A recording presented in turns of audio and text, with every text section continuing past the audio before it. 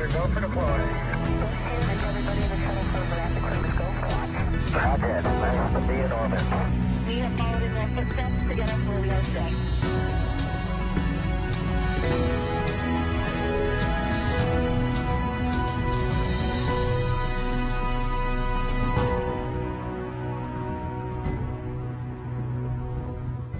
And there it is. You're looking at the American-made rocket and spacecraft that will return American astronauts. And there it is. You're looking at the American-made rocket and spacecraft that will return American astronauts to the International Space Station from American soil for the first time since the retirement of the space shuttle, last flown nearly 9 years ago. Today, we're giving it another shot with our partners at SpaceX. Wednesday's first attempt with that wild weather. But if all goes well today, we will mark a new first in NASA's storied history and usher in the commercial crew era of American spaceflight.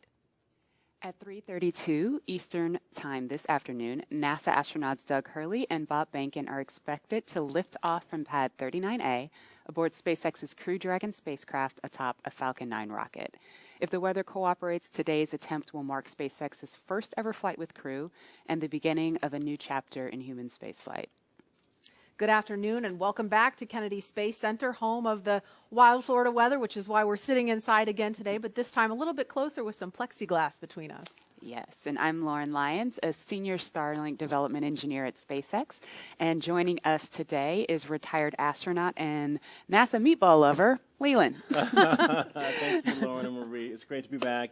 That weather was really wild last 2 days ago, 3 days ago? Yes, it feels like yesterday. I don't know if depending on how much you slept, could be the same day. I think it was Wednesday. But down to T minus 17, and our teams made the right call. You know, we didn't want to go through that weather and have something happen. And I think that, you know, we're back to this hallowed ground thing, Pad 39A. We are, you know, my time back there was in 2008, 2009 on Space Shuttle Atlantis, launching to the International Space Station and building out the International Space Station. So now Doug and Bob can launch Crew Dragon and go to an assembly-complete space station. Yeah, and I know it's been really touch and go with the weather. Yeah. We were looking at it last night. We're looking at it this morning. The teams are going to continue to monitor things, so it's kind of touch and go. But at last check, it was a 50-50 chance. So hopefully those odds are going to be, I don't know if they're going to improve, but 50-50 is not bad. It could be worse, right? So we have teams all over the country covering the action from SpaceX headquarters in California, Mission Control in Houston, and our social media desk in Washington, of course, right here in Florida. Today's mission will be Crew Dragon's second test flight and its first test with humans on board. We're a little more than 4 hours away from liftoff. Bob and Doug have had their lunch and have completed their medical checks in advance of launch. In about 15 minutes, NASA is going to turn the crew over to the SpaceX team. And once that happens, there are a series of key milestones to complete as we count down to T0. The first one is suit up. Now, the suit-up room is located in NASA's Neil Armstrong Operations and Checkout Building, or the ONC. Here, the SpaceX team is going to help the astronauts put on their suits and perform key suit checkouts. From there, the next step is crew walkout. The astronauts are going to leave the ONC building for final goodbyes with friends and family gathered outside of the facility before they head out to the launch pad.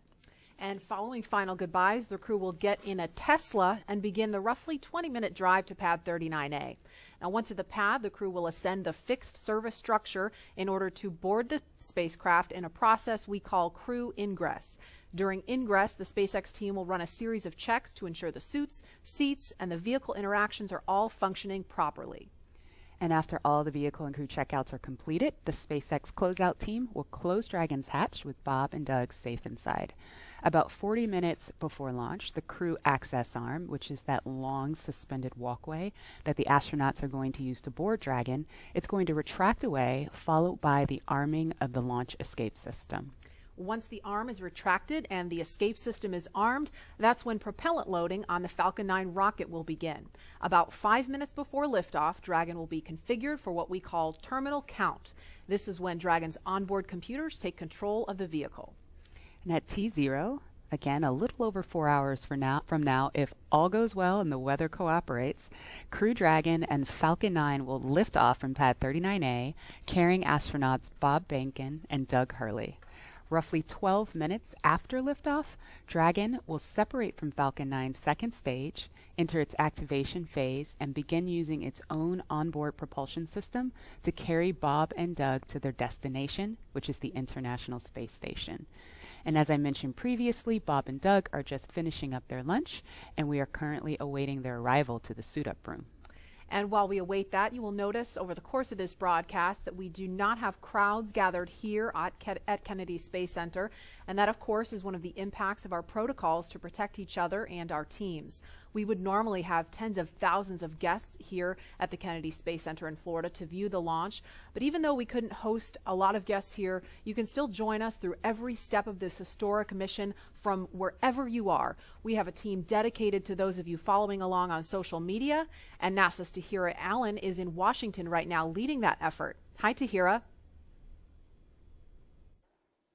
Hey, Marie, and hey, everyone out there. My name is Tahira Allen, and if you are one of the 4.9 million people tuning in on Wednesday, we are so glad to see you here again. If you weren't able to witness the pre-launch activities on Wednesday, you are in luck because I'm here to bring you all the excitement happening on social media around the nation. This is a big day for both NASA and SpaceX, and we are ready for you to be a part of it. We had a lot of people engaged on Wednesday, so we want to see if we can top that energy today. We will be sharing your photos and thoughts live on air during today's broadcast, so don't hold back and show us how you're getting ready for liftoff. You can join the conversation by using the hashtag LaunchAmerica on NASA's Facebook, Twitter, Instagram, and LinkedIn. I'll be monitoring that hashtag LaunchAmerica all day to highlight your social media posts throughout the show. You'll also be able to engage in social media polls during today's broadcast. And so even if you tuned in before, these are brand new polls, so just head on over to NASA's Twitter to cast those votes. So I know most of you are tuning in from home today, but that doesn't mean you can't get involved in the action. Check out NASA's Instagram and Facebook to find our Launch America augmented reality filters. They place you right at Kennedy Space Center, and you can actually see the Falcon 9 rocket lift off in a pair of sunglasses. If you haven't already, be sure to check out our first ever global NASA social. So head on over to NASA's Facebook to join the group. We've got all new social badges, a nice fresh photo here, some Q&As with some very special guests, and also behind-the-scenes tours of Kennedy Space Center in Florida. And not to mention, just an awesome community of people excited to witness this moment. So, just right here, in training, getting ready for that Launch America. So if you're just tuning in, to get us started, we have a poll for you on Twitter right now. We want to know what NASA logo you are sporting for today's launch. The iconic meatball or the iconic worm? Head on over to NASA's Twitter to cast those votes. And with that, let's head back to Lauren at Kennedy Space Center. Lauren? Thanks, Tahira. I don't want to sway the vote, but, you know, I'm all about that worm. Meatball. The debate rages on. Aside from our debate, the purpose or the main purpose of today's demonstration mission is to put Crew Dragon through the final operational tests to officially certify the vehicle for human spaceflight. The SpaceX and NASA teams have put years of work in development, testing, and training to get us here today, and now we are just around the corner from seeing Falcon 9, Crew Dragon, and Bob and Doug lift off for the first time, and doing it from that same historic launch pad that first sent humans to the moon more than 50 years ago. Now, it's really good that we're inside today because I'm still ready to run across there and try to hitch a ride to space on that Crew Dragon. It's a beautiful vehicle what SpaceX and NASA have done together to create this incredible rocket. It makes me want to just run out that door right now and get out there. Well, you're not allowed to leave today, but Leland, I don't know if you've seen some of the comments on social media. You've been nominated by a lot of followers to fly one of the future missions of Crew Dragon. So I don't know. Yeah, let's do that. Okay.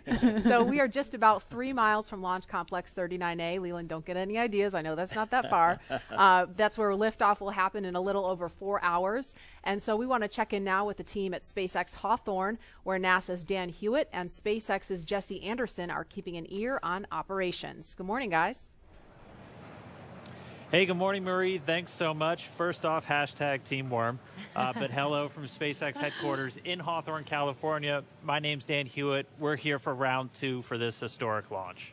And Dan, we're so glad to have you back here today. Hopefully the weather is working in our favor today. It looks really sunny and nice out there, so fingers crossed. My name is Jessie Anderson, and I'm a lead manufacturing engineer here at SpaceX, and we are so honored to be NASA's partner in returning humans to space from the shores of Kennedy Space Center. 10 years ago, we sent the Dragon that's displayed right behind us on its first orbital demonstration flight. And I speak for all of us here at SpaceX when I say we could not be more excited to finally be sending humans to the International Space Station. And just as a refresher, today's mission is known as Demonstration Mission 2 or Demo 2. This is going to be the first time a commercially built spacecraft will launch people to the space station. Demo 2 is an end-to-end flight test from launch to docking all the way to splashdown in the Atlantic at the end of their mission. And this is the final test for NASA to certify SpaceX for regular crew flights to the space station. Right now, SpaceX and NASA have teams working together around the country. On the SpaceX side, they have teams at the Cape performing final launch day checkouts as we speak, just to make sure Dragon is healthy and good to go. At the moment of liftoff, we will transfer authority over Dragon from our firing room in Florida to Mission Control here in Hawthorne. Mission Control will have insight and command of Dragon systems for the entirety of this upcoming mission. And since Dragon is a highly autonomous vehicle, our teams in Mission Control will be continuously monitoring the health and performance of the spacecraft through the entire duration of its journey. That's from liftoff all the way until Dragon splashes back down on Earth. While there are a number of people on headset here in Mission Control right behind us, the mission director is the one in charge. It's also where the SpaceX Core, which stands for Crew Operations Responsible Engineer, who's essentially the voice talking to astronauts throughout their flight, will reside. Dragon and Falcon 9 together have years of operational experience, or what we refer to as flight heritage. SpaceX has successfully completed 22 flights of Dragon to and from orbit since 2010, and that includes 21 trips to the International Space Station. And to get us where we are today, not only have we conducted thousands of hours of testing, but we've also enhanced and added a number of safety features to Dragon. One of the most important safety features on Crew Dragon is the launch escape system. It's a huge advancement in the safety of human spaceflight, and SpaceX was able to demonstrate the system in two important tests. The first one coming back in 2015 with the pad abort test, which we're watching some video back from right now. And then a little bit more recently, last January of this year, the in-flight abort test. Dragon's launch escape system is outfitted with 8 Super Draco engines that are integrated directly into the spacecraft body. This enables Dragon to separate from Falcon 9 and carry astronauts to safety in case of an emergency on the launch pad or all the way up to orbit. And in addition to the launch escape system, SpaceX has completed over 80 parachute tests, which includes nearly 30 tests of just the upgraded Mark III parachutes that's flying on today's vehicle. And that's to ensure a safe landing back on Earth, even in the unlikely event that one of those 4 main parachutes fails. And we can't forget the significance of our first demonstration mission just last year, which itself was an end-to-end flight test to and from the International Space Station, just no actual humans on board. But now, though, let's go to the one and only SpaceX's Principal Integration Engineer, John Insprucker, for our first status update. John? Oh, you're so kind, Dan. Good morning from SpaceX headquarters in Hawthorne, California. As Dan said, I'm John Insprucker, and I'll be bringing you status updates throughout today's countdown. We're currently just inside T-minus 4 hours, 9 minutes. Today, as mentioned, is our second launch attempt. The first attempt was scrubbed on the 27th. In that attempt, the team proceeded deep into the countdown, but when 3 weather rules concerning lightning and cloud cover were no-go, and there was no chance of improving, the SpaceX launch director stopped the countdown at just inside T-minus 17 minutes, and the launch was scrubbed. Now, following the scrub, we drained back the propellants from Falcon 9, and the crew left the capsule and returned to crew quarters. Now, since the scrub, Falcon 9 has remained vertical on the pad, as you can see there on the monitor. It's remained powered up. The launch crew currently reports no significant issues on the Falcon 9. Minimal activity has occurred on Dragon over the same period. The most significant task was topping off oxygen and nitrox in the environmental control system. Now, we just finished up a weather briefing to the crew a few minutes ago. Conditions at Kennedy Space Center for launch, 50% chance of violating conditions, which is also 50% chance of good conditions. The basic concerns are precipitation, cumulus thick clouds, anvil clouds, all related to the threat of lightning. We're also watching the weather downrange in case there is an abort and Dragon has to splash down off the coast. Further, several hundred kilometers away, we are watching a series of weather patterns that look like they're going to be good, so we are continuing into the count right now. Coming up at T-minus 4 hours, the SpaceX launch director will perform a poll. That'll verify the conditions are safe there at the pad to open it back up to just the support crew. That support team will enter the area and begin preparations for arrival of the astronauts at the White Room at about T-minus 3 hours. Following that poll, the launch director will provide a countdown status briefing. We might be able to hear that depending upon what's going on the nets. But right now, as the clock continues counting down, we're going to check in with Gary Jordan. He is with the flight control team at NASA's Johnson Space Center in Mission Control, Houston. How are the teams looking there, Gary? Thank you, John, and welcome everyone to Mission Control Houston. This room you see behind me is one of 3 flight control rooms at the Johnson Space Center, also known as Flight Control Room 1. This is where teams monitor and direct all of the operations on the International Space Station. It remains staffed 24 hours a day, 7 days a week, 365 days a year. And today the team is especially focused on monitoring today's launch operations and making final preparations for Bob and Doug to dock with the station tomorrow morning. Today, I'm joined remotely by NASA astronaut Rex Walheim, who was on that last flight from American shores 9 years ago, STS-135, with Doug Hurley. Rex flew on 2 shuttle missions before that and is now the Deputy Director of Safety and Mission Assurance here at the Johnson Space Center. Rex, thank you for joining me. My pleasure, Gary. Nice to be here. Now, Rex, we're closing in on the suit-up process for Bob and Doug down at the Cape. What were some of the thoughts going through your head as part of the crew suiting up for a shuttle flight for the very last time? It's a really exciting time. You've kind of practiced it many times before, but this is for real. But again, you never know for sure whether it's going to be for real. So for STS-135, we only had a 30% chance of launching on our actual launch day. So you're thinking, it's probably not going to happen. But we got to be ready for game day, and so you get suited up. And you walk out those storied corridors where Neil Armstrong walked out before he went to the moon, and get on the Astrovan in our case and head out to the launch pad. Rex, as I recall, the weather was not so favorable for STS-135 in the beginning of the day, but started looking a little bit better towards launch time, and you were able to get off the pad, though you had to scrub for weather on 110 and a few times on 122. It seems to be a normal thing for human spaceflight. Yes, it is. It's like I say, you never know what your launch day is, so you have to be prepared anyways, no matter whether the vehicle may have issues that they're working at the last minute or the weather may not cooperate. So you get ready and do the countdown. And on STS-135, it didn't look very good. Like I said, we had only a 30% chance of go. And so we got out there anyways, and we got strapped in, and we weren't sure whether there was going to be go or not. And our commander looked outside and said, well, I got good news and I got bad news. The bad news is it's raining, but the good news is it looks like it's clearing to the west. And sure enough, they brought the count back down to T-9, where they checked the weather, and they decided it was go. And so, hey, we're going. This is going to be great.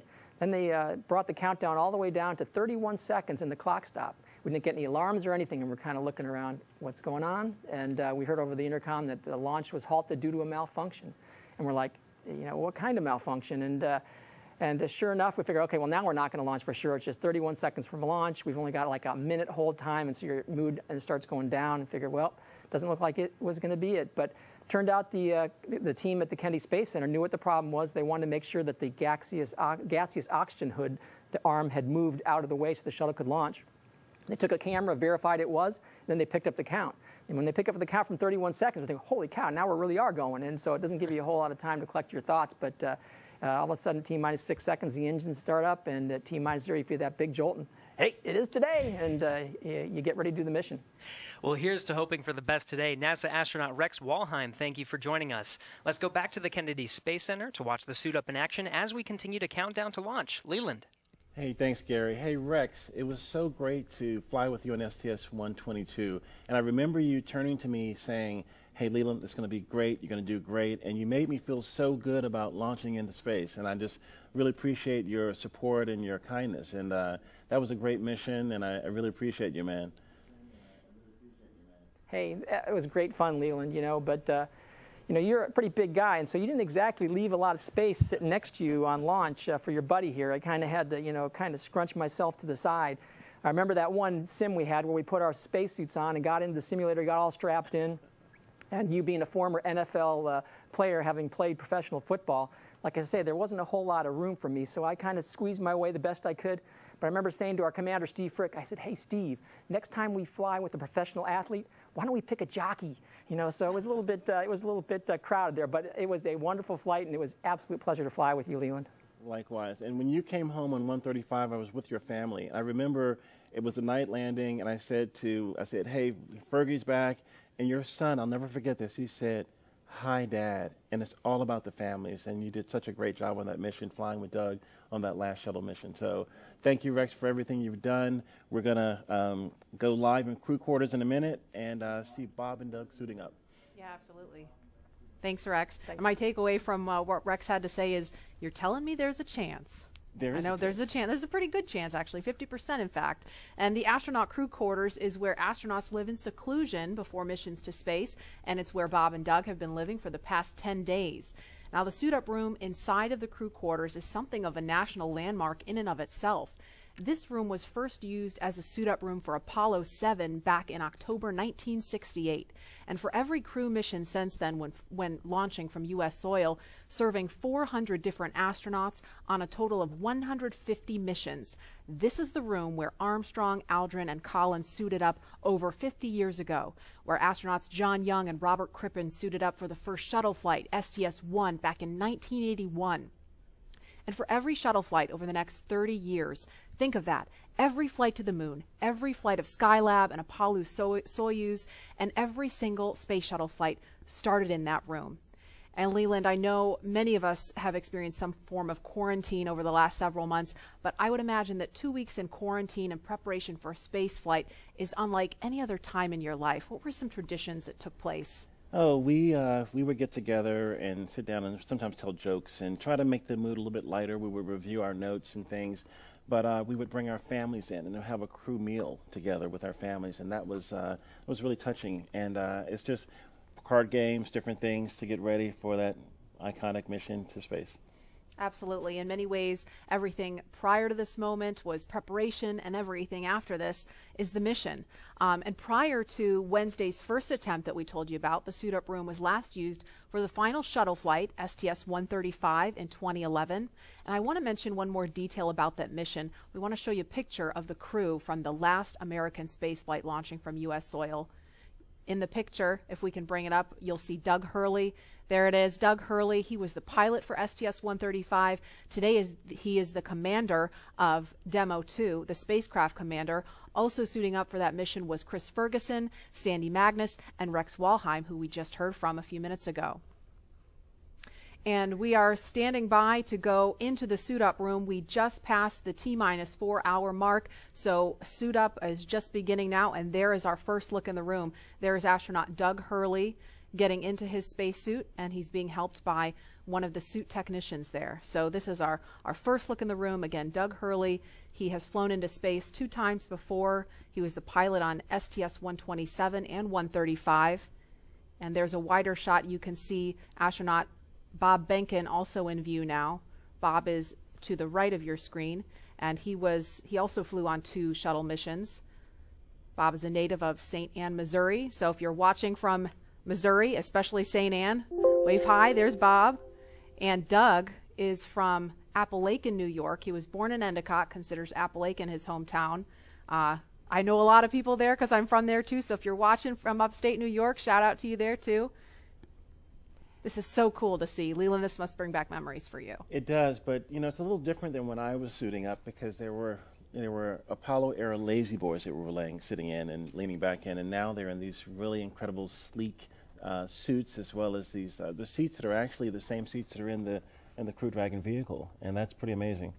Yes, these seats are basically ground support equipment seats. They're pretty much the same as the ones in the vehicle, as Leland said. So what they're doing right now is strapping the crew into the seats to prepare for the 2 big checkouts that they're doing right now.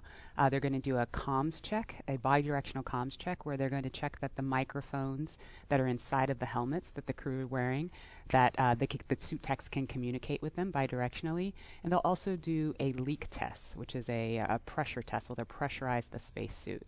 So the suits are much more than just futuristic-looking outfits. They do look like they come from a sci-fi movie, but they, as we described, they're designed to connect directly into Dragon seats to provide communications, cooling, and the ability to pressurize if necessary. A moment ago, you may have seen one of the suit technicians attaching a big white umbilical to the leg of the suit. That is the way in which the communications and the airflow, all of that is happening through that umbilical, which is connected to the seat.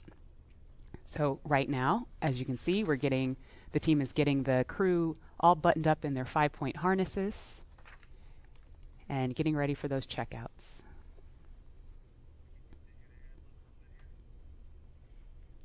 And there's that worm again, Leland, right front and center. How does that make you feel on a spacesuit? It makes me feel just great, Marie and Lauren.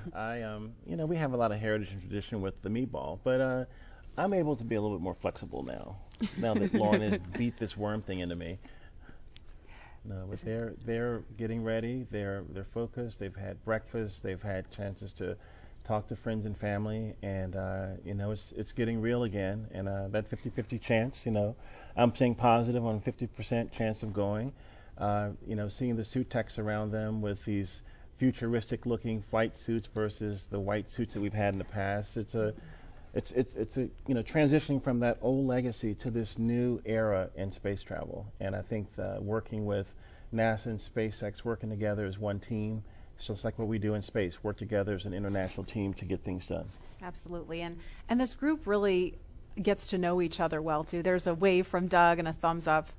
That's so cool to see. I mean, the people in that room get to know Bob and Doug really well because they've rehearsed this so many times, especially the suit techs. The suits are, custom made for each of the astronauts. So I feel like I couldn't even count the number of times they've had like suit fit checks and leak checks and just making sure every detail with the fit and the function is just perfect before they get ready to launch.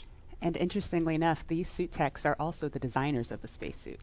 They've been working with the crew for years as we've been building these suits, their training suits, all of the training events in Hawthorne, where the crew is inside of the Buck, the capsule simulator.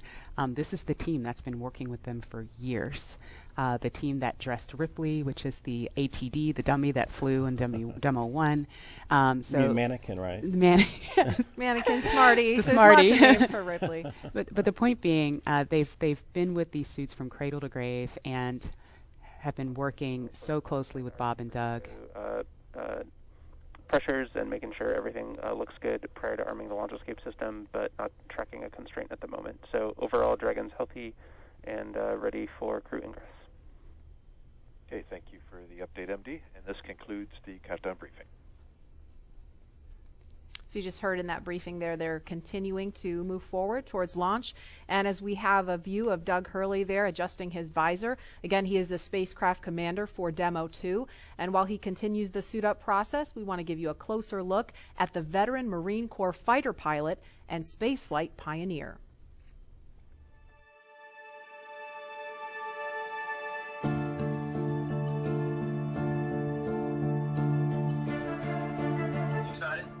Very excited. Yeah, very excited. You feel ready? Still pumped? Oh yeah, I think we're ready. I think we're certainly ready. Joining the SpaceX Demo 2 test. He is a Marine Corps colonel and test pilot. He was selected as an astronaut in 2000. He piloted Space Shuttle Endeavour and Atlantis for STS-135, the final space shuttle mission. Introducing NASA astronaut Doug Hurley.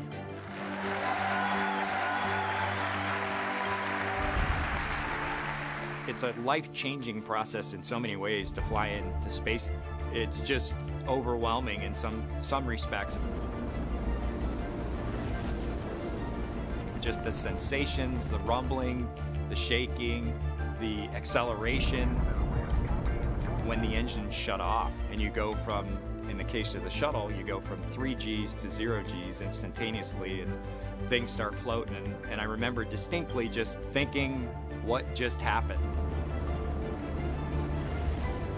To see a rocket launch in person is, it's a pretty emotional event. I remember the first time I saw a shuttle launch and it was amazing. And then when I saw a shuttle launch with my wife on it, that is quite the emotional experience. My name is Doug Hurley, and I'm the spacecraft commander for the Demo 2 mission to the International Space Station.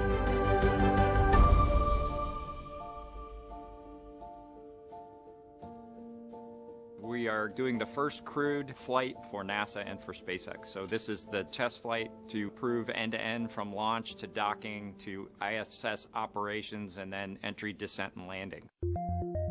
This will be the first time the Dragon had a crew on board, and so there's a myriad of objectives we want to achieve for this mission. SpaceX has been responsible for design and essentially making this vehicle what it is. What the astronauts bring to the table is the crew-vehicle interface. What would work on orbit, what might not work on orbit, what would definitely work. To be able to just have the entire integrated team that's going to support us getting to and from space station, talking together, working through the challenges that simulators typically throw at you. It was really neat being part of it. It's just been an incredible undertaking to see where we've come just in the last 5 years that Bob and I have been a part of this, and to be, shortly flying to the International Space Station with the Crew Dragon. It overwhelms you to think about how many people have, in some way, shape, or form, touched this program and this vehicle to get us to this point. And we are the lucky ones that get to fly it, but we certainly not for 1 second take for granted the amount of effort that so many other people had to put into this to make it successful. For Doug personally, he's worked so hard, through his entire life, to get to where we are right now. As a test pilot, this would be the dream to fly a new vehicle. So it makes me so happy to see that he gets to be part of this mission, the spacecraft commander. I'm just glad to see his hard work and his dreams come true for that.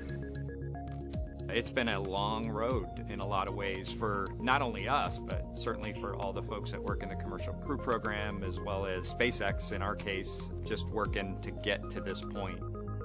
It's been a huge amount of sacrifice and time away from home, but the fruits of our labor are coming to fruition.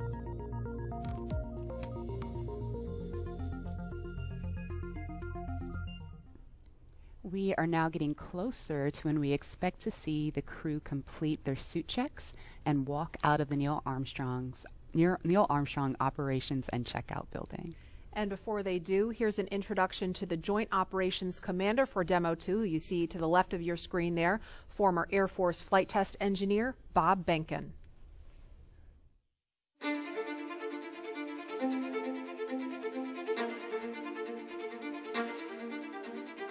When you go through the launch day preparations, there's a lot of moments that kind of stand out to you. One is the kind of the celebratory piece of it, which is that you're walking out of the suit up room and getting in the vehicle that's going to take you to the launch pad. When you close the hatch, that's really when Doug and I are in the vehicle, and it's our vehicle, and we're really in control of the mission at that point. Test pilots, their task proved that man could fly into orbit around the Earth and return live and well to talk about it. There's always a balance of managing risk as you go forward to execute a test point and figuring out a way to collect the data. We hear a sound. Okay, is that sound an expected sound? Or we see a light, is that light an expected light? What's the source of it? Does it sync up with something else that's going on or not? So trying to dissect all of that in real time in your head is, a lot of things happen like that on launching of a vehicle. From St. Anne, Missouri, he is an Air Force colonel and flight test engineer. He flew aboard Space Shuttle Endeavour twice. Introducing NASA astronaut Bob Behnken.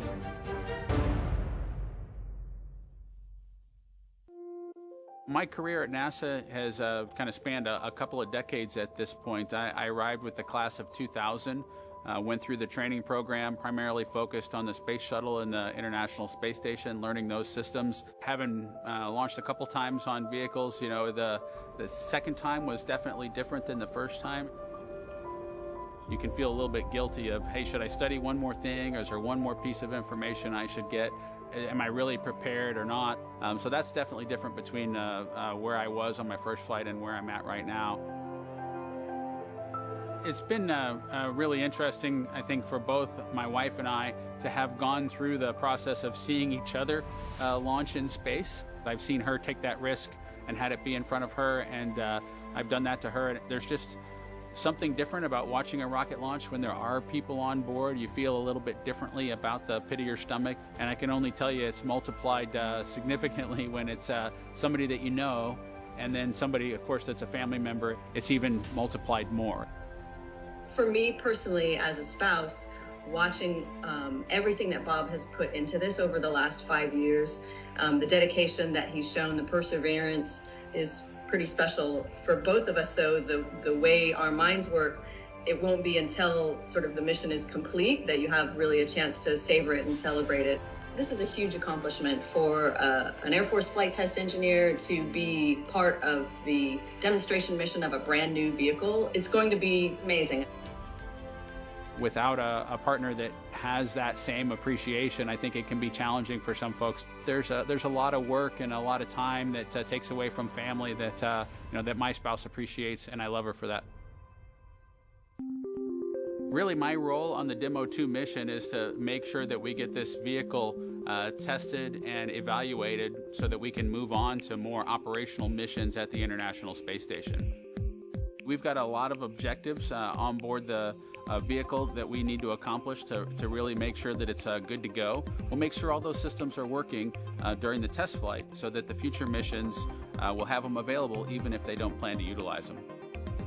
Through years of the NASA team, I'm helping to share that experience and teaching them the lessons that we've learned by going through this. Now there's another capability in the U.S. besides NASA to operate something of this magnitude.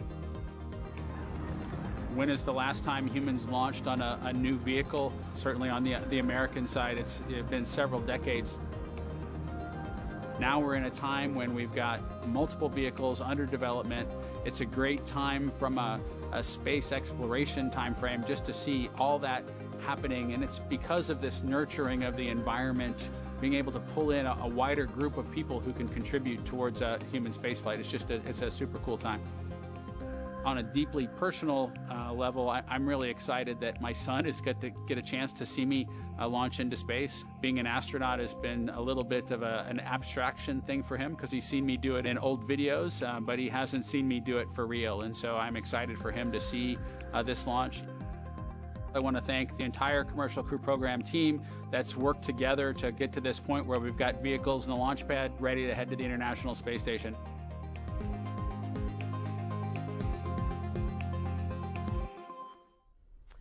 And here is a live look again inside the suit-up room in the Neil Armstrong Operations and Checkout Building.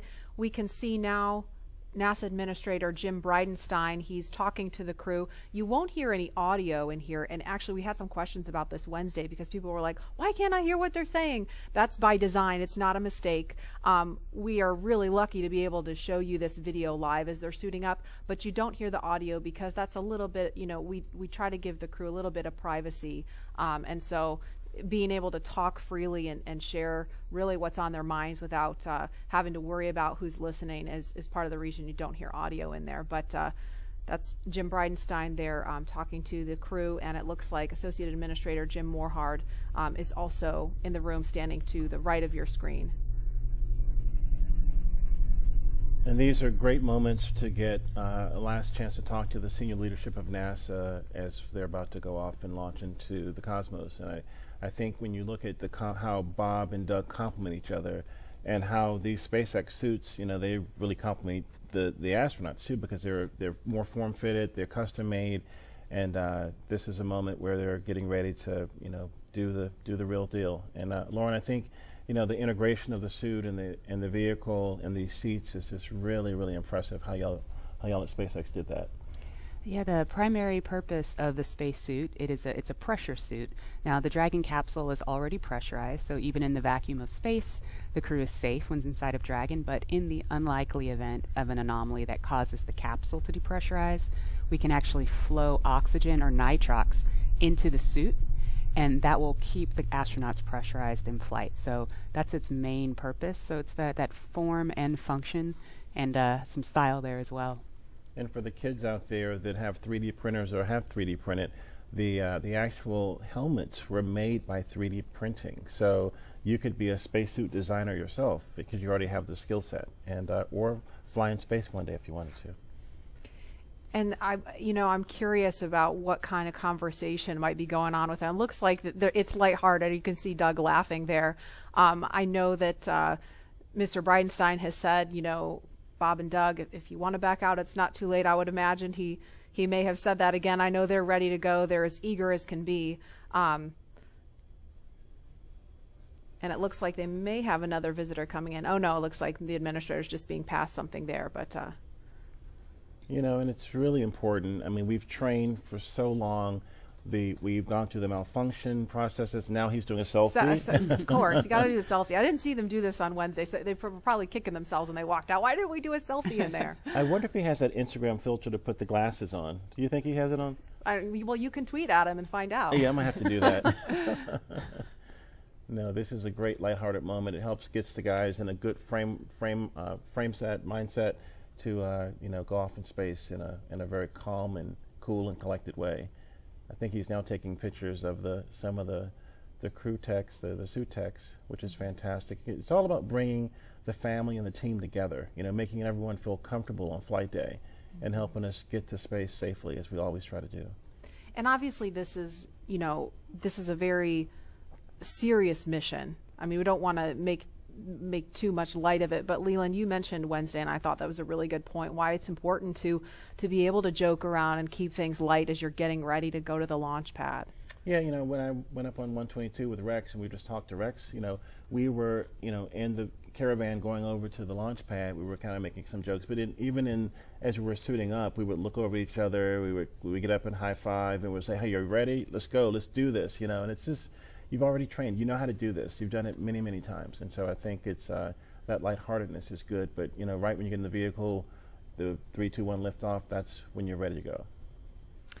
And there are the visitors making their way out of the room. And as we mentioned, Doug Hurley and Bob Behnken, I mean, they are two of the finest at what they do. And it's really starting to sink in that the mission is on as you see them in their spacesuits.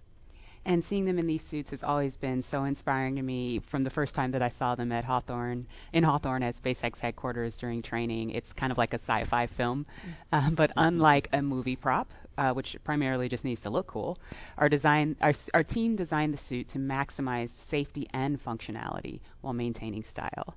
Here are two members of our spacesuits team, Chris Trigg and Maria Sundin, telling us about how the suit came to be. I think one of the things that was important in the development of the suit was to make it easy to use, something that the crew just has to literally plug in when they sit down, and then the suit kind of takes care of itself from there. So the suit is really kind of one part of the bigger Dragon system. It's really part of the vehicle. So we think of it as kind of a suit-seat system. So the seat that the crew is in and the suit are in a lot of ways working together. And so it made sense that we were designing Dragon in-house to also design the suit. Our spacesuits is completely designed in-house. It's built here in Hawthorne, California, in the same building as the rocket and the capsule. The spacesuit is custom made for each crew member, and that is to optimize the fit for the crew member. We definitely wanted to innovate, and we wanted it to look inspiring, but first and foremost, we wanted it to be safe and reliable. The spacesuit's primary purpose is to protect the crew in the unlikely event that the cabin were to depressurize. But the suit does a number of additional things. It provides cooling and communication to the crew inside of the suit, provides them hearing protection, and the outer layer of the suit is flame resistant, so it provides flame protection as well. When the crew gets in the capsule, they get in their seats and they plug the suit into the umbilical that's attached to the seat. And the umbilical is providing everything that the suit needs. So it provides the avionics or electronics for communications, is providing the air to cool the suit, and then it also provides gas when needed to pressurize the suit. So it's really a single point that lets the suit do all the things that it needs to do. We designed the helmet in-house. The helmet serves a number of different functions. Obviously, it's protecting the crew's head and it's retaining gas like the rest of the suit, but it also houses the microphones as well as the valves that are regulating pressure in the suit. We had to design the gloves so that they would work with the touchscreens, but the gloves also still had to do a number of other things like the rest of the suit. So all of those things had to come together within the glove. It'll be obviously really amazing to see Bob and Doug in their flight suits, and I think one of the things that's cool about the suit is it's not just a piece of hardware, it's not just a suit, it's a very personal thing. It's Bob's suit and it's Doug's suit. And so seeing the two of them in their suits using it in flight will be just a really amazing thing. And you're looking live at Launch Complex 39A. That is Crew Dragon in the center of your screen, sitting atop a two-stage Falcon 9 SpaceX rocket that will produce 1.7 million pounds of thrust at liftoff. We are keeping our fingers crossed that the weather cooperates. It's a 50-50 chance. It looks beautiful right now, but there may be some thunderstorms rolling in later, so we're keeping a close eye on the weather. In the meantime, we're going to head west to Hawthorne for an operational update. Dan? Hey, Marie.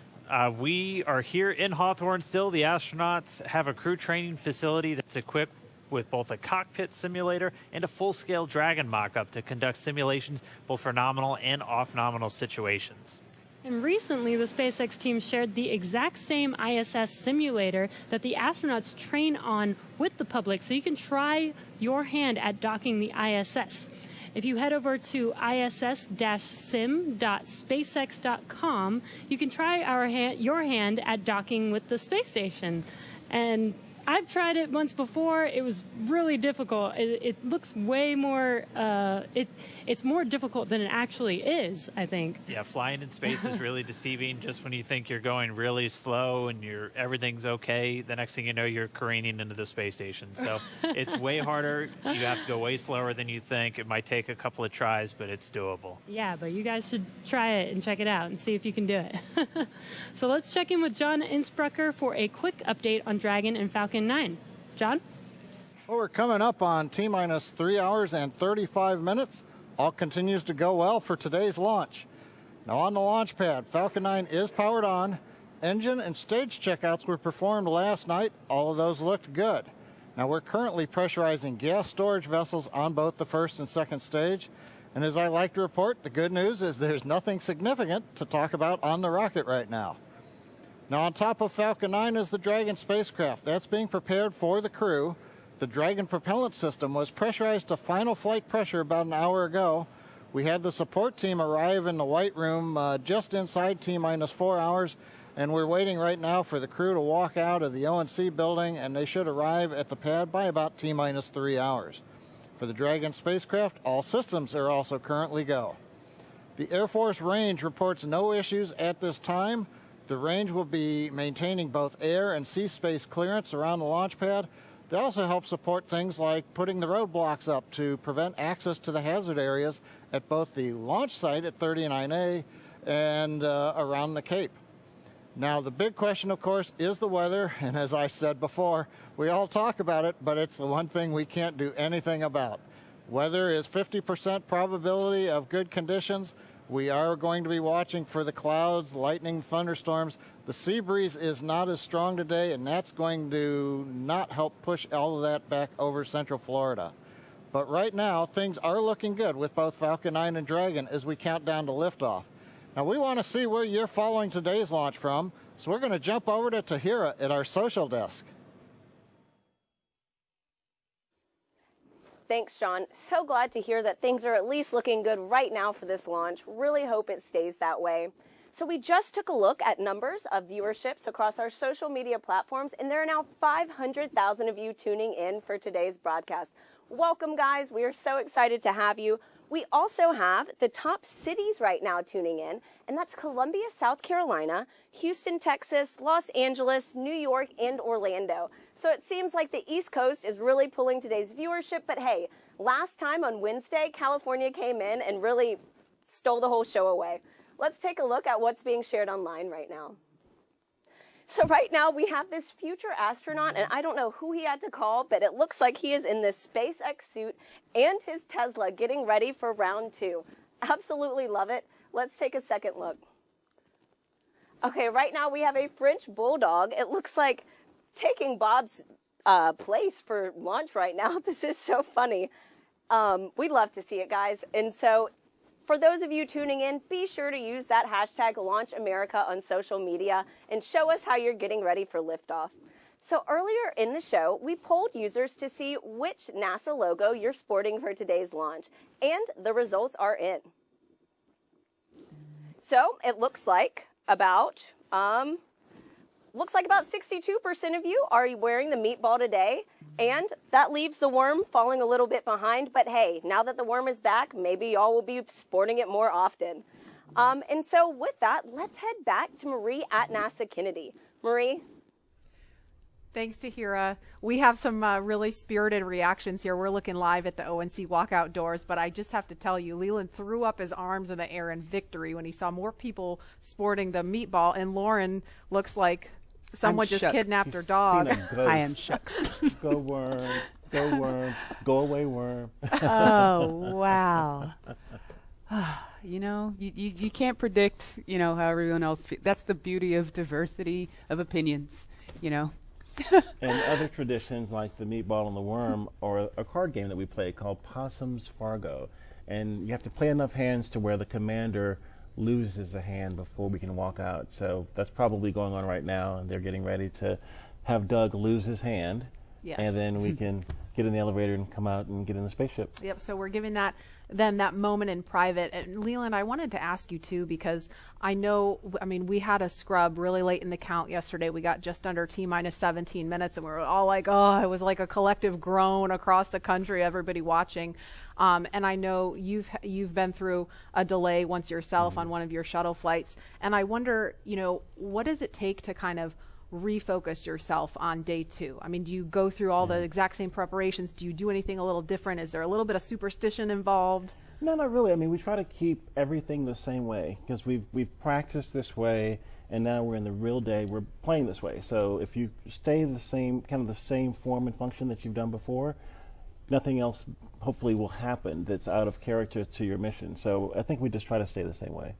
Yeah, that's good insight. And I know, you know, Bob and Doug, we heard them on the comms after that as they were detanking Falcon 9, and we're waiting for them to get out of Crew Dragon, and they were just cool, calm, collected, thanking the teams for doing a good job. Nobody's getting launch fever, and, you know, they're going to do the same thing today. No matter how many people are watching, they're going to make the same call as they would if nobody was paying any attention. Right, and I was talking to CJ Sturcow before I launched on my first mission, and he said that he made a mistake and flipped the wrong switch on Ascent, and he glommed on that and was about to make another mistake. But he said that he had to just focus and get back to, you know, grace under pressure so that he would make a third mistake, which could have been, you know, catastrophic. So that's what we always try to do, is to try to do everything the same way, be very deliberate, but be very graceful, not really try to overthink something, but try to stay safe.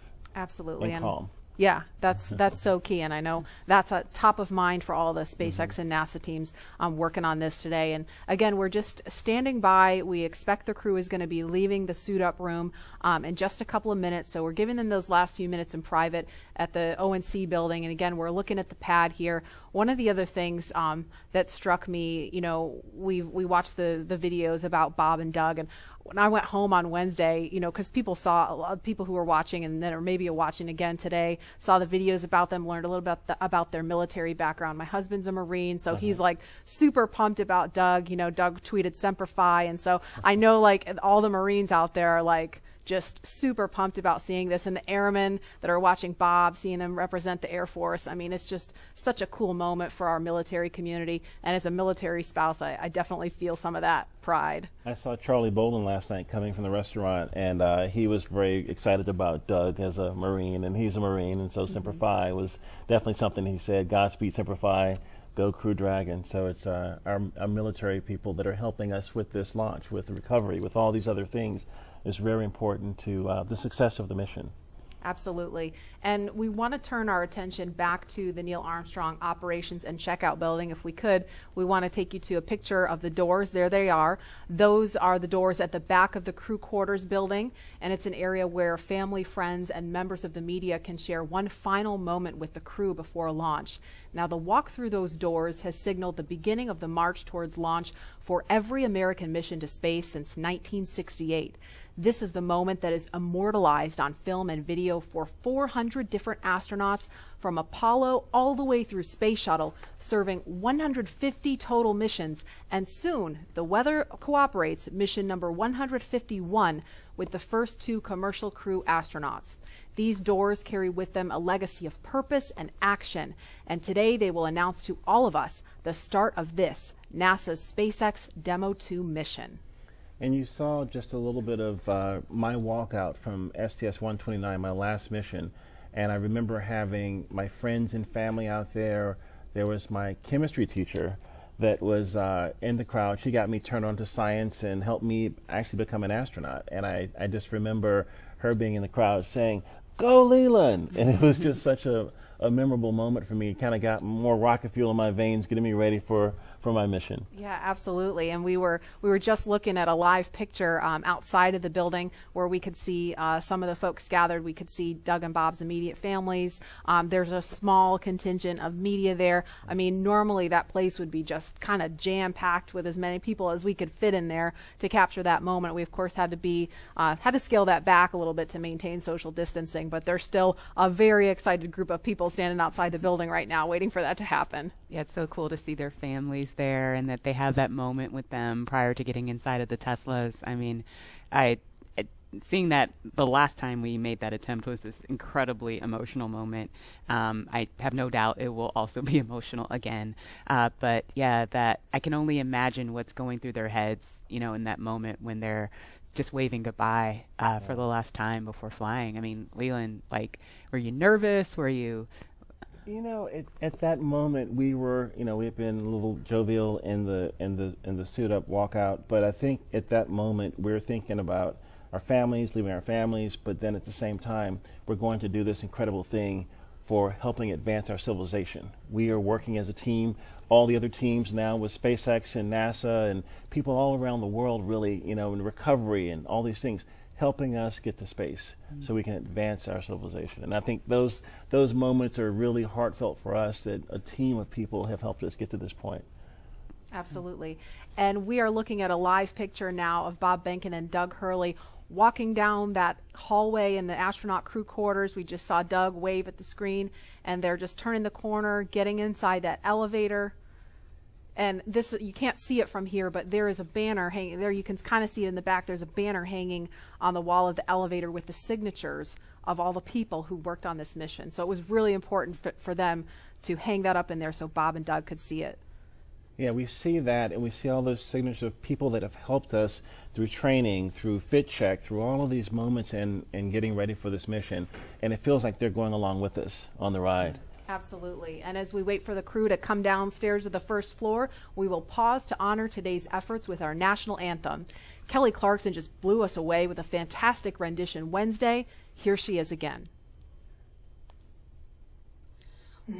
Say, can you see by the dawn's early light what so proudly we hailed at the twilight's last gleaming, whose broad stripes and bright stars through the perilous fight o'er the ramparts we watched were so gallantly streaming, and the rockets regular, the bombs bursting in our gate.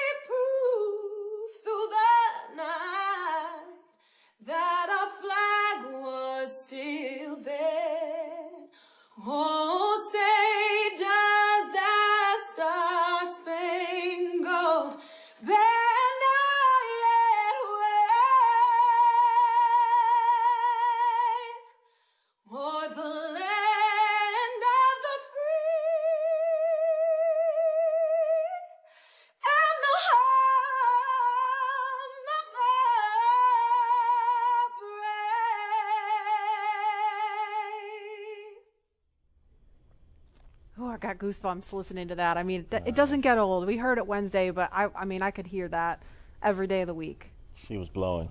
Yeah, amazing. That's a live look again at Launch Complex 39A. We are awaiting astronauts Bob Behnken and Doug Hurley to walk out of the Neil Armstrong Operations and Checkout building any minute now. So we're going to be ready to cut to that shot just as soon as we get the word that they're ready to walk out that door. Those doors, excuse me.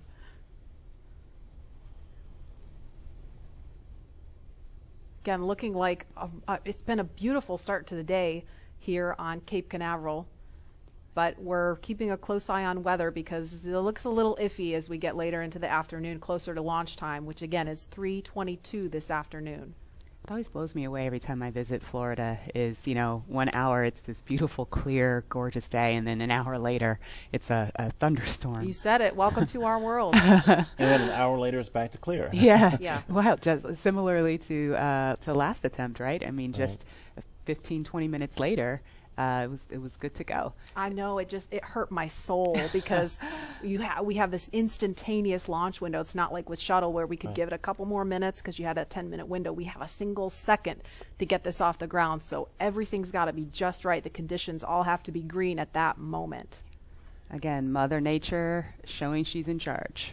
Absolutely. And we just heard we're about 30 seconds, less than 30 seconds now from seeing the crew walk out of those doors. So we are standing by to show you that moment live.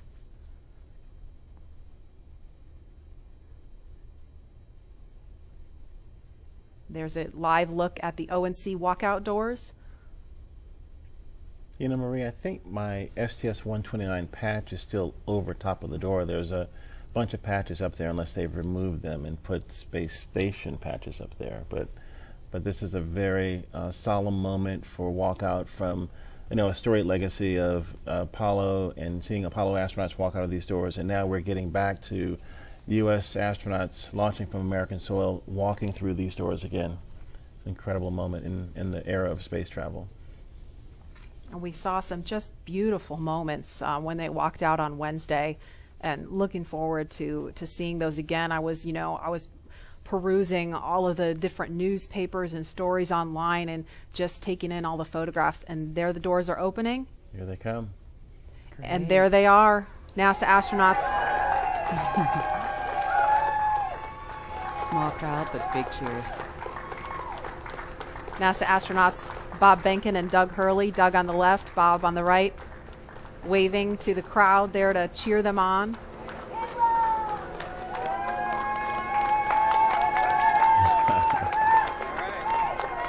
And there are their families right in front of them. The virtual hugs, a very special moment. Fist bumps.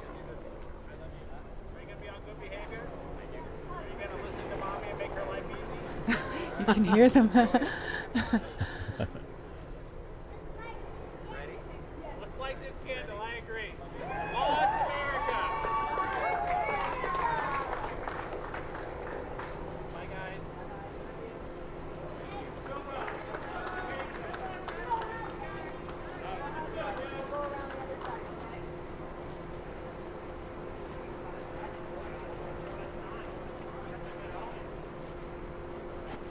Now they are getting into the Tesla Model X that's going to take them to the launch pad, being strapped into their seats.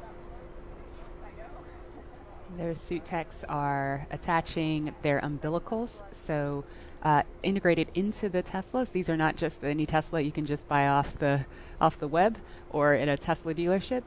They've been outfitted with cooling units, and that white umbilical, similar to what you saw in the suit room, that umbilical is being connected to the suit to provide cooling air to the astronauts while they're on the way to the pad. And those Falcon wing doors are closing. Super sleek. A rapid departure from the Astro van. Yes, I would say so. And their flight surgeon is in the front seat in the passenger side, taking the journey along with them. As I mentioned last time, we always think about the technology and the rockets, but this is what it's all about. The families coming together, supporting the families, us working together as a team to ensure they get up there safely and back home safely for their families.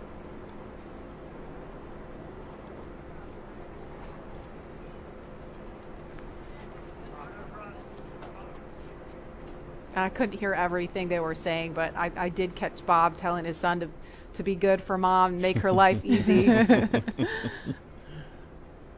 As a parent, I appreciate that. Let's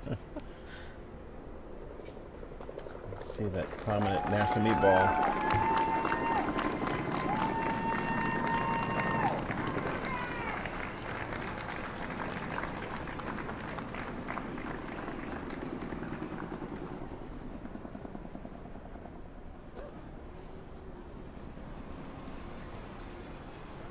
Now, as we watch the convoy begin their journey to Pad 39A, to our SpaceX and NASA family who over the years made this mission a reality and who have worked this launch campaign up to this point, we have you here in our thoughts.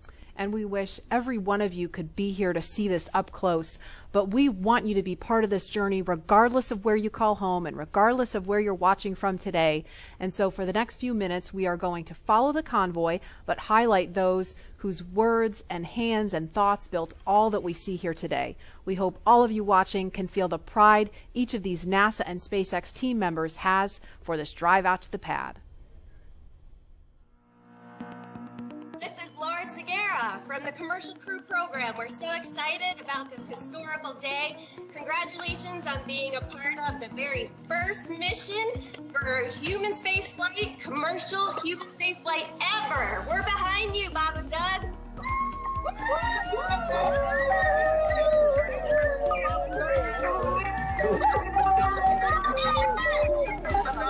I'm Nicole from SpaceX in Cape Canaveral, Florida. Congratulations to SpaceX for hitting another major milestone, and safe travels to Bob and Doug. Bob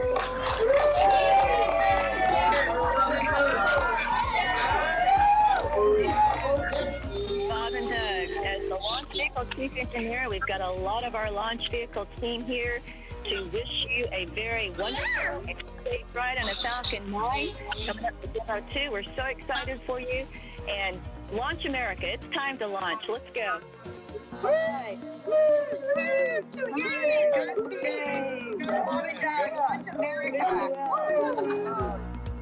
Hi, this is Perla from Hawthorne headquarters. We want to wish Bob and Doug a safe trip to the International Space Station. Go Dragon!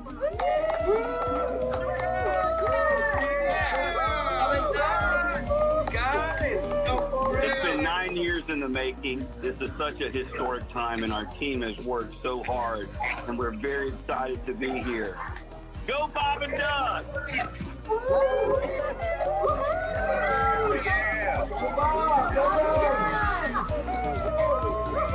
Hi, this is Sam from McGregor, Texas. Go Bob and Doug, go NASA, and go SpaceX.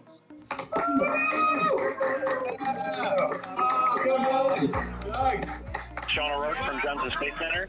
Bob and Doug, wishing you a great flight. I just wanted to tell you good luck.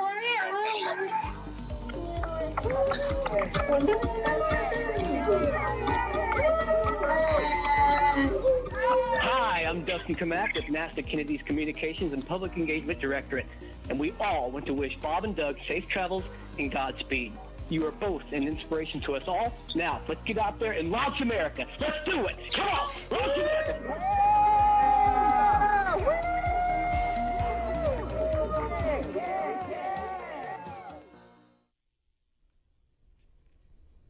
I love seeing that group of people. I mean, we saw all those different groups of folks from NASA and SpaceX, from all different walks of life that have come together to make this happen. And that was just a small fraction of them. Look at that shot. That's so cool. Wow. A little thumbs up from, I guess that's from Bob. Yeah, and you know, it took a little bit of creativity to get this shot to happen. We have a chase vehicle that's on the other side of the road, which is of course shut down, so we could get a camera in there and follow them out. So we are really thankful to Kennedy Space Center Protective Forces for helping us make that happen, so we could see Bob and Doug all the way out to the launch pad. My ride out was a little bit different than what they're experiencing in this Tesla, because we had the Astrovan had bench seats on each side, and we could look across at each other as we were driving out. And it was moments where we would tell some jokes and look, but sometimes we would just look at each other, and we had such gratitude for having this opportunity to launch into space and to think about all the people that had a hand in helping us get in that vehicle to drive out to the launch pad to get ready for this momentous moment. And I think that's probably, even though they're sitting, side by side, I think they're probably thinking of the gratitude and the people that have helped them get here so that they can be on the, the pointy end of the rocket, getting a chance to go up to space. It's just a momentous moment. And they're listening to some tunes too, I heard, right, Lauren? Yeah. There are at least 3 songs on their playlist that are super interesting. The first is AC/DC's Back in Black. You know that one. Yeah, well, who doesn't? Right. Another one that they're listening to is the elevator music from the Blues Brothers film, The Girl from Ipanema. Oh, Leland. Okay. Got another career. That's enough. Career number 3. That's right. NFL, astronaut, musician. Yep. And, of course, they are also listening to the Star Spangled Banner, the Army French Horns version. Now, we didn't have tunes in the Astrovan. No? And I know that the Tesla has a really kicking stereo system. Is that still the custom stereo system that's in the Tesla? I haven't been in this one, so I don't know what they're rocking, but I'm sure it's pretty cool. And again, just for some perspective, they left the operations and checkout building just a minute ago, and so it's about a 9-mile drive from there to the launch pad. It takes them around 20 minutes, kind of depends on how quickly they're trucking. The other thing sometimes that you hear as you're in the convoy is the helicopter, the Huey helicopter flying overhead. And it's kind of also, you're thinking military, you're thinking really important things, and it's a moment that also kind of solidifies in you that, hey, something big is about to happen. And that whoop, whoop, whoop, whoop, the sound of that Huey is in your head, and it feels good that all those people are helping you get there safely. Yeah, I think we heard that actually coming by this building earlier because we were talking. And I was like, I hope that's what I think it is. And it was pretty low because it was pretty loud. You could feel it, too. I did. I could feel it. I took this drive yesterday in my rental car, and granted it wasn't in a Model X, and I'm not an astronaut, but driving to 39A, that same route, and trying to put myself, imagine myself in that headspace, it was pretty awesome. I got to figure out how to get on Falcon 9. Lauren, we're all astronauts. We're in space. That is true. You just got to get on the rocket. Yeah, well, Leland, there's a big group of people that want you there. I think we should, listen to them. Yeah, I'm all for it. I think we should. Maybe we should make that a poll question. Yeah. Well, we should all maybe go to space. What do you think? I am on board. I mean, not literally right now, but I would like to be on board. Lauren, would you go with us? Absolutely. Okay, poll question.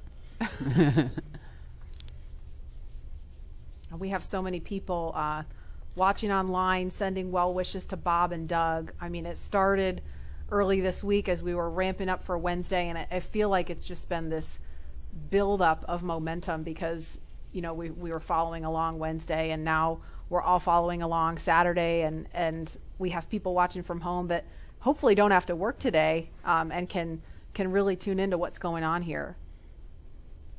And we, as astronauts, truly appreciate all the support, all the social media feeds, and we think about, our families. We saw Megan and Karen there with their sons, wishing Doug and Bob well wishes and Godspeed as they head off in these Teslas to launch pad 39A that launched the Apollo astronauts. And I think, this is just one of those moments where everyone in this country is coming together to wish them well, to get them to space safely. It's a really great day. And they are just now on Saturn Causeway. They just made that right turn onto Saturn Causeway. So to the right of the screen, that building is the Operations and Support Building 2. And on the left, it's out of view right now, is the Vehicle Assembly Building, that iconic building that processed the Space Shuttle and Saturn V rocket also. That's where that mobile transporter used to take out the Apollo, Saturn V rockets and the Space Shuttle. It's just an incredible machine. And where they're passing right now, I mean, if we were to run outside, we could wave because we are off to the right of your screen there at the press site where you see group of media there. So from this point they've still got about 3 miles to go from here. I'll see you guys later. I'll be back in a minute. You're gonna go hop in. And obviously it's not just Bob and Doug's Tesla. There's a number of cars in that convoy. They're being escorted by Kennedy Space Center Protective Forces and also SpaceX security. They have a flight surgeon there with them. And we've seen just a sprinkle of folks along the way. Normally we'd have a whole lot more people out here watching this, but we really appreciate you watching online and from home. Again, wherever you are, at the beach, watching on your phone, your tablet, your whatever mobile device you have, we're going to be here every step of the journey, taking you through it moment by moment. There's a cool shot with the worm on the roof. There we go. The second place worm, yes. The second place worm. So, Leland, when I drive down this road on the way to 39A, on the left, there's that area where the crawler used to drive. Can you tell us a little bit about the crawler? Yeah, right there you can see the kind of the gravel where the crawler actually crushes that gravel almost into sand. It's so heavy. When the shuttle will go out and the Apollo Saturn V rocket will go out, and it's just, this thing moves at a glacial rate to get out there because it's got this huge rocket or shuttle on it. But I had a chance to see that when my shuttle went out one day with Alan Poindexter. And it's just this enormous, tracks and vehicle, but you guys do it in a different way, don't you? You don't go out of the vehicle assembly building. You have your own building. Yeah, we have a hangar right there on the pad, so we just roll the rocket up the hill. You kind of do it like a Soyuz, where you just raise it up right there from horizontal to vertical, and it's done. Yeah. Horizontal integration, so you don't need an enormous building in order to process the rocket and mate Dragon to the pad at the very top of the hill. You raise it up vertical with the transporter erector. You raise it up vertical with the transporter erector. And again, all these efficiencies to help us get people to space faster and safer, and this is going to be the future of space travel. And also the relationship between NASA and SpaceX, working together as a team to get people up. And at this point, the convoy is approaching pad 39A, and they're entering what is known as the BDA, or blast danger area. Now, before any pad technicians, engineers, or astronauts enter that area around the launch pad, the SpaceX and NASA teams do an internal go, no-go poll to make sure everything is clear. This storied launch pad, which has been the beginning point for so many firsts, is the perfect backdrop for today's historic launch that marks a new first and a new era in human spaceflight.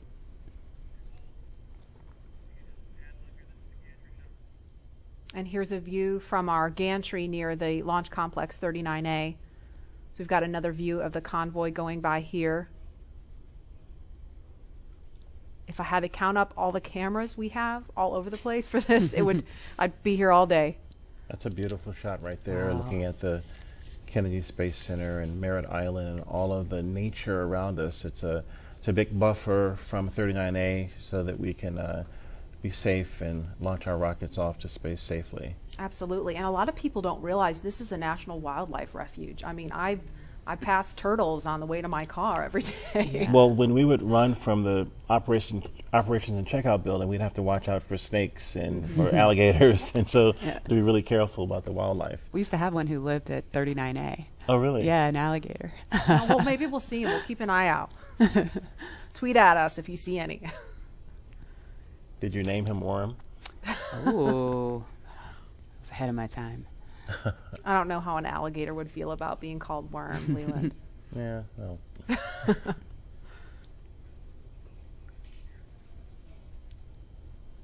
And we've got a ton of you following along on social media. Lynn says, as a fellow Missourian, we're so proud of Bob. Launch America, we will be watching from the Space Coast, cheering loud.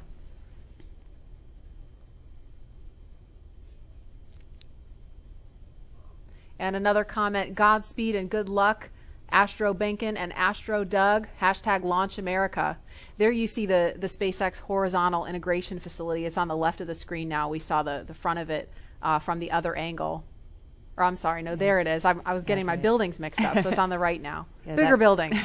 The other is the Falcon Support Building. It's where all of our offices are. And yes, you're correct. Thank right you there. for the correction, Laura. There's our hangar. We process Falcon Heavy in there. There are other boosters in that hangar as well. And the rocket and Dragon that is on the pad right now was put together, or rather finally integrated inside of that hangar and then rolled out to that pad to go up vertical.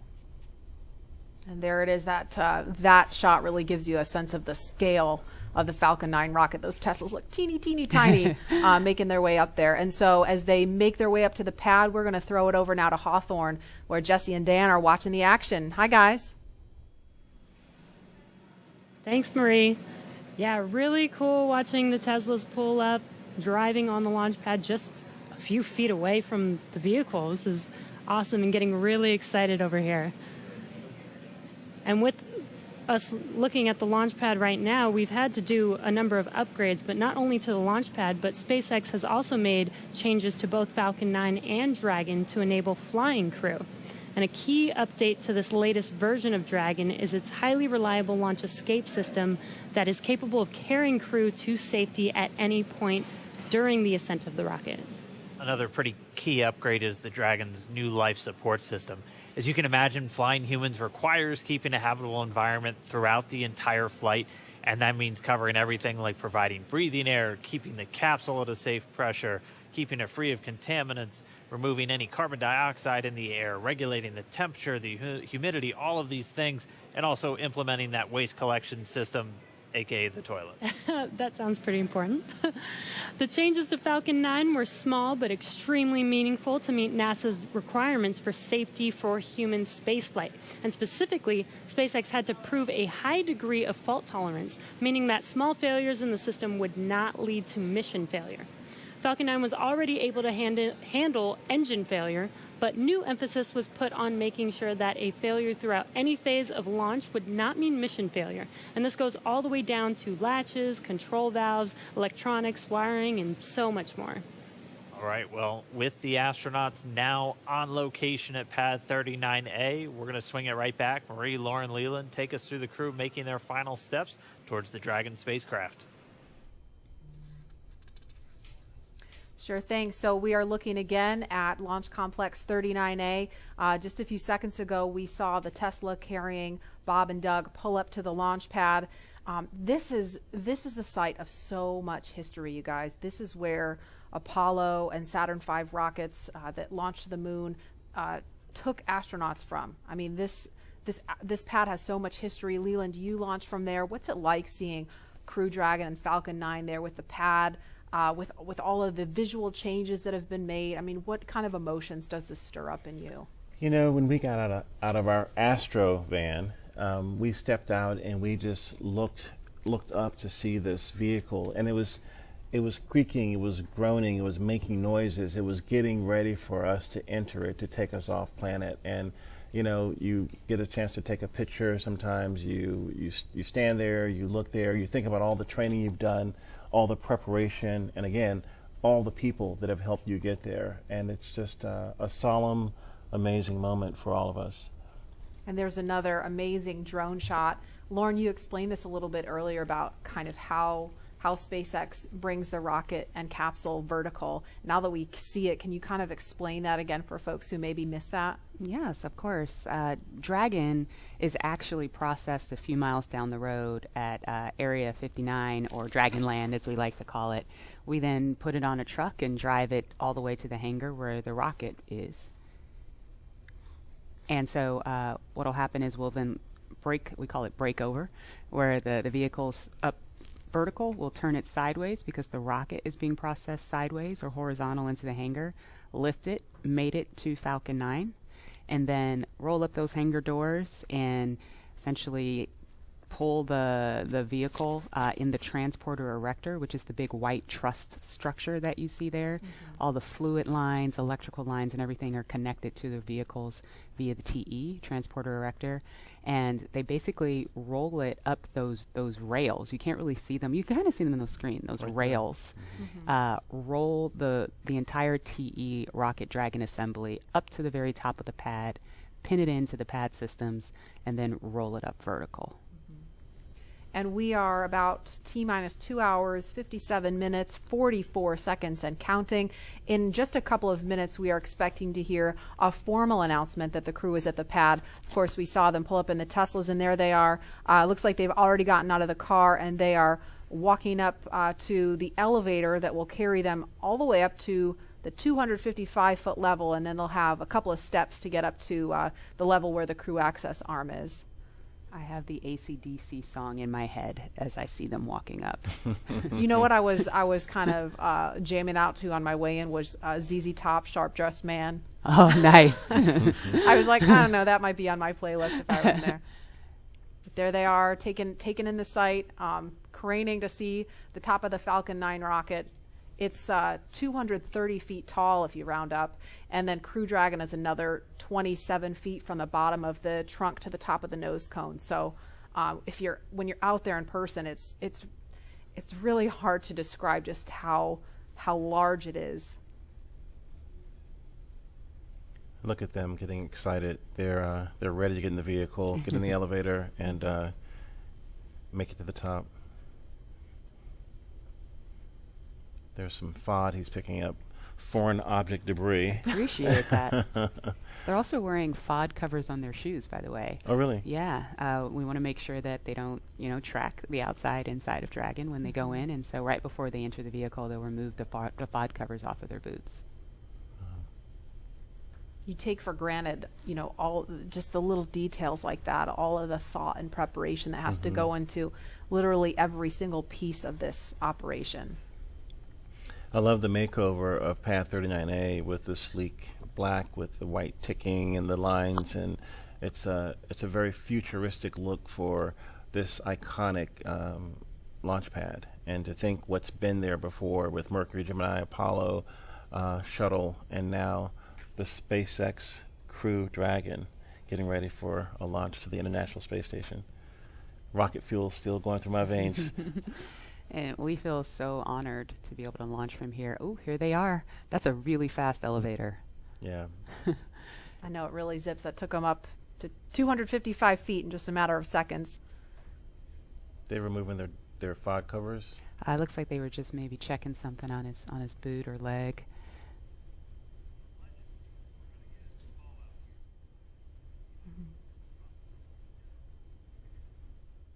And we should hear a call any moment that the crew has arrived at the pad as they make their way up the stairs, and they're headed to the crew access arm now.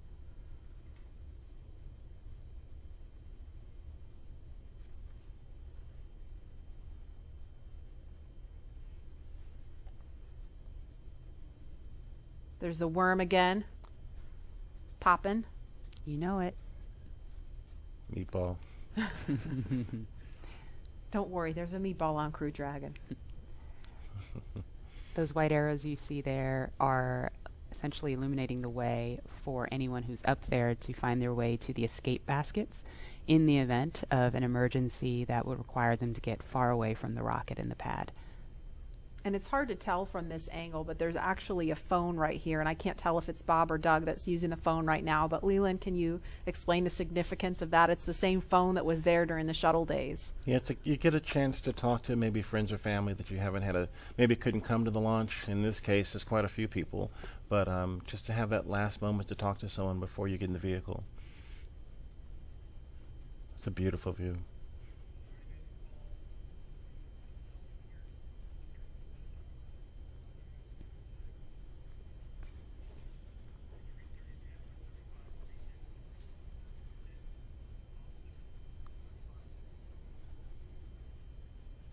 And we're watching the crew when they're done using the phone there. We expect them to be making their way into the crew access arm.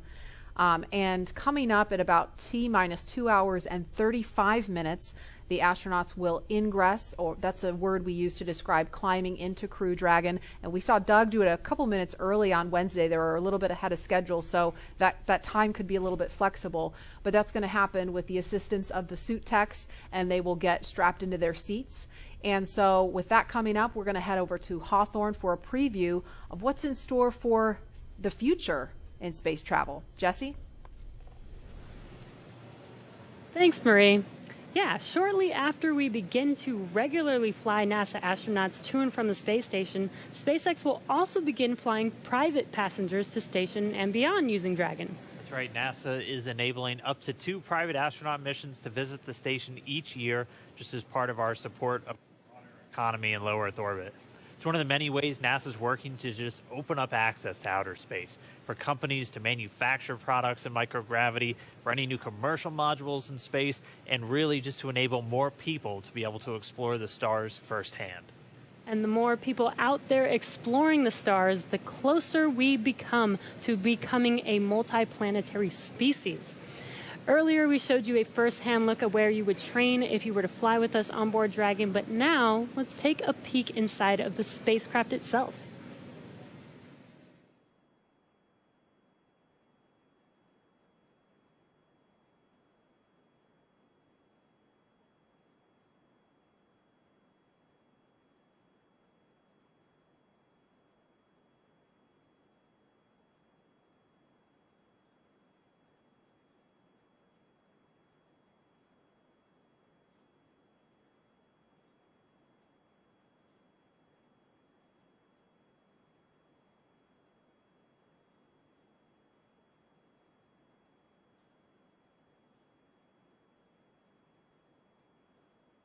Intuitive to know what we need to do at any given moment in time.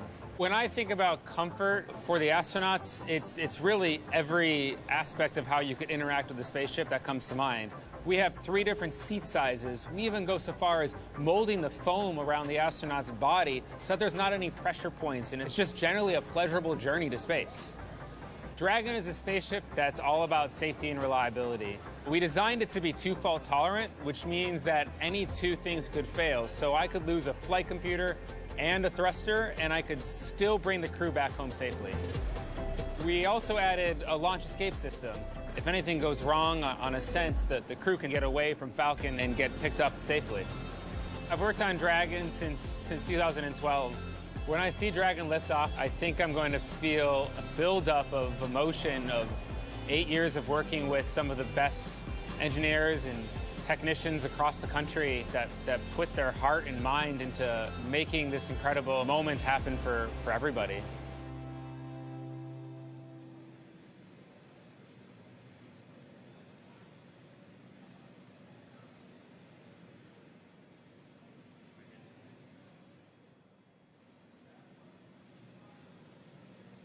All right, so that was a detailed look inside Dragon. Here's a live look at 2 astronauts about to climb right in. If you're just now tuning in, you're watching our coverage of the mission known as Demonstration Mission 2 or Demo 2. 2 days, SpaceX and NASA are going to be sending people into orbit on a mission to the International Space Station from U.S. soil for the first time since 2011. Bob Behnken and Doug Hurley are the NASA astronauts flying today, and you can see them right there on screen. They are just right next to their ride up to space. Yeah, very exciting. So as you can see, they have already arrived at pad 39A, where Falcon 9 will lift off from at 3:22 p.m. Eastern time today. They have ascended the tall structure already, which is next to the rocket, and it's called the fixed service structure, and also have already walked down the corridor, which is known as the crew arm, which is what they're standing in right now. That's right. And as they prepare to board Dragon, they have this one final stop that they're standing in right now, and that's the White Room. The White Room is literally just the room at the end of the crew arm that has an opening into Dragon.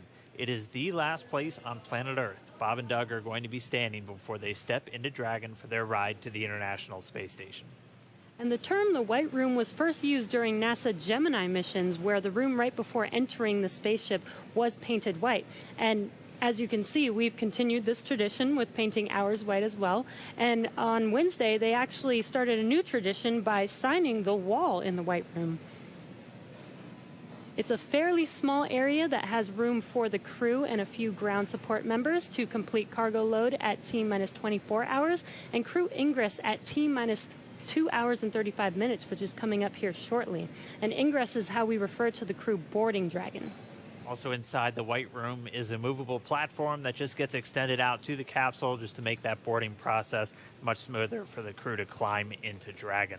As you might expect, it's also environmentally controlled. You can see kind of a big seal right up against the side hatch, and that's just done so Dragon can be open while keeping all the dust, dirt, and the Florida humidity out of the capsule, making sure it's pristine for the crew.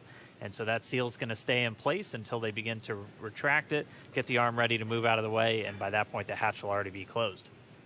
And the White Room also has lots of tools in order to open the side hatch, complete crew ingress, and prepare for any contingencies or emergency that may be encountered. And right now they're just in the White Room. They're getting a final briefing. You can see them with a number of different pad technicians. Everybody on that team has a specific job. Some are suit specialists who are going to help Bob and Doug get connected to their seats. Some are specialists with the Dragon capsule itself and are going to be responsible for closing the hatch. And we also typically have a photographer in there just to help kind of capture these moments as the crew gets ready.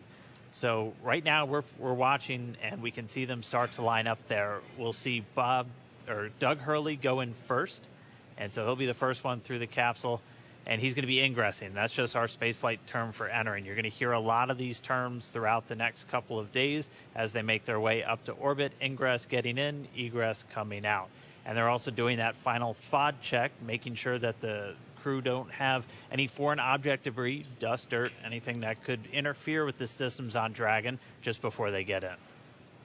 Right, as Leland and Lauren were mentioning earlier, they do have stuff on their suits to protect from FOD, and they have FOD covers on their boots, as they mentioned, as well as on their umbilical port on their suits. And that needs to be removed before they can ingress. The crew has arrived at the White Room, and its ingress is in progress on schedule. Just listening into the nets and hearing those updates live. But yes, once the FOD check is complete, they can enter, which is happening live on your screen right now.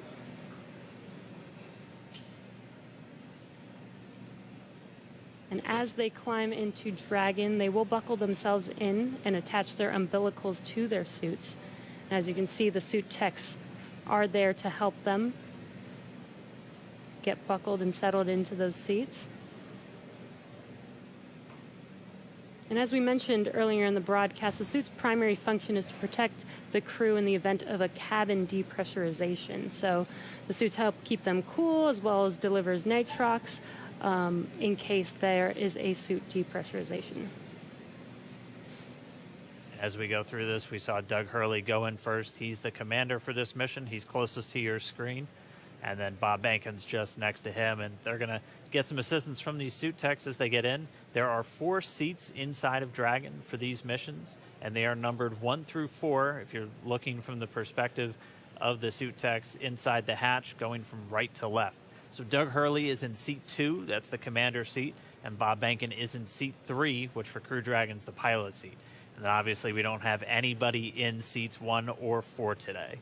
Crew Dragon is designed to carry 4 astronauts, though, on future NASA missions, and we'll see that on Crew 1, which will have 3 NASA astronauts and 1 from our partner agency, JAXA.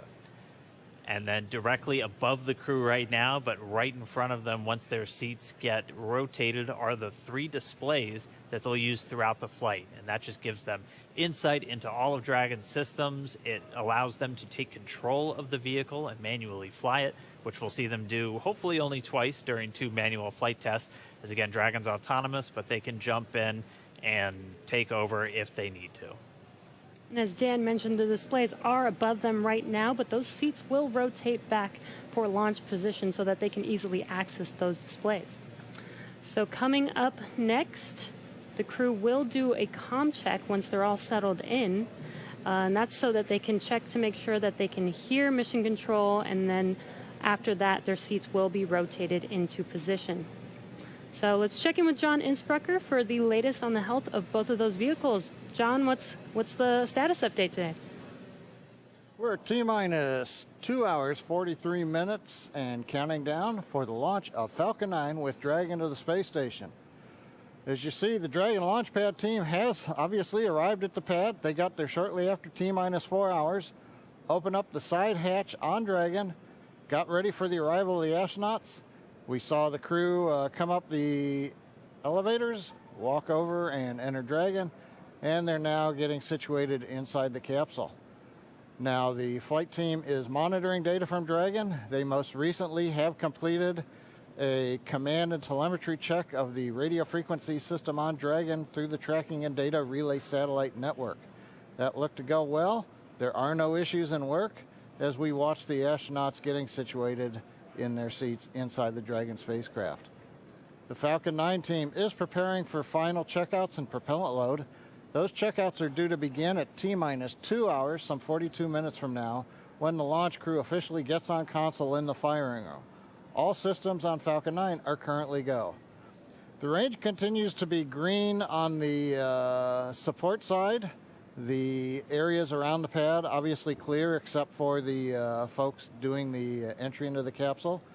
Air and sea space are clear. We hear helicopter go by from time to time. The big concern is the weather forecast. We are continuing right now at a 50% probability of violation of the weather constraints. The big concerns are going to be the thick clouds, precipitation, possibility of lightning. I mentioned earlier, normally you get a strong sea breeze from the ocean that pushes inland and keeps the clouds from Central Florida from building up. But today the sea breeze is fairly weak, so we expect the thunderstorms will get closer to the launch pad. We're also checking downrange conditions. If there's a contingency splashdown of Dragon, we're looking at essentially the wave heights, lightning, rain along the trajectory. Right now it's marginal, but it is still go. We do expect that to improve slightly during the day. So fingers crossed there that the downrange weather looks good. But right now at T-minus 2 hours, 41 minutes as the clock continues to count down, all systems are go for launch. All right, thanks, John I. And as we watch Bob and Doug get buckled into their seats, I'm joined once again by SpaceX's Jessica Jensen, just to kind of walk through everybody what made Dragon a 21st century spacecraft. So first off, thanks for coming in today. I know you got to come in for a launch. That's always tough. Of course. Walk us through again kind of Dragon's life history. I mean, we have one in a clean room pretty soon right behind us. Walk us how we got to where we are today to have Bob and Doug climbing into that spacecraft. Sure. So SpaceX was founded to make life multiplanetary. That was why Elon started the company back in 2002. But, you know, also when he founded the company, we were a very small company for several years. And so we had to look for opportunities to, you know, hey, how do you go from being a small company to actually putting people into orbit? So when NASA came out with the need to fly cargo to and from the International Space Station, we jumped on that because we said, hey, first, not only is carrying cargo to and from the space station cool, I bet we could actually then fly people to the International Space Station. And hey, for 8 years now we've been flying cargo, and then now we have transitioned over into flying crew and cargo together. So that's basically been the evolution of Dragon, and it's been awesome. And I know when we see Falcon 9, we get to talk a lot about reusability. Everyone is very familiar with the first stage coming back down and how cool that looks. Dragon is also designed with some reusability. In fact, you've flown Dragon multiple times, or you've flown Dragons multiple times to the space station. How does reusability factor into Dragon's life cycle? Yeah, so I'll actually talk a little bit about both, because one thing I think everyone always thinks about reusability and, hey, it saves money, or that's great, but reusability actually improves your reliability. So when we get Falcons back and when we get Dragons back, either after one mission or multiple mission, we can do all these detailed inspections on them. And that's super important because when you fly a vehicle, you can only have so many sensors on it. You can't put a sensor, you know, every single inch of a rocket or a spacecraft. And there's already way more than I think anybody realizes. Exactly. But so, you know, especially for rockets that wind up in the ocean, some people don't have any idea of what they actually went through. So the fact that we get all the hardware back, we were able to inspect literally every square inch of it and make small design changes that actually improve reliability for the whole fleet.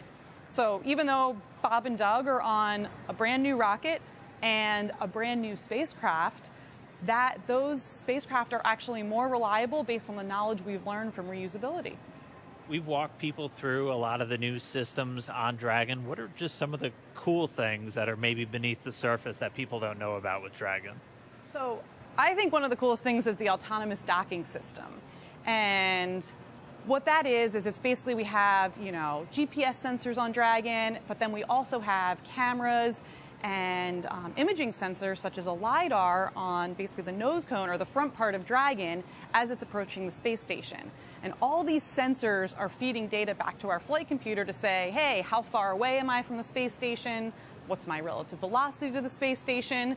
And then that feeds into the flight computer, which has algorithms written by our engineers to say, okay, based on how far away you are in your rates, here's how you fire the thrusters to most effectively get to the docking target.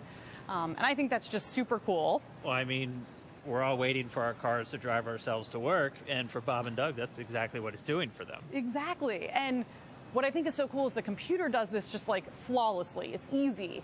When I tried to do it, I failed miserably. I tried to dock Dragon to the ISS 3 times and I failed. Fourth time I got it. Good morning. And I will tell the public out there that on our website we actually have a Dragon ISS simulator, so you yourself can try and fire the thrusters and see how well you do. Maybe I'm just a bad driver, but I think the flight computer does a really good job. I think we all had fun with it. All right, well, we are just starting to hear. They're going to start up those comm checks with Bob and Doug. CDR, PLT, comm check, so let's listen in. CDR, loud and clear. PLT, loud and clear. Core, loud and clear. Umbilical comm check complete. Stand by for ground station comm check.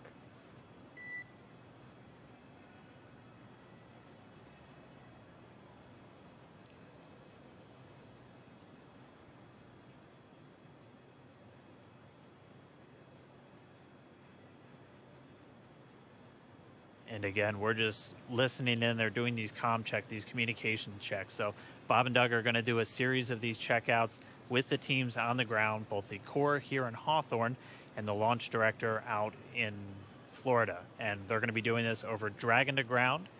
And they're also going to be doing it over the countdown net. Those are the 2 main loops or nets that you're going to hear going out. And they're going to be doing it through their different communications paths. We heard them do through the TDRS, or the tracking data and relay satellites. Those are those primary satellites that we're going to be used to talk to Bob and Doug throughout their flight and to send commands to Dragon. They'll also do it through ground stations. SpaceX has a worldwide network of ground stations that they're able to communicate with the vehicle, and that's what we'll be using to get video inside the cabin of Bob and Doug on their flight up. So if you tuned in the other day, this is one of the first things that they do once they get inside the vehicle, and this is just to make sure all the communication systems with the Dragon spacecraft, with the suits, everything are working. They're able to talk to and hear everybody on the ground. Dragon, SpaceX, comm check, ground stations. SpaceX Dragon, loud and clear. Core, loud and clear. Ground station comm check complete. Stand by for TDRS comm check.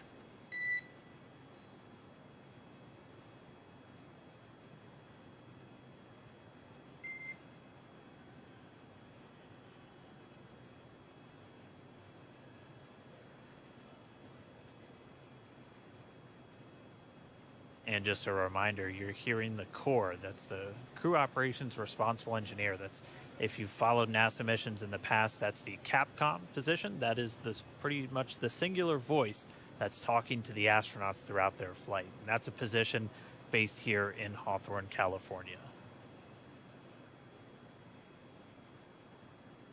And you'll also hear Dragon, SpaceX, comm check, TDRS. SpaceX Dragon, loud and clear. Core, loud and clear. TDRS comm check complete. Stand by with comm checks with MD and LD in the launch configuration.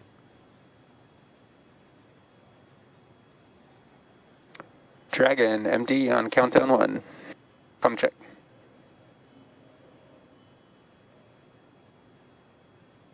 SpaceX Jason, loud and clear.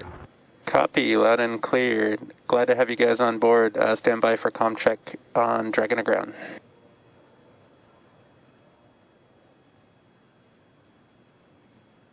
Dragon, MD, Dragon to ground. Comm check.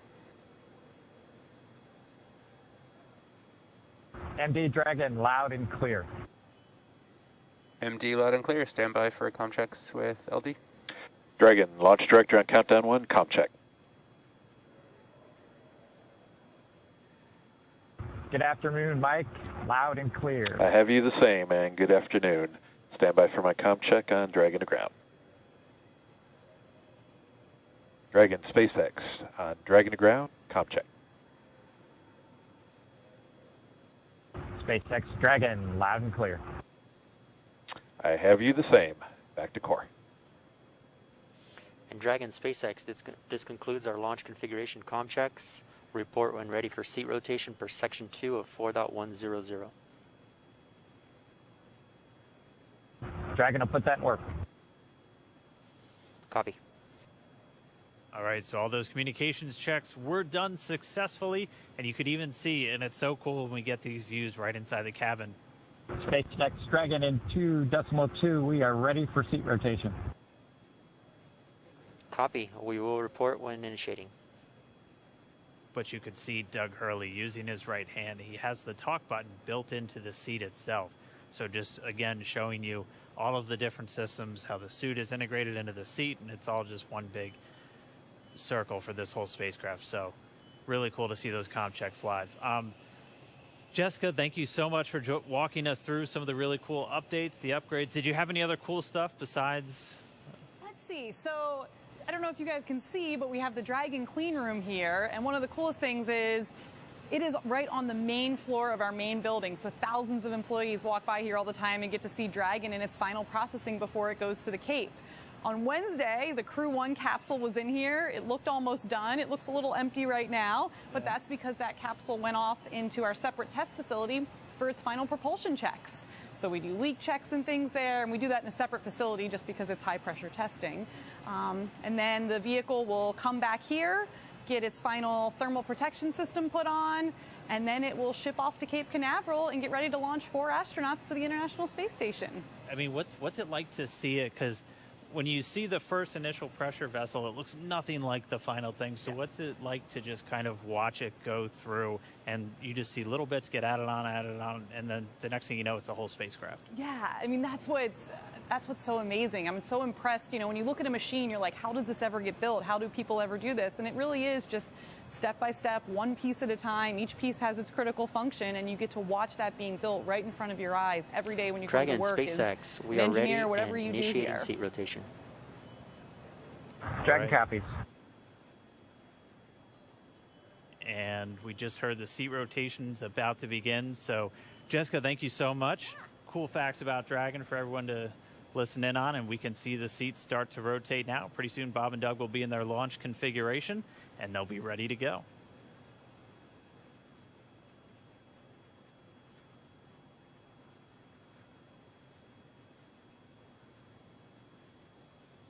And we can see the seats slowly start to rotate. Again, they're in this down position just to make it easier to climb in and out of Dragon. They'll rotate to this launch position to put their backs a little bit more parallel to the ground. It makes taking the G-force a little bit easier for the crew on the way uphill, but most importantly, positions those touchscreens directly in front of them, which is just their gateway into Dragon. Dragon, SpaceX, seats are in the launch position. We copy. All right, and confirmation the seats are in the launch position.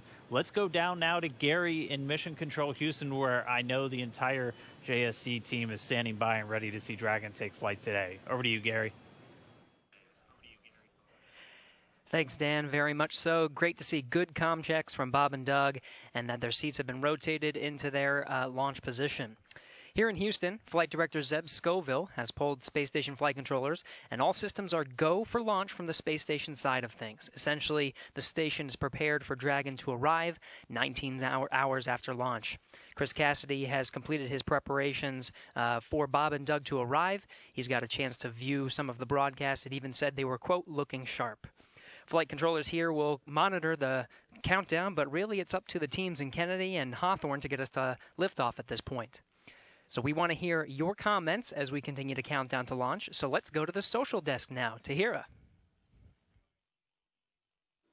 Thanks, Gary. So glad to hear that polls are go, at least on your end, and just hoping this weather just works out good for today's launch. I mean, people online are on the edge of their seats. We just checked numbers, and we are up to 1.1 million viewers right now. That's almost double when we checked last time. And right now, we also have Columbia, South Carolina is leading the viewership, so interesting to see how that changes. Let's take a broader look at the conversation online with this heat map of the United States. Now, this shows Launch America mentions by state over the past week, and we have California leading right now with the most mentions, and I'm very surprised. I really thought the Space Coast would take it home, but let's see how this changes over the course of the broadcast. And with that, let's see what y'all are posting online right now. Guys, I mean, check out these outfits. Absolutely love it. Love to just see how people are making things creative for this launch and really making it their own, putting their personal touch on it. Let's take a look at another. Oh, we are back to the Launch America heat mentions, so let's see how that changes over the course of this broadcast. But really fun to see those photos online. Oh, we have another space pet, guys. These do not get old, so please use hashtag Launch America on social media. Right now, it looks like we have Catstronaut Boris, who is ready for his launch in the Crew Dragon capsule. I love seeing the pet owners unite for this mission. So like I said, definitely use that hashtag. We will be looking for it during the show. Marie, what's the latest at Kennedy? Thanks to Hero, we are at T-minus 2 hours, 26 minutes, 47 seconds and counting from liftoff of the Falcon 9 from the Kennedy Space Center here in Florida, carrying NASA astronauts Doug Hurley and Bob Behnken. You see them right now aboard SpaceX's Crew Dragon spacecraft. It's been a very exciting day so far. The crew has been up since about 8 o'clock this morning as they prepare to head to the International Space Station as part of this Demo 2 mission for NASA. And as we speak, the astronauts, as you saw, are inside Dragon and have completed their comm checks, so now they can communicate with the teams here on the ground. And their seats have rotated upright to their reclined launch positions, allowing them to see and access the display panel. And now they are about to initiate their own suit leak checks to make sure that their seat is in proper working condition before liftoff. And in just a little bit, at about T-minus 1 hour and 55 minutes, it could happen a little bit sooner, though. We're running a little bit ahead of schedule. We will see the closeout team begin to close the side hatch in preparation for flight. And that's going to be one of the key visual milestones on the timeline to liftoff. Now, we want to take you to a couple of special guests we have joining us. They are with Daryl Nail at the OSB-2 viewing location, NASA Administrator Jim Bridenstine, and also Kennedy Space Center Director Bob Cabana is there with Daryl. Hi, Daryl. Hi, Marie. That's right. We're in the 5th floor of the Operations and Support Building here at the Kennedy Space Center with a nice view of Launch Complex 39. And the two men that you mentioned are here to join me to answer a few questions. We're excited to have them both here. And they are, of course, Bob Cabana, the Director of the Kennedy Space Center, and Jim Bridenstine, Administrator for NASA. Gentlemen, thanks again for making the time to be here. Of course, the big story right now, Jim, is the weather. So let's talk a little bit about that. We can see there's some clouds building. That was forecast. You took part in a weather briefing this morning. What do you know about the weather and the decision that was made to say, hey, let's give this another shot today? Yeah, so what got us last time was the electricity in the atmosphere, and of course today there are in fact buildups. It doesn't look like there are thunderstorms at this time, but they are expected. The question is, when do those thunderstorms go away, and when those thunderstorms materialize, where are they located? We are predicting about a 50-50 shot of going this time, but given the fact that we are in late May in Florida, we have to take every shot we can get. So it's not likely that in a couple of days it's going to be any better than it is today. So we are a go for launch right now, and we are hoping that the weather will hold up. We almost made it on Wednesday, and the trend is better today than it was on Wednesday. So we'll see. And I saw a forecast that said the clearing is supposed to happen right around 3 o'clock in the afternoon. So that's right. We're hoping that launch is at 3:22, right. Clearing, at the earliest 3 o'clock, at the latest 3:30. So depending on when that happens, we'll either be go or no go. But again, we're going to take every shot we've got. Also watching the downrange weather for That's right. potential rescue in case there were an abort. That's right. So, we have these staging areas. When we go from the first stage to the second stage, that's a higher risk evolution. We want to make sure that in the case we have to exercise the launch abort at that point, that the weather is good. And of course, that's off the coast of North Carolina. The big thing there is it's great that we have a launch abort capability. The challenge is that launch abort capability includes parachutes. And with parachutes, you've got to make sure that you've got the weather to come down. If there are thunderstorms or downbursts or high winds, that's problematic for the parachute system. Right, and sea states as well, bouncing that Exactly. capsule around in the ocean. Bob, of course, you're an astronaut. You know what it's like to hit the reset button and do it all over again. Get into the spacecraft, get ready to go, only to be told, no, we're not going to go today. We're going to try it again. What's that like? And then tell me about the mindset as you have to kind of reset. Do you feel less anxious? Do you feel more comfortable the second time around? Darryl, first off, my last flight, we counted down to 18 seconds and didn't go, man, and when you get to 18 seconds, you're ready. Yeah. The key is, it's the training that we go through, all the repetition that we do. We practice everything, including scrubs. And just because you didn't launch doesn't mean you don't have something to do. So you got to go through those back-out procedures. It's all done very professionally.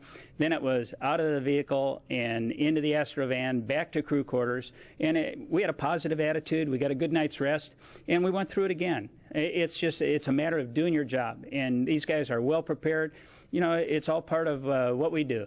Yeah, they stopped the count at 17 minutes, but you had it all the way up to just a few seconds. That's a big difference. And the truth is, the next night, actually everything went really better. The weather was bad the first time. I was kind of glad we scrubbed. And we scrubbed for an issue with the vehicle that they later sorted out. As it turned out, we wouldn't have had enough prop to rendezvous with the Russian functional cargo block. But the next night, it was just a perfectly smooth launch count. Everything just went like clockwork, and it set the stage for an awesome mission. I think you told the press before you walked out, I think you were over there at astronaut crew quarters, we're going today. I'm wondering, where's the source of that confidence coming from? I just got a feeling, you got to have a positive attitude. I watched a lot of weather down here supporting shuttle missions, and I'm hoping that those clouds over the I-95 corridor, that the Indian River keeps them west of us, and that stuff that's building offshore is far enough off that we can stay in an open window here at the Cape. Good. Well, we got your positive vibe going, and we appreciate that. Jim, when you were down in the astronaut crew quarters and when they were suiting up, you got a second chance to visit with the astronauts. Kind of tell us about that, and what was their demeanor, what was their mood today? So, again, they seem loose. They were loose last time. They're loose this time. They're definitely ready to go. They're excited. They've been wanting to go for a long time now. I'll tell you one thing that I thought was a little interesting is, Bob Behnken was making fun of Doug Hurley because on Doug's last flight, they scrubbed 5 times before launching on the 6th time. So Bob Behnken seems to think that Doug Hurley is the problem in this case. But to see them joking about that as they're getting suited up, ready to go, yes, they're trained, they're ready, but they're also loose, and that's good to see because they're going to have to be on their game when we launch. These guys are pretty impressive, Doug Hurley and Bob Behnken. I mean, Doug Hurley, an incredible pilot. Bob Behnken, he's got a PhD in mechanical engineering. And he's a flight test engineer himself in the Air Force. Yeah. Well, in your assessment, why are these guys the right stuff? Well, this is a test flight, and we have great astronauts that are chemists. We have great astronauts that are botanists. We have really talented and diverse, a very very diverse astronaut corps in general, but this is a test flight. And for a test flight, what do you want? You want test pilots. You want people that, for a living, they have made a living flying new things that have never been flown before. And Bob Behnken and Doug Hurley are the 2 people that you would want in a test flight, and that's exactly what this is. Bob, you're a pilot too. You want to weigh in on Doug Hurley? He seems like he's got the right mentality and a smooth customer. He's a naval aviator, a marine pilot, a test pilot. I'm all in. He's a great guy. Yeah. And tell me a little bit about in terms of the Kennedy Space Center, right? So you've been here since 2007, right? 2008. 2008. Sorry, off by 1 year. 2011, the Atlantis came to a wheel stop. I grew up here. My dad worked for NASA. My uncle was a contractor.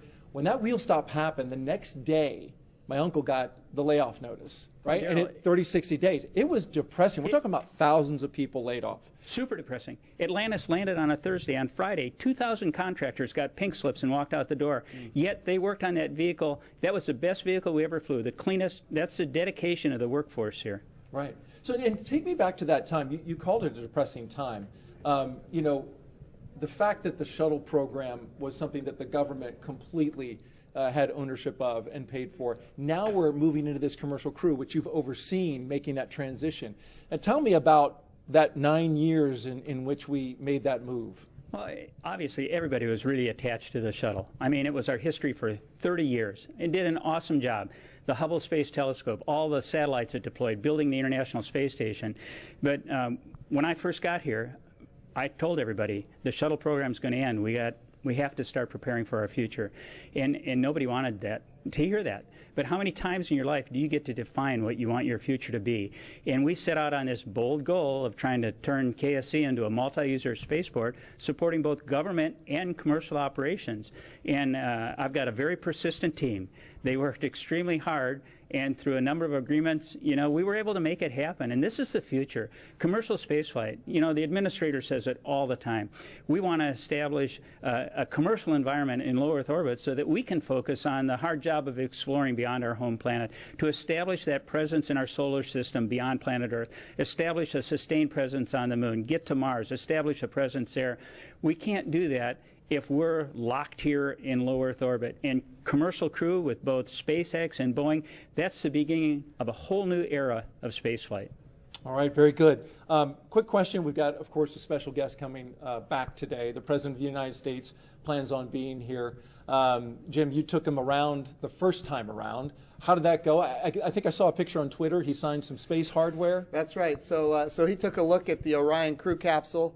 Of course, the Orion for Artemis 1 is ready to go. And he signed, a piece of hardware that will fly on the crew capsule for Artemis 2. So that's kind of, and not just him, but the First Lady and the Vice President and the Second Lady, they all signed it. So their names are going to fly around the moon on Artemis 2, which is exciting. But I just want to give Colonel Cabana a compliment here, because he did bring this spaceport through a very difficult time. And now it is a multi-use spaceport, and we do have commercial, and we have, in fact, even international launches here, and now we're going to have commercial crew launches. Bob has done a wonderful job transforming this spaceport. That's why we're doing commercial crew. NASA wants to be one customer of many customers. We want to have numerous providers that are competing on cost, innovation, safety, driving down costs, increasing access. But even better today, when I took this job just a few short years ago, our budget at NASA was around $19 billion. The budget request that President Trump gave us for next year is $25 billion. We are in a great position because the president is committed to space exploration. Of course, he's committed to the Space Force. We haven't had this much support for space since John F. Kennedy, and we've got bipartisan support. Everybody wants to see the Artemis program be successful. Everybody wants to see not just the next man, but the first woman on the moon, and that's what we're building here. Yeah, it's key to it all is that bipartisan support, and of course, what the work that Bob's been doing here. You can see the commercial activity all around this place. We're going to get to some questions on social media real quick that our audience wants to find out. So the first question is from James on Twitter, and he asks, what is the hardest part of going to space? And we're going to have to give that question to Bob. Well, Daryl, nothing's hard if you prepare for it. And what we are afraid of is stuff we don't have knowledge about. And that's what we do when we learn how to be astronauts. We train, okay? You spend a long time as an astronaut candidate learning.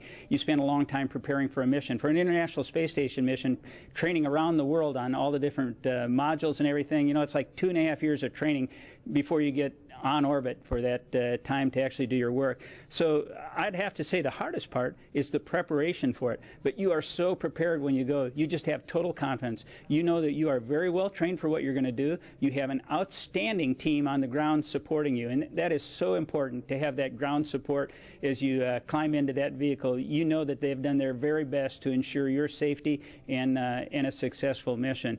But after that, it's a piece of cake, except no simulator on Earth can prepare you for what those guys are going to feel. It's better than a cat shot off an aircraft carrier. I believe it. Maybe one day I'll get to try. The commercialization effort means we want everybody to be able to fly into space. That's the goal. It's a great point about preparation, because that's not the highly visible part. The launch is, and so it's good to know that all that preparation leads to that confidence.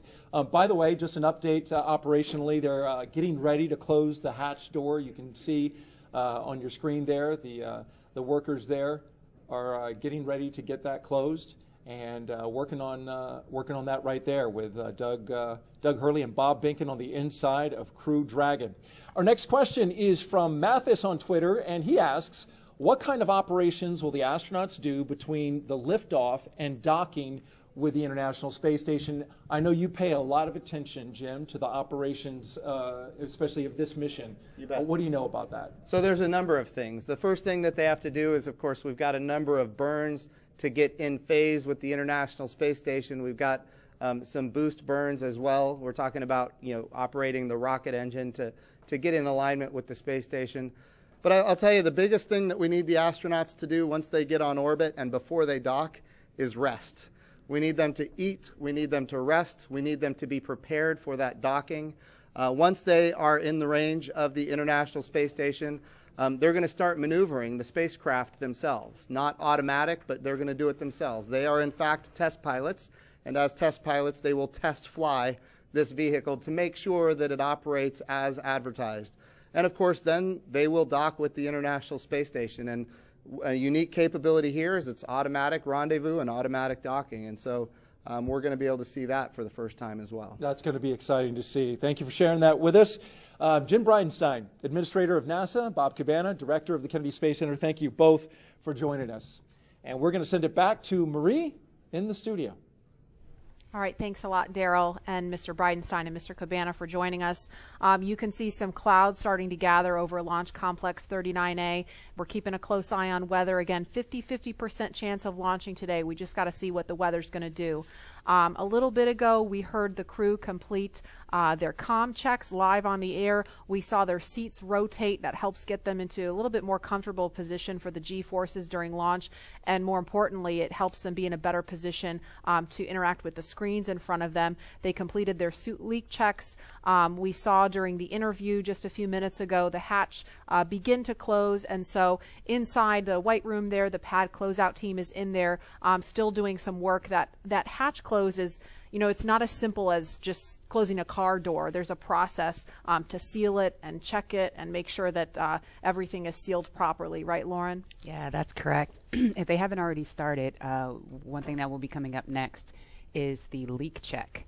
What they'll do is they'll attach a piece of ground support equipment. They don't have it in their hands right now, so it looks like it hasn't started yet. There it is. You can see it there. The closeout member number 5, it's already attached to the side hatch mechanism. And what they'll do is they're essentially checking for the leak rate. And they'll hold pressure there for a few minutes and then track that change in pressure over time to make sure that it's within bounds, making sure that you don't have any issues with those O-rings there that are holding that pressure. And so once they complete that leak check, they will then do what is the called the installation of, or the final installation of the SPEP, or side pressure equalization plug. That's basically a plug that once the capsule splashes down, what you'll do is actually remove that, and what it does is equalizes pressure across the hatch. So once that thing is plugged in, you know that everything is super tight and that you shouldn't have any leaks on orbit.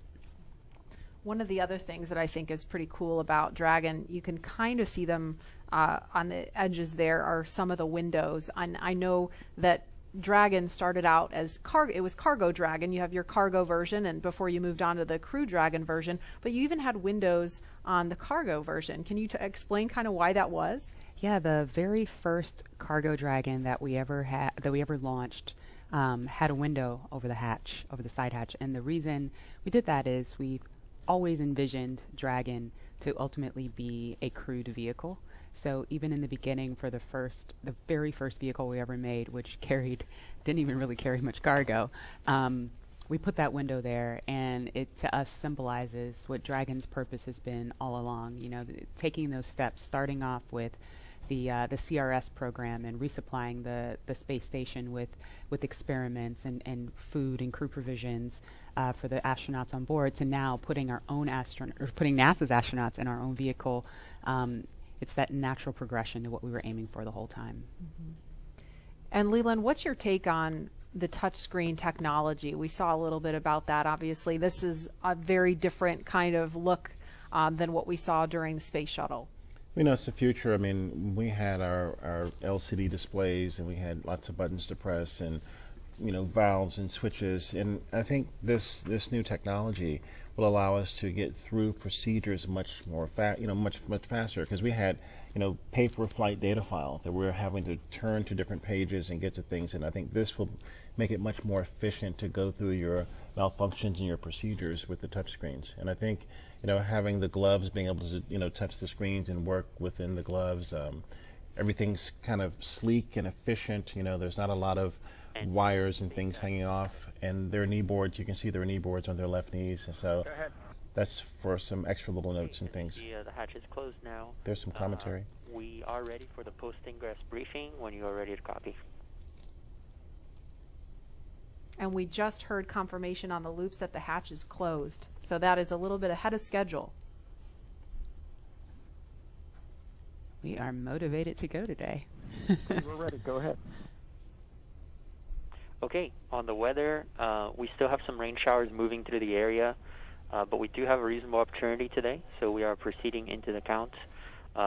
We are going to take a look at both pad and ascent track weather at T-minus 1 hour and 30 minutes, and the next decision point will be prior to prop load.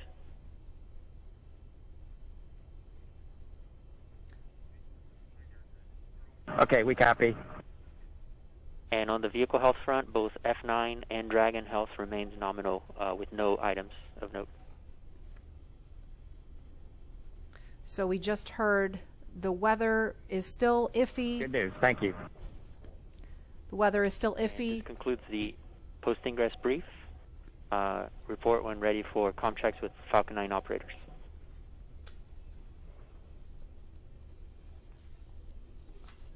We are ready for the F9 operators.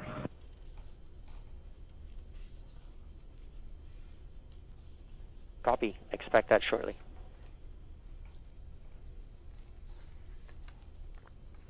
So when we hear that chatter pick back up, we're going to quiet right down so that you can listen into that along with us. But we just heard them discussing the weather briefly, still keeping an eye on that, but the next decision point is going to be before prop load. So we're going to press forward for now and then reevaluate before they start fueling the rocket. But in the meantime, it sounds like Falcon 9 and Crew Dragon are healthy, so the vehicle's in good shape, right? It sounds like kind of a little bit of a repeat from Wednesday, that we're just keeping an eye on the weather at this point. You can see on their left legs, well, in that previous image. And Dragon SpaceX comm checks with F9, you can expect it in about 1 to 2 minutes. Dragon's ready. All right, on their left legs there, they have these satchels that are strapped to their legs. Inside are some crew provisions, including these tablets that you see that they have displayed there.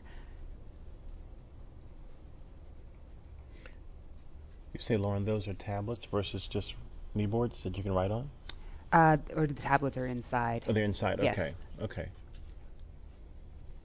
And so when would they pull those tablets out to use them?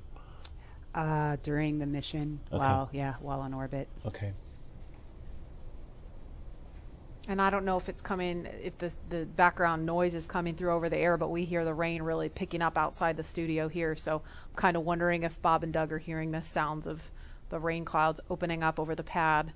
It looks like it's still kind of patchy out there.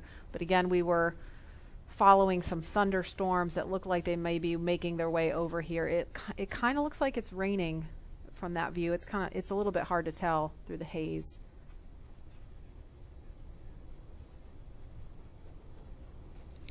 All right, launch is now just over 2 hours away. Tahira, you are there with the social teams. Now that the hatch is closed and the rain's picking up and all kinds of exciting things are going on right now as we count down and get into the last 2 hours of the count, I bet things are getting pretty interesting on social media. Hey, Lauren. I mean, yes, they are. So many different things are going on right now, and I think people online are just wondering what's going to happen with today's mission. I have TweetDeck open right now, and it is just scrolling with the conversation of people around the nation talking about today's launch attempt. We also just checked viewership, and we are now up to 1.4 million people watching this live broadcast, so really hope things look good with weather. And on that note, let's take a look at some of the things being said on Twitter right now. So it looks like, we just have some more future astronauts. I really love seeing the young generation just getting mobilized, getting excited about today's mission. Looks like we've also got some Godspeed and safe travels for both astronauts today. Really do wish them the best of luck on the second attempt. Hope it happens. Some throwback photos, all from people visiting NASA's centers, and also just let's do this. I love this can-do attitude, and I just love seeing that people are still keeping the energy alive for today's launch.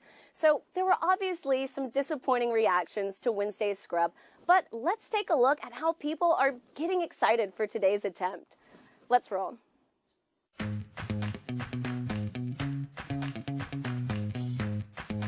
Ready for takeoff. Ready to launch America. 3, 2, 1, go!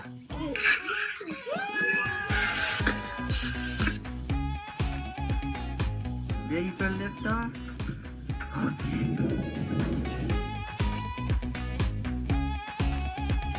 To infinity and beyond.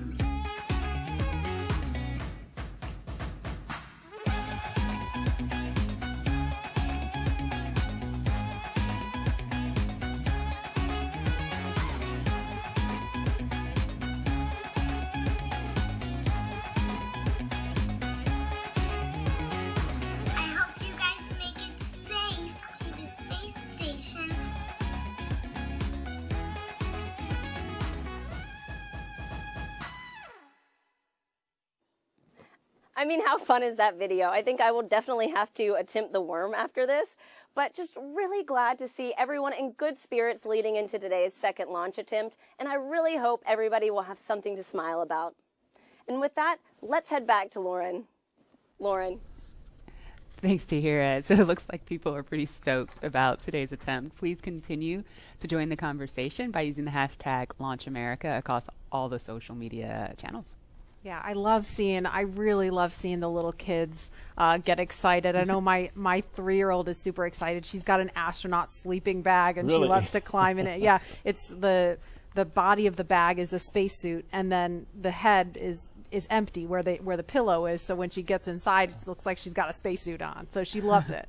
That's the inspiration for that next generation of explorers going to take Doug and Bob's place one day. And I think we have some people out there that are so interested in our conversation about the worm and the meatball that they've created something called the worm ball. What? Yeah, I was checking my email during that because I emailed you guys the worm ball, and I was like, what is this?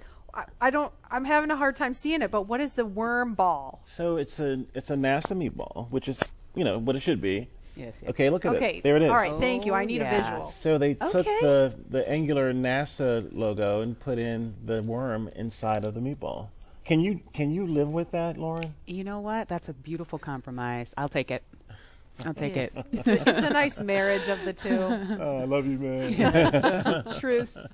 And there is another live look at Launch Complex 39A, and we have had the opportunity to share with you a lot about the SpaceX Crew Dragon sitting on top of Falcon 9, a lot about the crew themselves and the significance of today as the official return, we hope, of human launch capability to American shores. But we would be remiss if we did not explain why this pad, 39A, is hallowed ground.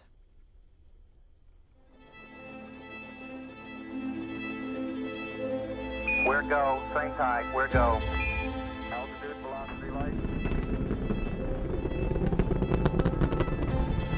Many of NASA's storied missions began their daring journey from the exact same spot on Earth. Launch Complex 39A at the Kennedy Space Center. This massive structure of steel and concrete has cradled rockets and guided each on their fiery ascent to space for over 50 years. There can be no launch without a launch pad, and this hallowed ground has a history greater than any other. Having evolved and been reshaped for each new era of spaceflight, it's alive with a heartbeat as strong as the first. Launchpad 39A came to life under the direction of project engineer Harry May as NASA ramped up its efforts to achieve an unprecedented calling. Why, some say the moon. Why choose this as our goal? And they may well ask, why climb the highest mountain? In 1962, Earth-moving machines sculpted its massive pyramid base to a height of 40 feet. Then, concrete was poured to hold it in place.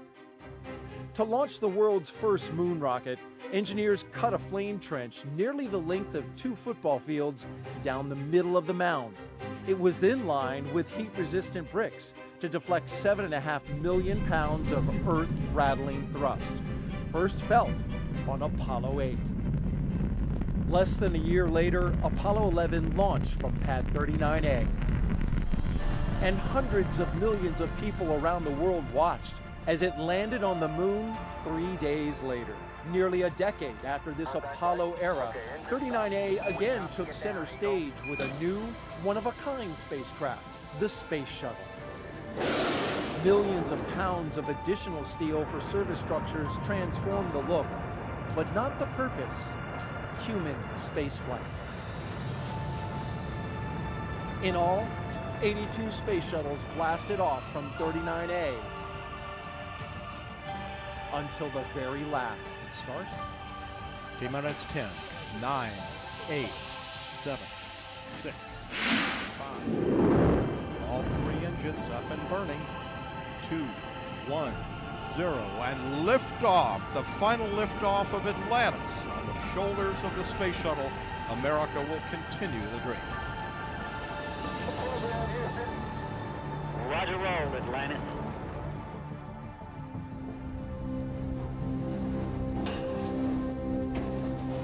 With the fleet retired, demolition crews removed the shuttle-era hardware to clear the way for NASA's monumental decision to lease this historic launch site to the private company SpaceX. Today, its sleek and modern design supports a family of rockets that has advanced the commercial age of American spaceflight. Now, 50 years after it first sent humans to the moon, this historic spaceport stands ready for the next wave of human exploration.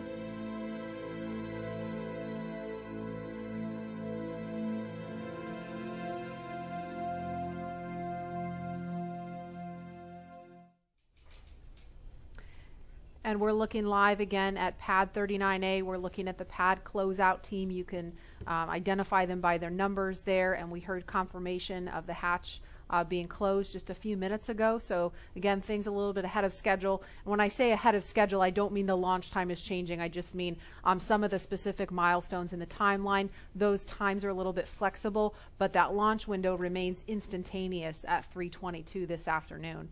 And Leland, you know, we just saw a piece about the history of Pad 39A. All stations, Chief Engineer, on countdown 1 for comm check with the crew.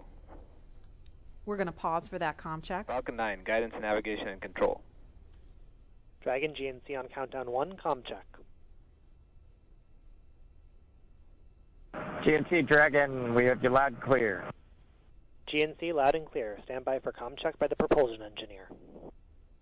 Dragon prop on countdown 1, comm check. Prop Dragon, loud and clear.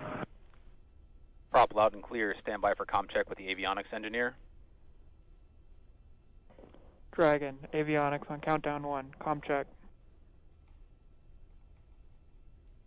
Avionics Dragon, loud and clear. Avionics loud and clear. Stand by for comm check by ground segment engineer. Dragon, ground segment on countdown 1, comm check.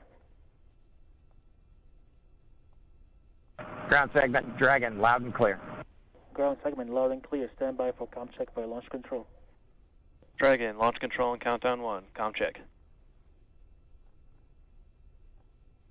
Launch control, Dragon, loud and clear. Launch control, loud and clear. Stand by for com check by the chief engineer.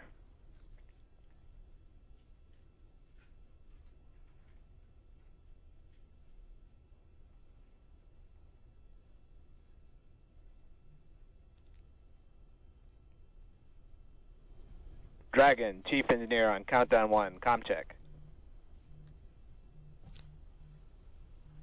Chief engineer, Dragon, we've got you loud and clear, Bala. Chief engineer, loud and clear. This completes the Falcon 9 responsible engineering com check.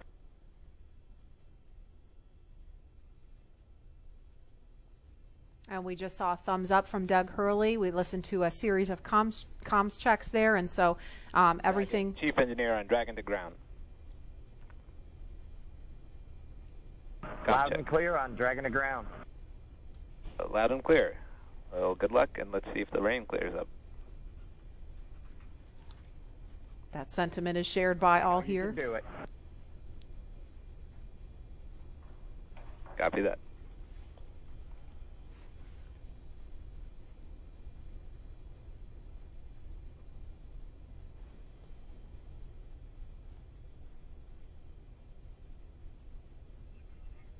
So Bob and Doug, along with the launch teams and all of the rest of America, hoping the rain clears up here. But as far as comms checks go, everything sounded pretty normal, pretty nominal there. So we're just waiting on the weather to clear up. But again, there's a live look at Launch Complex 39A, the site of 82 space shuttle missions where they began, and of course Apollo, the first mission to the moon, Apollo 11 lifted off from 39A. And Leland, you were just 5 years old when that happened. Take us back there. Marie and Lauren, I was 5, and I was the antenna engineer during the broadcast. I was the kid standing behind the black and white Sylvania television holding the rabbit ears, and my dad said, move to the left, move to the right. And I was trying to look around the television to see what was going on, but they said, no, don't move, stay there. So I never actually saw the actual landing on the moon, Neil and Buzz walking on the moon. And the next day, all my friends in my community were like, yeah, you want to be an astronaut? We just had this momentous thing. And I said, no. I didn't see it. I want to be Arthur Ashe, because Arthur Ashe trained 5 blocks down the street from where I grew up. And my dad talked about his excellence, his perseverance, his athleticism. And so it wasn't until I got to NASA, working as an engineer at NASA Langley, that a friend of mine said, you'd be a great astronaut. And I just laughed at him. And I didn't fill the application out, but another friend of mine got in, Charlie Camarda. And I said, if he can become an astronaut, I can become one. So I applied the next year, and I got in the 1998 class. And I think about this, again, storied legacy, Pad 39A. I was there in 2008 and 2009, Space Shuttle Atlantis, the last one that came in with Doug and the rest of the crew. And it's just an amazing time to see this new era with Lauren, with your SpaceX Crew Dragon about to take off. I never heard that story. I've got a million stories. A million stories. Wow. And it's so cool that, you do have a lot of these kids that are watching today who have never seen a human space flight from KSC before. And this is their first time. And I'm trying to remember back, I grew up in the shuttle era, and I grew up in Los Angeles, and I remember sometimes when the shuttle would land at Edwards Air Force Base, you'd hear those sonic booms. You hear the double sonic booms in school, and we all just knew, oh, that's the space shuttle. It was just a thing. We just knew about that. And it did make me sad that there's an entire generation of kids who didn't grow up with that experience. And I'm just so proud that, today, hopefully, we get to provide that for kids and hopefully have more and more of these launches to the point where it becomes routine, hopefully never boring, but routine. And there's talent in every zip code, so you have to make sure that every kid has the opportunity to do these types of things. If they believe in themselves, then we give them the right tools that they can use to be in STEM fields. And, we have a very diverse group of people up here working together to get Bob and Doug off safely. And I think more people that see this type of diversity will have a chance to say, I can do that too. Yes. Absolutely. And, you know, we have a lot of kids watching today, and we have an opportunity to hear from another really awesome role model, especially for the little girls in the audience. So we want to throw it over to Gary in Houston to talk to a very special astronaut standing by there. Hi, Gary. Hi, Marie. I have the distinct pleasure of being joined by one of NASA's record-setting astronauts and a recent resident aboard the space station, Christina Cook. Christina, thank you for joining us. It's great to be with you today. Christina, we're coming up on 20 years of continuous human presence on the International Space Station, and you were one of those humans. What's it like to see a new milestone like this launch unfold after so much history already? You're right, so much history indeed, and it's just been great to watch it all unfold.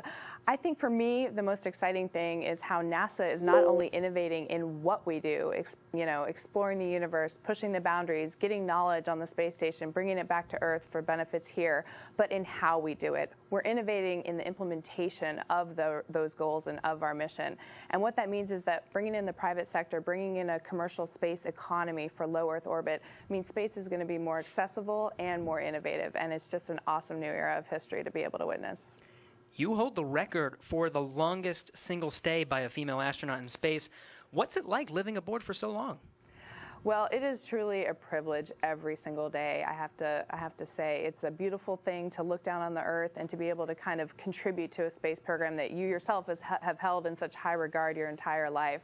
I would say that the biggest challenge going into sort of those longer times is remaining vigilant. The engineers make it so easy to live on board the space station. Sometimes you forget you're actually surrounded by such a hostile environment. So remaining vigilant both day to day to have that appreciation that you wake up with every day, and then also being vigilant, knowing that things could take a turn for the worse at any time, and you have to be ready to react to that. So it's a great privilege, but it also comes with great responsibility. You came to NASA after the days of the shuttle program, and you flew on the Russian Soyuz. What does it mean to have this private capability to fly astronauts to the station? Well, I think it's just a great innovation in terms of our partnerships. You know, when we started out, it was individual countries pursuing space exploration. We brought in the international aspect of it, and now we're really folding in that commercial aspect, bringing the innovation of all of our American industrial power and recognizing that the more partnerships we have, the more accessible, the more innovative space exploration can be. So it's an awesome time, and it brings with it so much more capability into the program as well. So it's not only how we're doing it, but it's what it brings. We're looking forward to having this transportation from private companies. How does it help you do your job in space?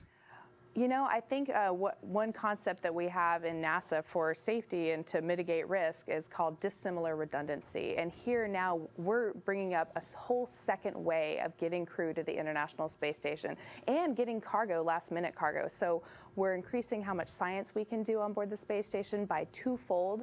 We're increasing how we can, our options for getting items up, stowage items, supplies, provisions, science experiments. So we're really just banking on the extra redundancy to make the program that much more robust. We're watching Bob and Doug go through the final phases of preparing for this launch. What's going through your mind so close to liftoff? Oh, it is such a great day indeed. You know, it's interesting because I think it's not so much what is going through your mind, but what's not going through your mind. You know, you're not thinking about all the things could go wrong. You're thinking about enabling success by doing what you've been trained to do. One of the sayings we have is that on launch day, astronauts are sometimes the most calm people in the room. And I found that to be true on my launch day too. I think it's kind of this career culmination of everything you've learned, everything you've dreamed of, and you know that it's coming together in that day and that you're going to finally do what you're prepared to do, execute the mission, and it just really brings a sense of calm and readiness. NASA astronaut Christina Cook, always an honor to hear from you. Thank you. Great to be with you. Well, once Bob and Doug arrive at the station, NASA astronaut Chris Cassidy will be ready to welcome them on board. So in anticipation of their launch, he had this message for them. Hello, everyone. I'm astronaut Chris Cassidy, commander of Expedition 63 on board the International Space Station, flying 250 miles above the Earth. Like you, I'm excited about today's launch and the possibilities it will bring to America and to the world. But also, I'm very excited that two close friends will be arriving and joining the crew. I had the privilege of flying with Doug Hurley on both of our first shuttle missions back in 2009. Together, we came to the International Space Station and helped construct the amazing facility that it is today. Although this will be my first mission with Bob, it was my honor to follow him as the chief of the office when he left back in 2015 to begin training for this amazing mission. Personally, I've been very fortunate to fly in 2 different spacecraft. Launching from America on the shuttle, and most recently launching from Kazakhstan in the Soyuz. But I can't tell you how exciting it is to know that we're once again launching Americans from the coast of Florida. And finally, here's a story I'd like to share with you. Back in 1981, John Young and Bob Crippen launched on Space Shuttle Columbia, the very first space shuttle flight, marking the last time we flew Americans on a brand new vehicle. 434, Max Q-48. Roger. With them, they flew an American flag, representing America's technical prowess. Roger roll, Atlanta. 30 years later, that same flag was flown to the International Space Station. This flag remains here today, waiting for Bob and Doug.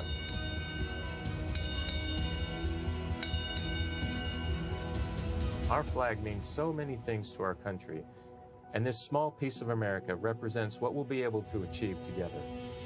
We'll never stop exploring. And so Bob and Doug can take this very special flag home to Earth, where it awaits its next journey to the cosmos. In a few years, the First Orion crew will take this flag with it around the moon. All of this starts today.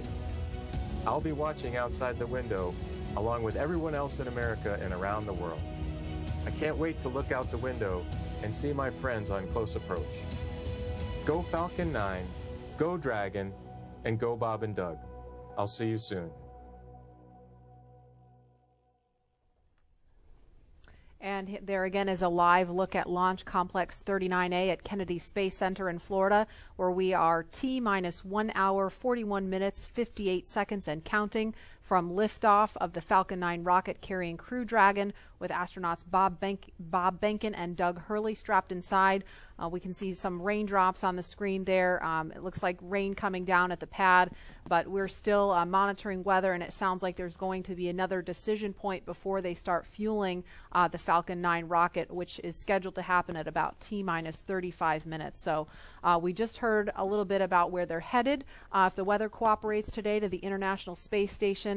Leland, you've been there twice, and I know just from what you've told us, it's this Leviathan in space and the site of so much important work and partnerships happening. Right. Chris Cassidy is up there floating in the Columbus laboratory that I installed, or our team of us installed on STS-122. And I think about, using this robotic arm that was made in Canada. The European Space Agency built the Columbus laboratory, and my job was to use that arm and attach it to the International Space Station. And as it was getting closer and closer, the motion just stopped. And I'm like, what is going on? And there are 4 ready-to-latch indicators that have a very slight spring force that I was moving so slowly with the hand controller, the translational hand controller, that spring force stalled out the motion. And Peggy Whitson was behind me, and she said, SpaceX Leland, weather there's update. some commentary. Weather update, I think. Go ahead, sir. Hey, Doug. We're still waiting for a weather update expected at 18 Zulu. Therefore, the next assessment will be closer to the propellant load time. We are currently no-go on launch weather, but we are showing an expected clear of 1830 Zulu. Okay, copy all. Thanks for the update.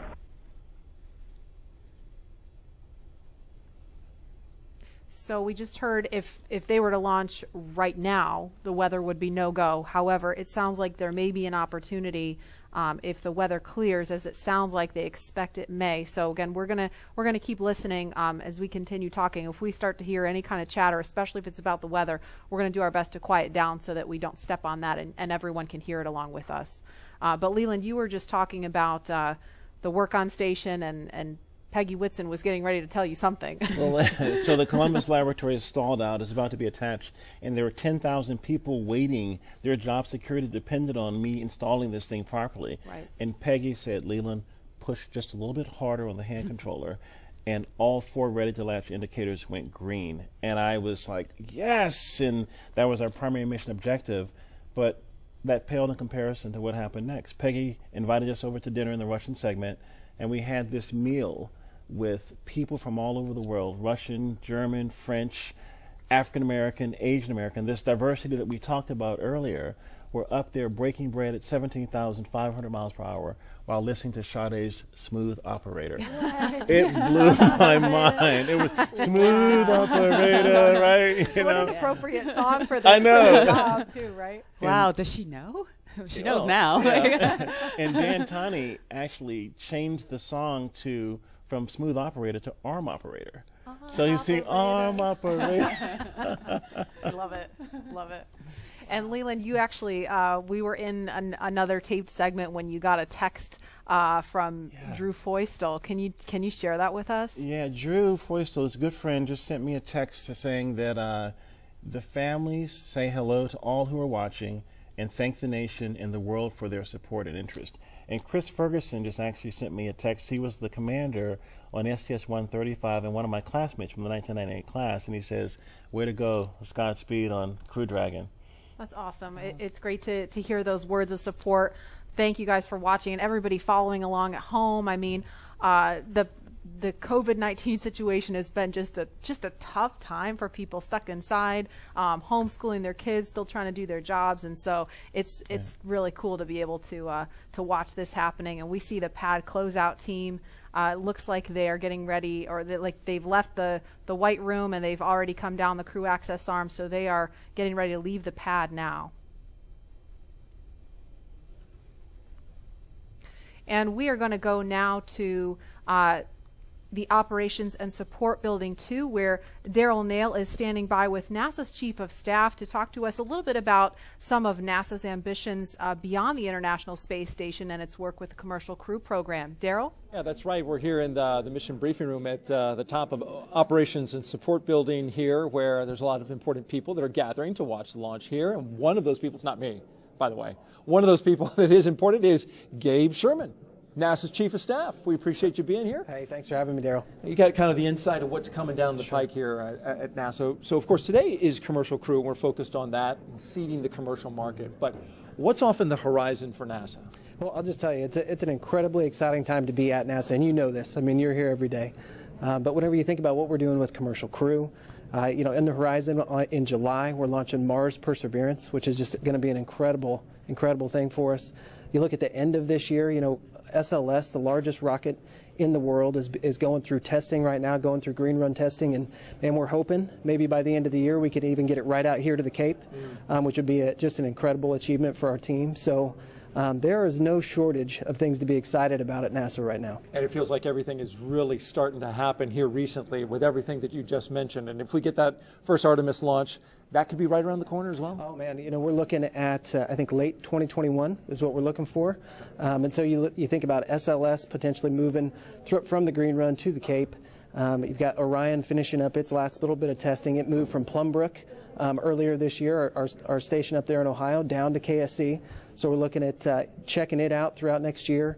And hopefully we'll have the first integrated flight of SLS and Orion at the end of 2021. And I'm telling you, that is going to be a moment. That will be exciting. Yeah. And there will be a thunderous boom right here at the Kennedy Space Center. So with Mars as the end goal, how does all of this get to that end point? You bet. No, and I think that's what's so important about the Artemis program, right? Our long-term vision is to get to Mars. But, when you think about Artemis, everything that we're doing at the moon is helping us learn, prove out capabilities and technologies, work through the right mission durations, understand how we utilize the resources of the moon potentially to go further onto Mars, so the technology, the science, the exploration, architecture that we're putting together, each and every piece of it is helping us learn a little bit more, prove out a little bit more so we can take that next giant leap to Mars. And so everything that we're doing at the moon helps prepare us to move on to Mars. How about the activity in low Earth orbit, like Commercial Crew, which is happening today? How does that help us for missions to the moon? Yeah, I think anytime you're launching humans, you're learning, right? And you're taking what you've learned and you're moving it forward to the next mission. But I think it's really about the business case. If you think about what Commercial Crew is, it's NASA moving from owning and operating hardware to buying a service, right? And if you remember just a few weeks ago, man, we awarded 3 contracts on the human landing system to commercial companies. And so we're hoping that we move to a day where we're actually buying a service to get our astronauts back and forth to the moon. So actually enabling the commercial market to go from low Earth orbit all the way out to lunar orbit. And so Commercial Crew is a great proving ground for that. Helps us prove out that business case, build those partnerships, and then we get a feed forward to the moon. So it means a lot. This means a lot as we move out. And it's really exciting when you talk about the commercial crew, the commercial aspect going to the moon, right, and those partners. They're going to be studying those landers to see if they are viable for NASA? Yeah, working through a tremendous process with the commercial providers and NASA engineers, going through initial designs right now, looking at the capabilities that they've proposed, and then trying to make decisions on which landing system goes early in 2024, which landing systems are better prepared for sustainability out in the later 20s. And so that is going to be an ongoing process throughout this year and moving into next. So it's going to be really exciting to kind of see what comes out as, hey, this is the lander that's going to take the first woman and the next man to the moon in 2024. Right, so different than the time of Apollo when we went to the moon, and that program ultimately came to an end. The idea here, though, is to try to create some sustainability. Talk about that. Right, and sustainability, you can get to sustainability if you have reusability, right? And that's what we're seeing with Commercial Crew for sure. But whenever you think about our human landing system, you're looking at a system that we put out there at the moon once we get to sustainability, and it's going back and forth, taking multiple trips to the lunar surface, back up to Gateway, which you're familiar with, is kind of our smaller space station we're going to put in orbit around the moon. So we are building an architecture that is going to enable reusability at the moon. Apollo never had that. And so whenever you think about driving down cost and increasing access, reusability, sustainability are critical. So you get to see everything from a very high level at NASA. What's it like for you personally, I'm curious, to be here at the Kennedy Space Center to watch a launch and to just see this amazing facility where all of this activity happens? Yeah, I think sometimes people think since I work at NASA, I'm around this stuff all the time. I'm not, right? I don't get to come down here nearly as often as I'd like. So it's just as exciting for me as it is for anybody else in this room. When you think about all the hard work that our team has put in to get us to this day, to actually come down and be a part of it with them, it's just overwhelming and incredible. So we're just a little bit excited. All right, Gabe Sherman, NASA's Chief of Staff. We appreciate you joining us today and enjoy the launch. I certainly know you will if we're able to get that one off. We're going to toss this back now to Hawthorne, California. Joining us now is SpaceX's Lars Blackmore to discuss SpaceX's future ambitions to visit the moon and Mars. Thanks for joining us again today for a second round. You're welcome. Could you tell us just a little bit about your background and what you do here at SpaceX? Yeah, well, I'm in charge of entry and landing for Starship, which is SpaceX's next rocket after Falcon 9. And before that, I worked for many years on the same thing for Falcon. So hopefully today you'll see another one of those landings on a drone ship. Awesome. And speaking of that, what role does reusability play in getting people to the moon and Mars in the future? Well, it's really all about making human spaceflight affordable. And what you want for that is a 100% reusable rocket.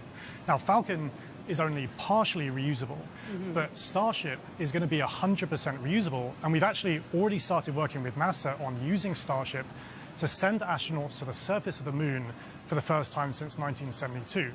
Not only that, Starship will be refuelable on orbit, and the combination of those two things will let us send people basically anywhere in the solar system with more payload for less money than I think people have really been contemplating. I think for the first time we can seriously talk about things like lunar bases, or what SpaceX cares about most, a self-sustaining civilization on Mars.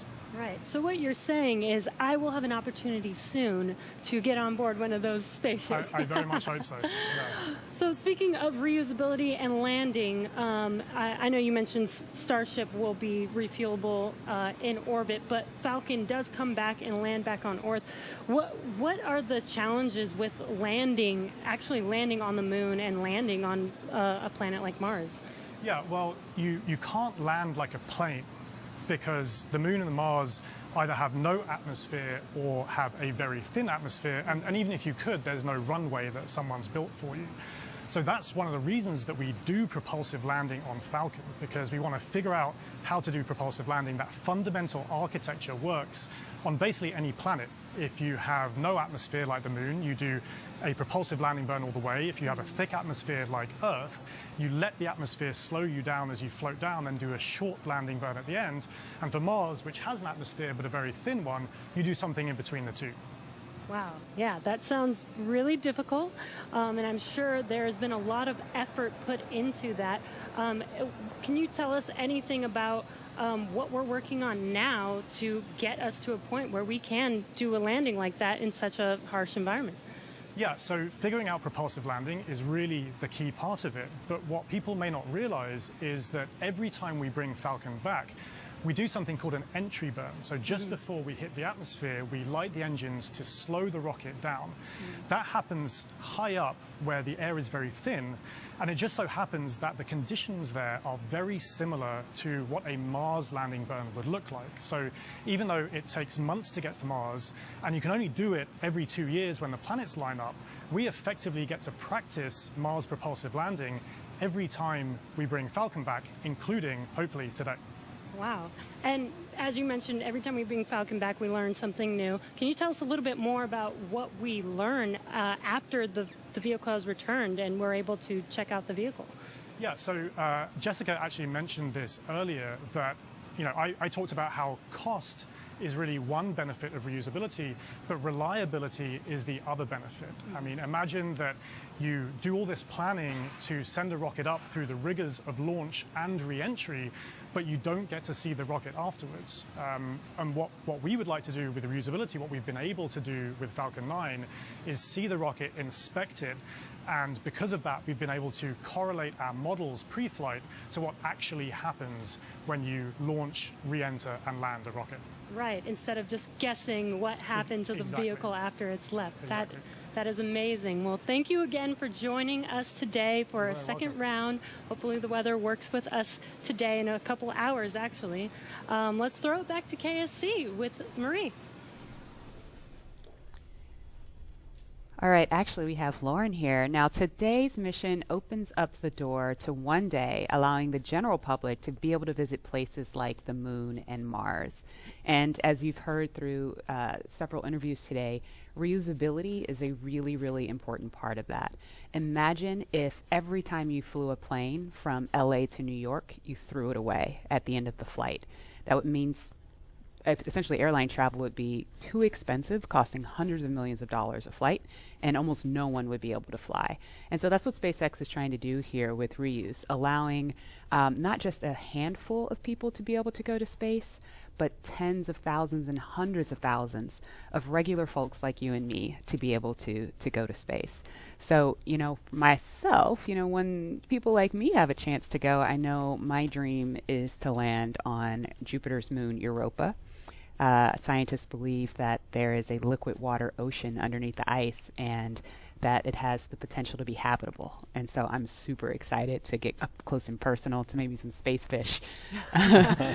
Leland, what about you? Where would you go? Wow, that's a pretty interesting destination. I think I would like to go to Mars. We've studied Mars so much and looked at it, and I think maybe having a Martian base that is dog friendly, bring the pups along, because I think as we explore, we want to take our families, our cultures, our traditions, with us, and flying with Doug and Bob is cool, but having more people, There's the dogs. The puppers, taking the puppers to space. I mean, they're not. They look ready to go. They are ready to go. We just needed maybe some like SpaceX type suits for them, But it's that's what it's all about, exploration. Like the settlers going west, they took everything with them, and they started these new communities and these new traditions. And I think that's what we do with space travel. We start new traditions and communities and bring everyone together as one family, one civilization. Absolutely. We're here for it. And knowing that the opportunity to fly to space as a private citizen is really just right around the corner, we have a new poll question on Twitter for you. If given the opportunity to fly to the moon, now we're talking the moon, would you fly to the South Pole where no one has ever been, or would you go to the Apollo 11 landing site? So those are going to be some interesting answers. And while there is not a ton of cargo on today's mission, Dragon is carrying 2 very special payloads, aside from Bob and Doug, of course. The first of those payloads is a series of custom art pieces entitled Humankind by Los Angeles artist Tristan Eaton. These indestructible, double-sided paintings made from gold, brass, and aluminum celebrate how far humanity has come, as well as how far we still have to go. It includes a beautiful homage to the Saturn V rocket, as well as a nod to Bob and Doug's current ride to space. And you can find more images and information about these pieces on SpaceX's social channels. Next, in the spirit of inspiring the next generation of explorers, we wanted to celebrate the class of 2020, from kindergarten all the way to graduate school. So SpaceX and NASA invited students from around the world to submit their photo to fly on America's first human spaceflight in nearly a decade. Each graduate's photo was used to create a mosaic image of our beautiful planet Earth, which we printed, and it's now being flown aboard Bob and Doug's flight on the Crew Dragon spacecraft. We received nearly 100,000 photos. That's a ton, so thank you, and congratulations, graduates. Yeah, I've got a couple of family members and friends who submitted their photos, so they're super excited about seeing their faces go to space in that beautiful mosaic. That was really cool. And again, that's what it's all about, you know, everyone coming together with their experiences and bringing them forward to space. And I think regular people flying to space, I mean, SpaceX is going to be flying, you know, non-government people, non-military people, but people that have a desire to explore and do new things and traditions off planet, as we say sometimes. Yeah, I mean, all this time since we've had the International Space Station, it's been government astronauts performing the research because you're the only ones we've been able to send, right? But well, we've had some tourists, though. We've had people that paid their way on a Soyuz rocket. Sure. Go. But it's really the billionaire boys club. You know, that's what Pharrell talks about with, you know, it costs so much money to go to space, and I think that price point will come down as we make this more, you know, more amenable for everyday people. Absolutely. And eventually being able to fly artists and musicians and poets, people who can tell the story of what they've seen out there in a way that really connects to the soul of people down on Earth, so they feel inspired to go. Exactly. Now, following today's mission, we will be one step closer to a future where we can all have that opportunity to gain the orbital perspective and explore new worlds. In just over an hour from now, Bob and Doug will be the first people to launch on an American vehicle in almost a decade. And for the SpaceX team, if I can try to speak for all of us, which is impossible, but I will say it has been an absolute honor to have the opportunity today to have this stage to show the world what we've poured our hearts into over the years with our partners at NASA. And it's just deeply humbling to know that the agency and that Bob and Doug have entrusted us with this critical mission. The responsibility that's on our shoulders is huge, and we're just so grateful to be here today. Absolutely, and I know that, you know, our NASA teams really share in that sentiment.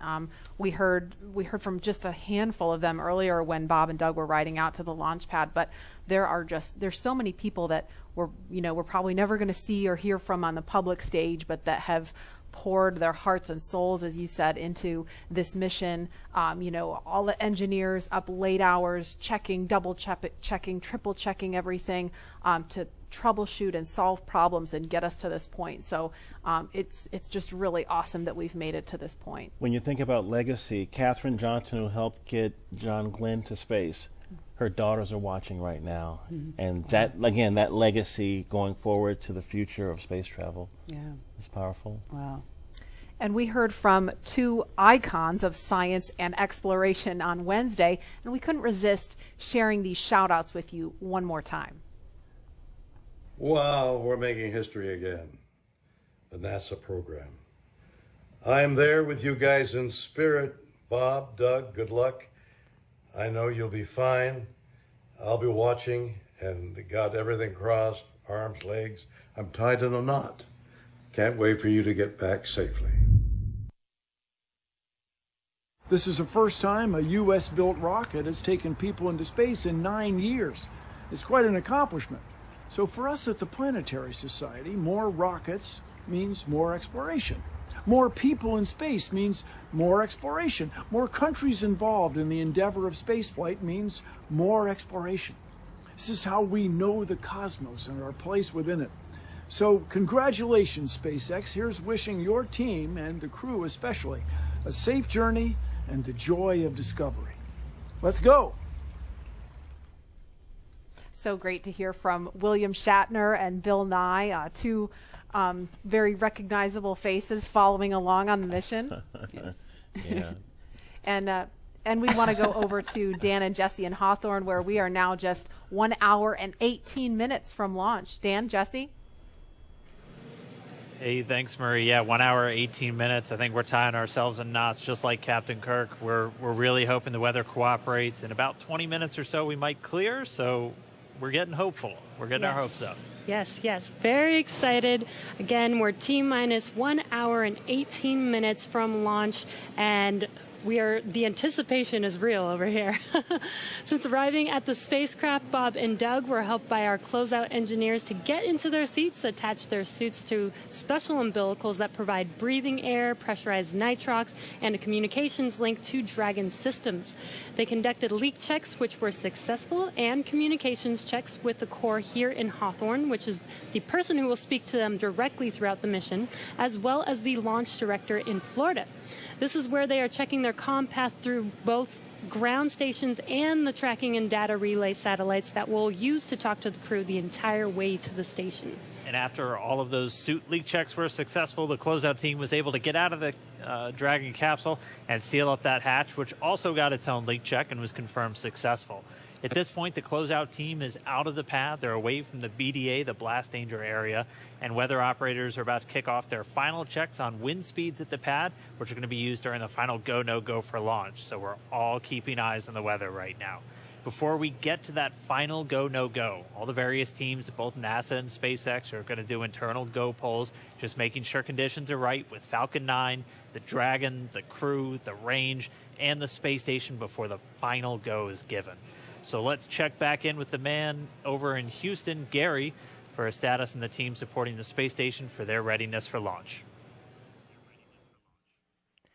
Thanks, Dan. The team here in Mission Control Houston remains go for launch. We're also very hopeful about that weather. All systems on board the station that are required to be healthy for this mission are continuing to look good. Chris Cassidy is wrapping up his workday, and we'll be watching Bob and Doug launch here in just under an hour. So station power and communication systems are normal. Computers and networks used for monitoring Dragon's approach have been checked out, and the cabins and the station cabin's atmosphere and pressure are as expected and ready to welcome 2 new crew members aboard. Mission Control will be closely monitoring Bob and Doug's flight and checking off milestones for most of the flight, and this very same team will be coming back tomorrow to be ready when Dragon gets in range of the International Space Station and we begin integrated operations and prepare for Dragon's docking. So I'll send it back. International Space Station team here is ready for launch. Go Falcon 9, go Dragon, and Godspeed to Bob and Doug. All right, thanks, Gary. If you are just now joining us, you picked a really good time. We're just a little over an hour to launch. And welcome to our coverage for the mission known as Demonstration Mission 2 or Demo 2. Liftoff time still holding for 3:22 p.m. Eastern. Tracking no issues with Falcon 9 or Dragon. Everything good with the range so far. We're just really keeping an eye on that weather. Over the last 3 hours, our crew members, Doug Hurley and Bob Behnken, donned their SpaceX suits in the historic crew quarters suit-up room. After that, they walked out of crew quarters, just as every astronaut to fly from space from this port has done since Apollo 7. And then they were transported over to the pad, where the crew members entered the SpaceX Crew Dragon spacecraft that we're looking in live. Today is a historic launch. It will be the first time a commercially built spacecraft will launch people into orbit, and the first time the U.S. has sent people to the space station from American soil since 2011 with the retirement of the Space Shuttle program. Over the next hour, we will conduct a series of polls to get ready for launch, have Bob and Doug arm the launch escape system, and begin fueling Falcon 9. Launch is set for 3:22 p.m. Eastern. This will include a 12-minute flight to orbit and then a 19-hour flight to dock with the International Space Station tomorrow morning. Today's mission is the culmination of years of work between teams at SpaceX and NASA. Demo 2 is going to be an end-to-end flight test starting with this launch today, going on to dock with the space station tomorrow, and then splashing down at the end of their mission. And this is going to be the final test for NASA to certify SpaceX for regular crew flights to the space station. We've been hearing a little bit from the crew on board Dragon, which you can see on your right screen. They are currently strapped into their seats and already through communications and leak checks. They're able to follow all the milestones still ahead on those display panels just above them, getting insight into all Dragon and Falcon 9 systems as we proceed towards launch. So at T-minus 1 hour and 13 minutes, let's check in with John I for a status update on the vehicles. What's the update, John? Thanks, Jesse.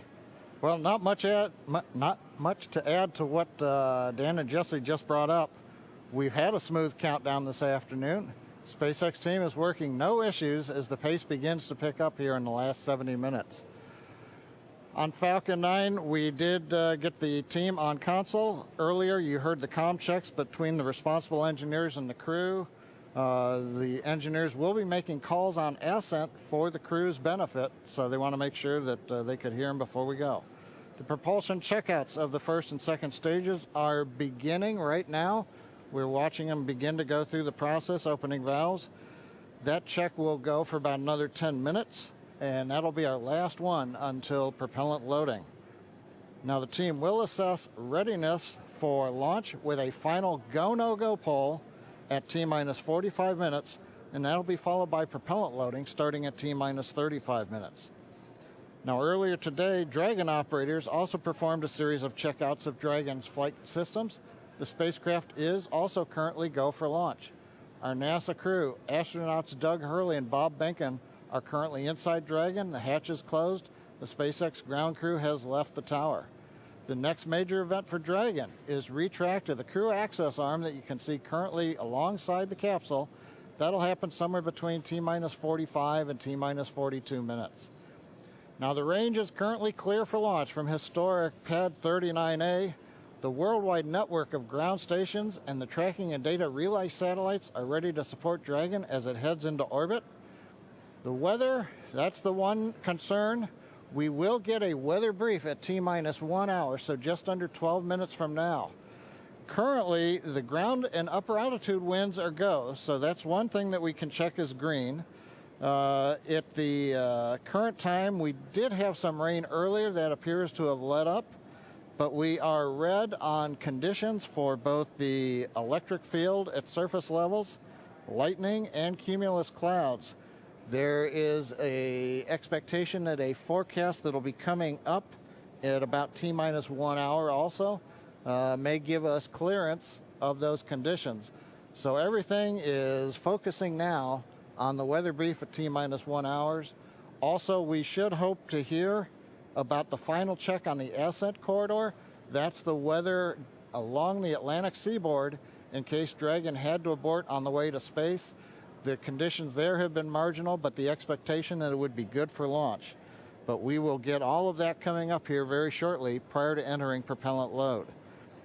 Now today we are aiming for a launch at 3:22:45 p.m. Eastern Daylight Saving Time, or 19 hours, 22 minutes, 45 seconds Universal Time. Once we begin loading propellant, there's no opportunity to change T0. So once propellant is loading, we're committed, and we'll get one chance at it today. But currently at T-minus 1 hour, 10 minutes, and 30 seconds, everything except the weather is go for launch. Thanks, John, for that detailed update. We've got an extensive history now of flying Falcon 9 from the Florida coast, and just last year completed a test run of the mission. We're less than an hour from beginning here today. The purpose of that mission was to demonstrate Dragon's capability to safely and reliably fly to and from the International Space Station. The success of Demo 1 was a really exciting moment, Falcon paved 9, the way Falcon for 1, today's please, mission to where we are today. And right now we're getting ready to fly U.S. astronauts from U.S. soil for the first time since 2011. Dragon and Falcon 9 together have years of operational experience, or what we refer to as flight heritage. As I mentioned earlier, SpaceX has successfully completed 21 flights of Dragon to and from orbit since 2010, including 20 trips to the International Space Station. Not only have we conducted thousands of hours of testing, we've also enhanced and added a number of safety features to Dragon. Much of what was learned with the Cargo Dragon was leveraged in the design of this new vehicle. It's fully autonomous, which means it can basically fly itself, but also features that full manual override capability just in case of emergency. And many of the other enhancements help towards SpaceX's goal of reusability and less refurbishment time between missions. So let's take a closer look at these advancements. Standing at almost 27 feet tall from the very bottom of the trunk to the very top of the nose cone, Crew Dragon's comprised of two main elements. You have the capsule, which is designed to hold crew and pressurized cargo, and then you have the trunk, which holds unpressurized cargo as well as having a solar array and radiator. And the nose cone at the top of the capsule protects the docking system as well as the guidance navigation control system, or what we call GNC.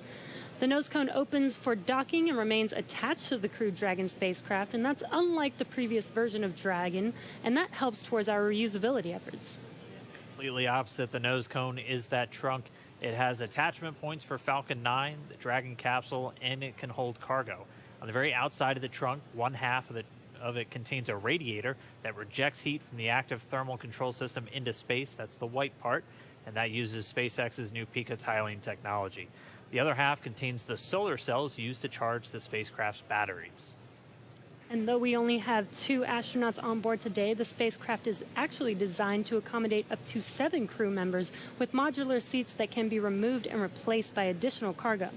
The seats are made of carbon fiber and are custom sized for any crew member flying on board. The control panel centered right between the pilot and the commander seats and has those 3 touchscreen displays that gives the crew insight into Dragon and even the ability to operate the vehicle and fly it manually. And finally, our Super Draco launch escape system is a key safety feature of Crew Dragon, giving the crew the ability to safely escape from the time of launch all the way to orbit. And as we look to the future beyond this test flight later this year, the first operational crewed mission for NASA will take place. NASA astronauts Mike Hopkins. Try to review your launch commit criteria and indicate readiness at the appropriate time. Step 5469 for propellant load and launch. That's a good sign. That was the launch director. We're getting ready to pull the teams as we move towards that go, no go for propellant loading, which happens at about 45 minutes before launch. But back to our Crew 1 mission, NASA astronauts Mike Hopkins, Victor Glover, and Shannon Walker, and Suichi Noguchi of the Japan Aerospace Exploration Agency, or JAXA, were chosen to support this mission. Again, it's called Crew 1. But today, Doug Hurley is the spacecraft commander for this mission. He previously flew on 2 space shuttle missions as the pilot on STS-127 and STS-135, which was the final space shuttle flight. Here's a closer look at Doug Hurley. Excited? Very excited. Yeah, very excited. You feel ready? Feel pumped? Oh yeah, I think we're ready. I think we're certainly ready. Joining the SpaceX Demo 2 test. He is a Marine Corps colonel and test pilot. He was selected as an astronaut in 2000.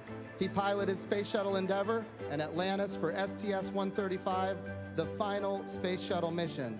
Introducing NASA astronaut Doug Hurley.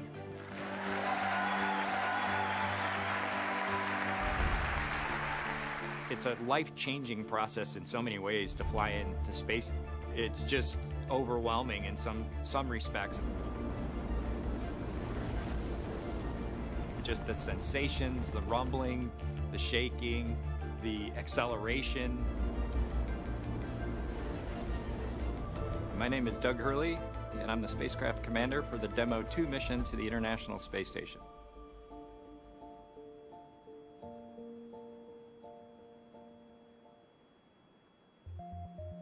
This will be the first time the Dragon had a crew on board, and so there's a myriad of objectives we want to achieve for this mission.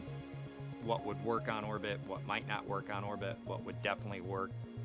To be able to just have the entire integrated team that's going to support us getting to and from space station. It was really neat being part of it. You know, we are the lucky ones that get to fly it, but we certainly not for 1 second take for granted the amount of effort that so many other people had to put into this to make it successful. For Doug personally, he's worked so hard, I mean, through his entire life, to get to where we are right now. As a test pilot, this would be the dream to fly a new vehicle. So it makes me so happy to see that he gets to be part of this mission, the spacecraft commander. I'm just glad to see his hard work and his dreams come true for that. It's been a long road in a lot of ways for not only us, but certainly for all the folks that work in the Commercial Crew Program, as well as SpaceX in our case, just working to get to this point.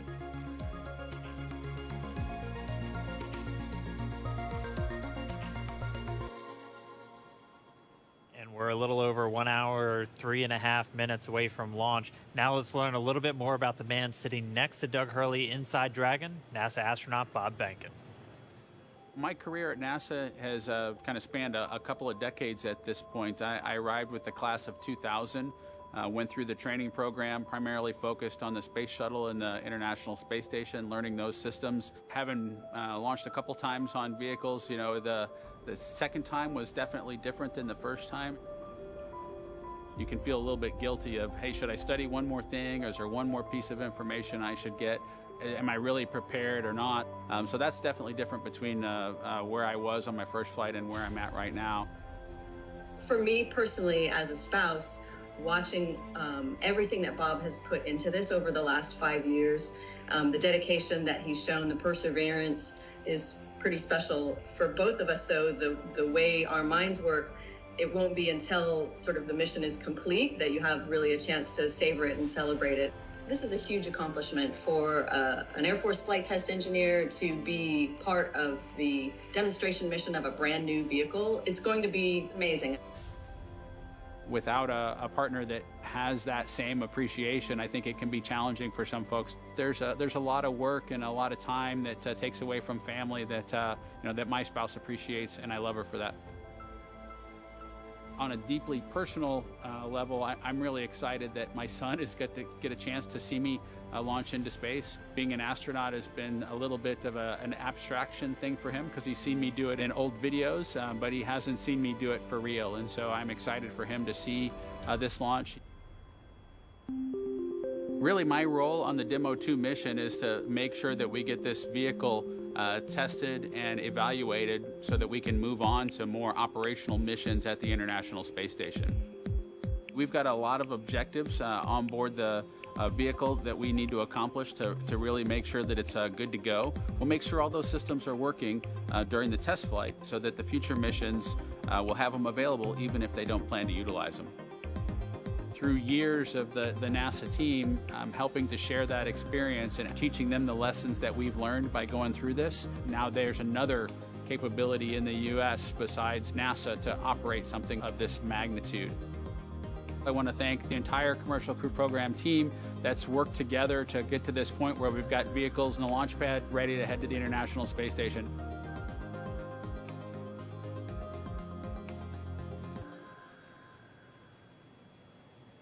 If we look even further into the not-so-distant future, flying on a mission to space will be an option for more people as SpaceX plans to also fly private astronauts on board Dragon. Earlier this year, SpaceX signed an agreement with the space tourism company Space Adventures to fly up to 4 passengers on an orbital trip aboard Dragon as early as next year. And of course, it's NASA that is making private astronaut missions to the space station a possibility. We are looking forward to these missions, and we hope that you guys are all too. All right, we are just 20 seconds away from T-minus 1 hour. This is going to be a really big moment that everyone's going to want to listen to. We're expecting a weather update, obviously hoping that the weather is improving. And so we should find out in the next 10 seconds or so. So we're going to stand by for a moment and wait for the Corps to give Bob and Doug a call, and then we'll all hear the latest. SpaceX, we're at T-minus 1 hour. You are go for Section 6. When ready, report go for launch. We'll put it in work.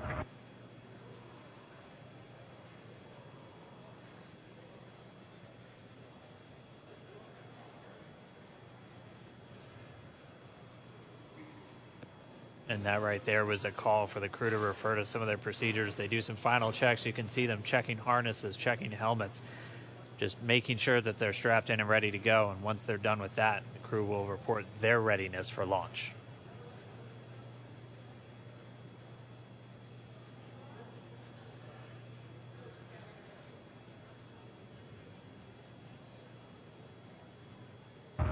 SpaceX Dragon in 6.4. Bob and I are go for launch. Copy, go for launch. And next up will be go no GoPro at T-minus 45. Dragon copies. All right, the crew is go for launch. So we are inside of 1 hour, still waiting for the weather update. But I mean, this day is one for the history books. We're returning crewed launches to station from American soil on American rockets. It's been almost 9 long years since we retired the space shuttle program. I remember that day. I'm going to remember this day. It's been a long road to get here, countless hours by thousands of dedicated professionals from NASA and SpaceX. It's been an exciting week, but this last final hour is just so exciting right now.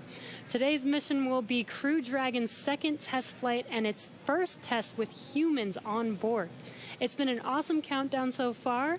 Weather, we're still waiting for that update, so it's still a watch item, but the crew is go for launch, so at T-minus 45 minutes, hopefully we'll get an update on that weather. We've had a really clean countdown so far. It started with suit up just over 3 hours ago. The SpaceX team helping Bob and Doug put on their suits, conducting initial checkouts, including an initial pressure and leak check before they got to the actual walkout. And all of that done in that operations and checkout facility. The crew walkout was where Bob and Doug gave their final goodbyes to friends and family gathered outside the operations and checkout building before they began that roughly 20-minute ride to pad 39A. Really touching moment, saying goodbye to their family, both their wives and sons right in front of them. Yeah, a very touching moment. It's incredible to be able to watch these moments. And as they got into their Teslas, we got to watch them ride all the way to the pad, and we got some great footage there. And as you can see on your screen, this is some playback from earlier of them getting into those Teslas, about to make that drive down to the pad.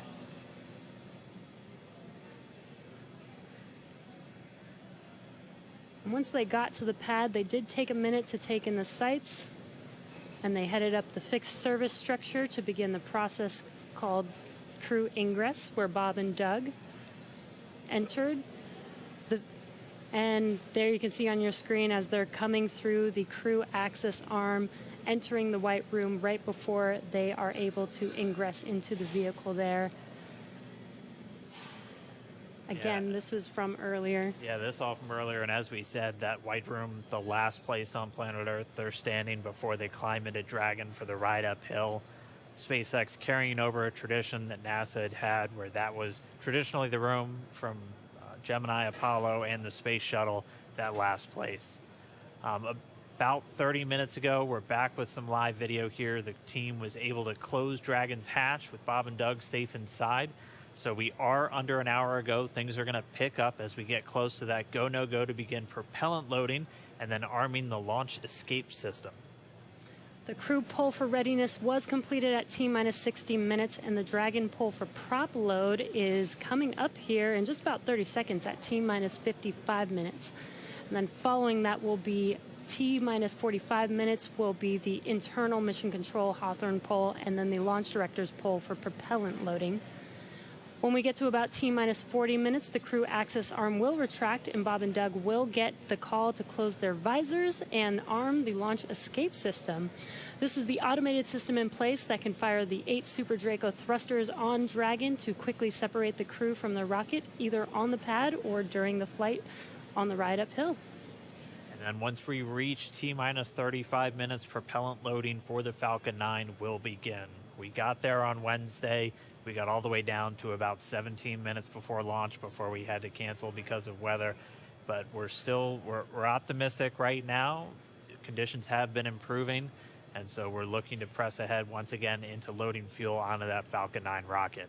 Throughout the countdown, we've been getting some incredible views of the astronauts inside Dragon, just making all of their final preparations, some close-up views of their suits and on the displays as they just are strapped in and ready for launch. The teams often describe the suits as an extension of that Dragon spacecraft. You can always think of it as a mini spacecraft inside of a spacecraft. It's got all of the life support, everything that they need, just like the capsule. The on countdown 1, technical poll is complete. No constraints to proceed into launch escape system arming and propellant load. And there's that call out that the crew is ready. They are ready to load prop onto Dragon. So we are pushing forward towards T0. And while those suits do look great, they are also engineered to connect directly into Dragon's seats to provide communications, cooling, and the ability to pressurize if necessary.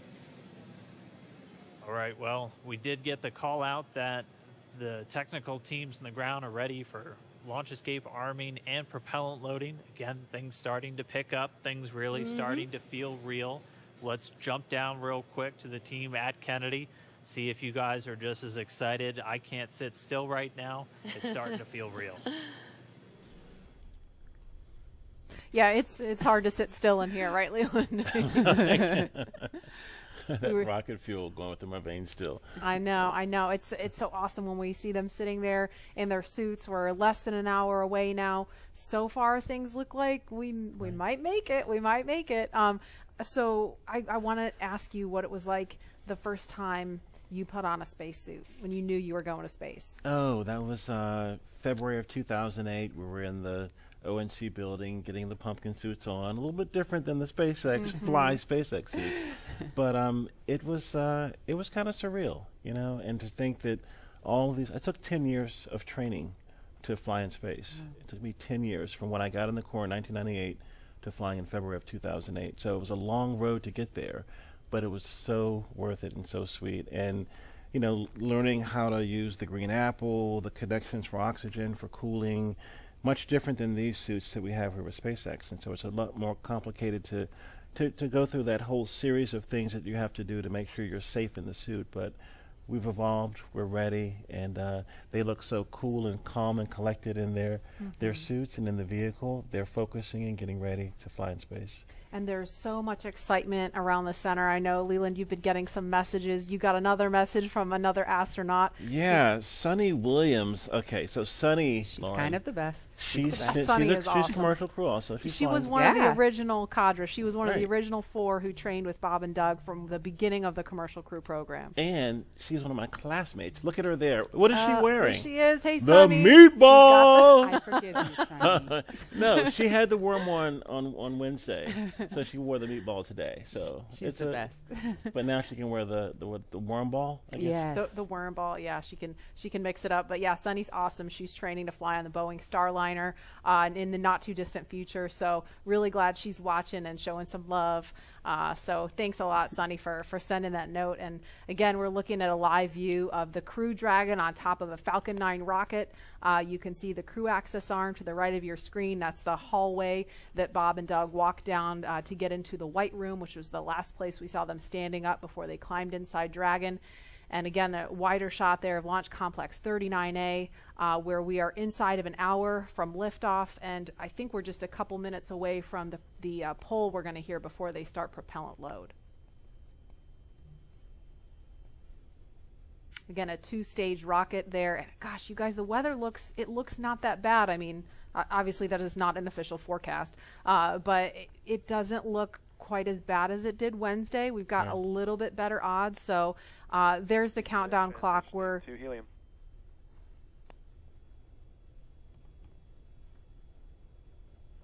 going to pause to listen to that comm.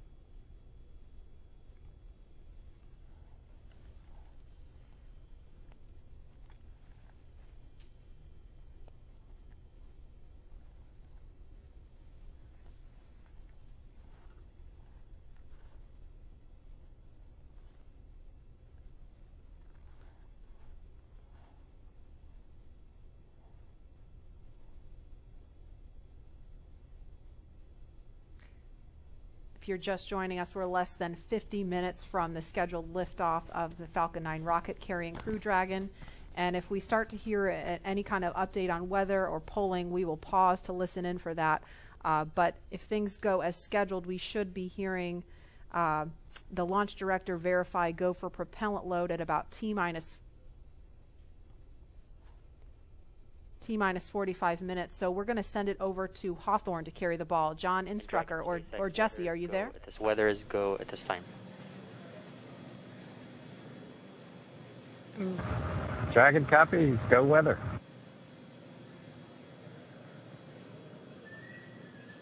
And there you heard that call out. So far we have good weather. We are go for launch today. This is getting really exciting. I don't know about you, Dan, but my heart is beating pretty fast right now. Yeah, we've been waiting for those words since Wednesday. Oh, and yeah. we did hear a call to the crew, just in case you missed it, that they were only tracking one final weather constraint. It was the cumulus cloud rule. They were expecting it to clear up within 10 minutes, and it's cleared up now. So we are currently go on weather. Yes, and it's been pretty incredible to be so close to launch, and the road leading up to this point has been pretty incredible as well. It has been. It's been a partnership between NASA and SpaceX. We've been working together since SpaceX started flying cargo to the International Space Station, now getting ready to launch crew. And we've been really fortunate to work with not only a lot of international partners on the International Space Station, but a lot of And as really a reminder, great here in companies. the control room, we'll be closing doors here once we start with propellant load. Any last-minute bio breaks, please go ahead and accomplish those in the next few minutes. And the launch director just getting the teams ready. We'll be coming up on that propellant loading again. That starts at about 35 minutes prior to liftoff, so in about 12 minutes from now.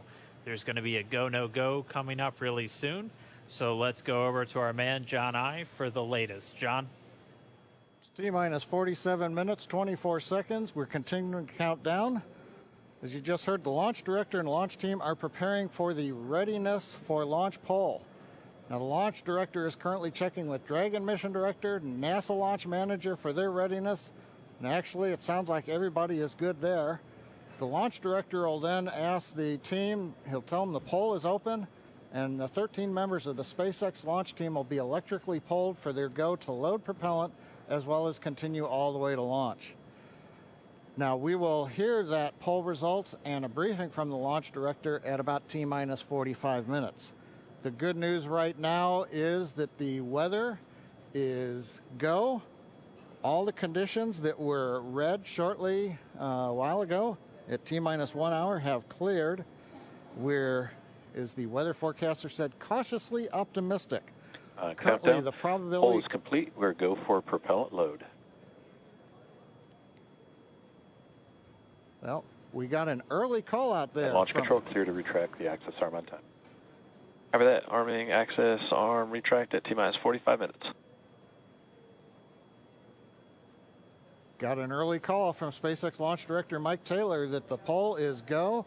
You also heard the direction T-minus 45 minutes to prepare for retract of the crew arm.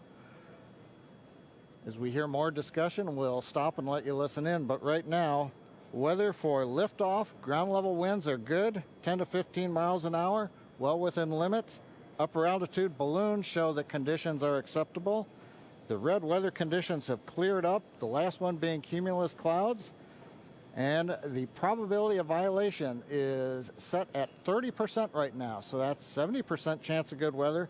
We're continuing to watch. There is about a less than 10% chance of lightning. We're also watching the abort corridor off of the Atlantic coast. In case, for example, at stage separation, Dragon had to abort into the ocean. The conditions there are acceptable. There has not been lightning lately. The weather, winds are good, light rain. It is go, but NASA is going to continue to watch those conditions. T-minus 45 minutes and counting. Reminder on hold and launch escape protocol. For non-urgent no-go conditions, brief the CE or LD, and they will approve aborting launch auto-sequence and proceed to launch abort. For urgent issues affecting the safety of the operation, operators shall call hold on the countdown net. Launch control will immediately abort the launch auto-sequence and proceed to the launch abort auto-sequence. Operators shall also advise launch director whether structural break or fire is imminent or occurring per Dragon manual escape flight rules. A reminder on fire alarm instructions. In the event of a fire alarm, key operators previously briefed will remain at their post while the alarm is evaluated. In the event that personal safety is threatened, evacuate to the south-facing emergency exit, which leads directly outside. At this time, weather is go for launch. You can see on the screen, we're inside T-minus 40, we're T-minus 44 minutes, 5 seconds. Crew access arm retracting away. SpaceX launch director is giving the final brief to the crew. And we will be beginning propellant loading at T-minus 35 minutes. So right now on Falcon 9, we're ready to get into propellant loading. Dragon, crew, getting configured, set up. The arm is pulling away. The range is go for launch. They continue to monitor the air and the sea space. Everything looks good. And we finally have gotten green across the board on the weather conditions, but we can't take a deep breath quite yet. We're going to have to watch the weather all the way down to T0, both here at Kennedy Space Center and out in the Atlantic in the abort zones. Now, earlier we saw many of you following the launch from the United States on our hotspot map. Now that we're inside an hour, we're seeing large numbers of folks logging on, tuning in from coast to coast and around the world. So we'd like to know, is this your first time watching a launch live, not counting Wednesday? And if not, how many have you seen before? Tell us using the hashtag LaunchAmerica from your favorite social media platform. And with that, at T-minus 42 minutes, 50 seconds, conditions are go, and we are counting down for an on-time launch. Let's send it back over to Kennedy Space Center as the action begins to pick up on the pad. Dragon, SpaceX, you are go for Section 7, close visors, and arm launch escape system. We will put Section 7 in work, visors come in close.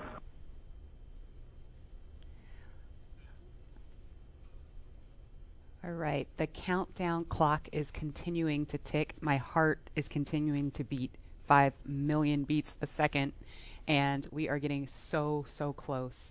SpaceX Dragon in 7.2, visors are closed. We're arming launch escape system. Copy. And as you just heard, the crew is arming the launch escape system. That is one of the absolute last big milestones prior to liftoff, other than nominal Falcon operations.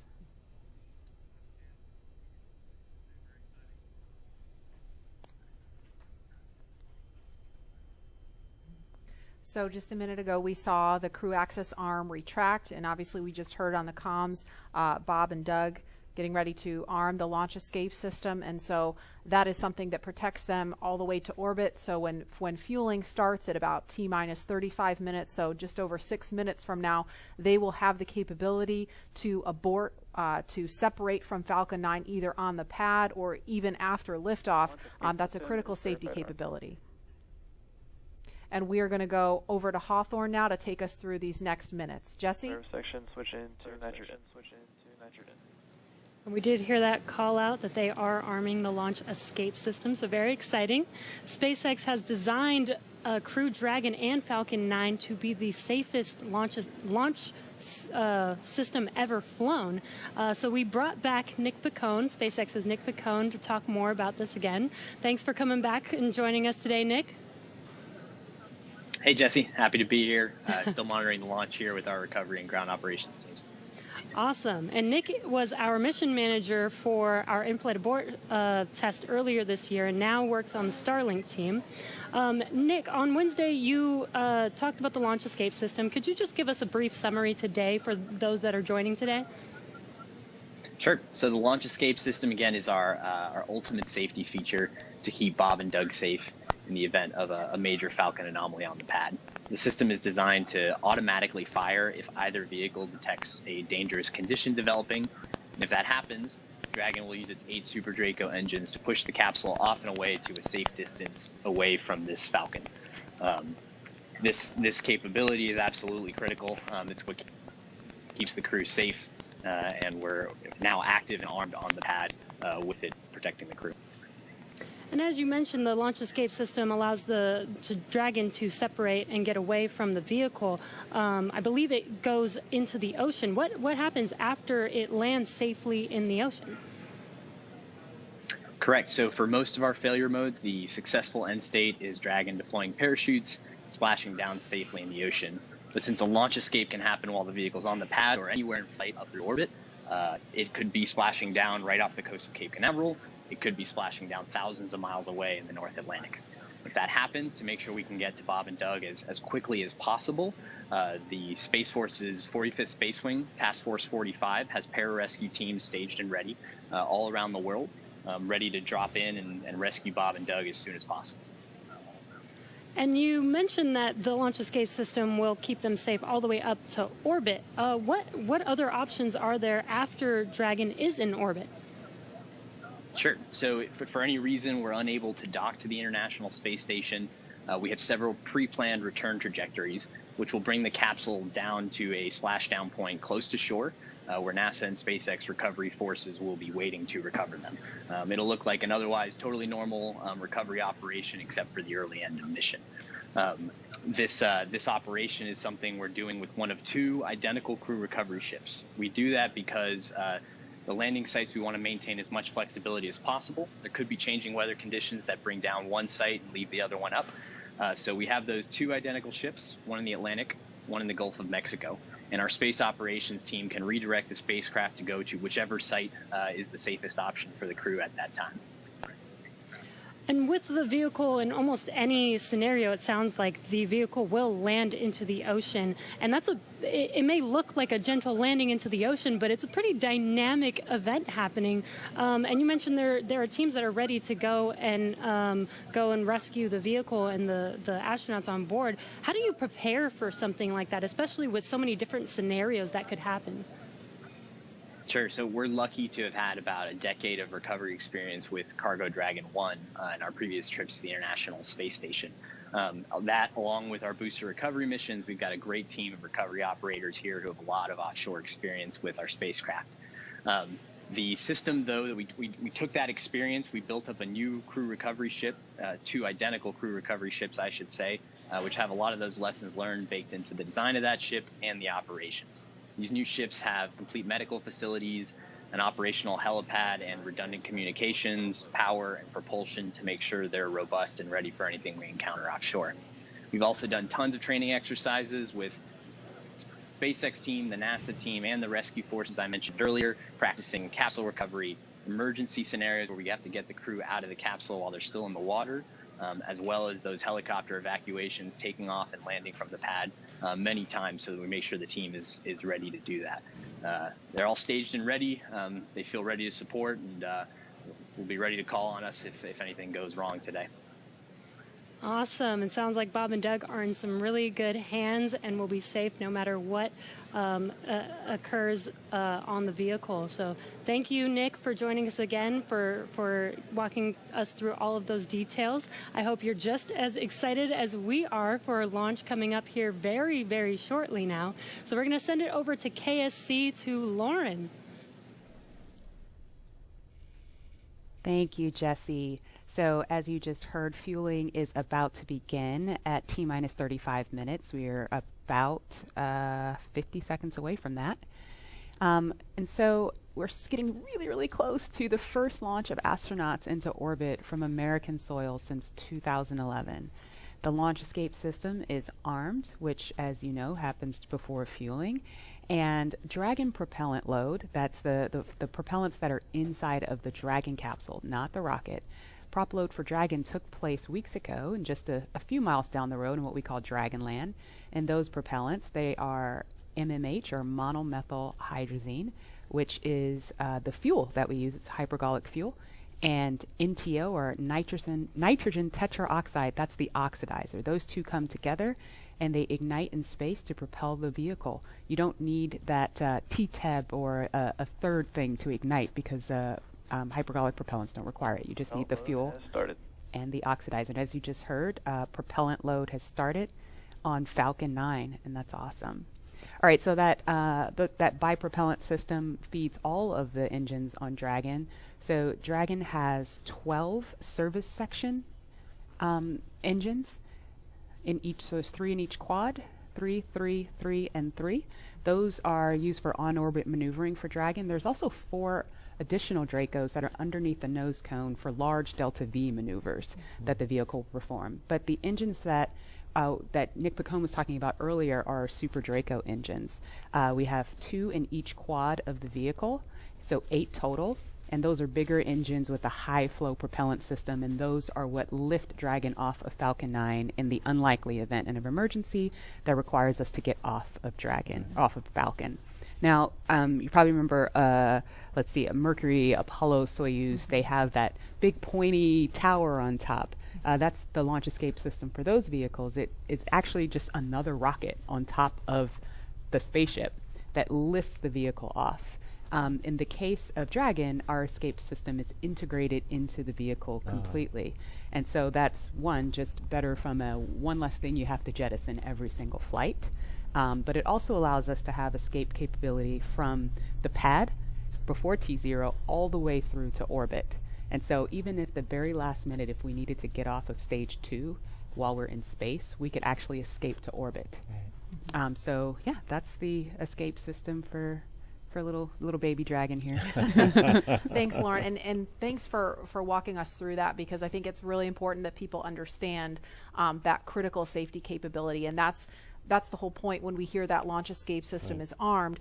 What that means is that in an instant they can separate from Falcon 9, shoot up into the air, and they can splash down safely in the Atlantic Ocean under Dragon's parachutes. And it was designed to do that. So now that fueling is underway, it's been going on for about 2 minutes now. So they have that safety capability ready to go on standby in an instant if they need it. And so we want to go over to Hawthorne now for an operational update from John Innsbrucker. John? Send fuel and stage 2 fuel, all flow rates tracking nominally.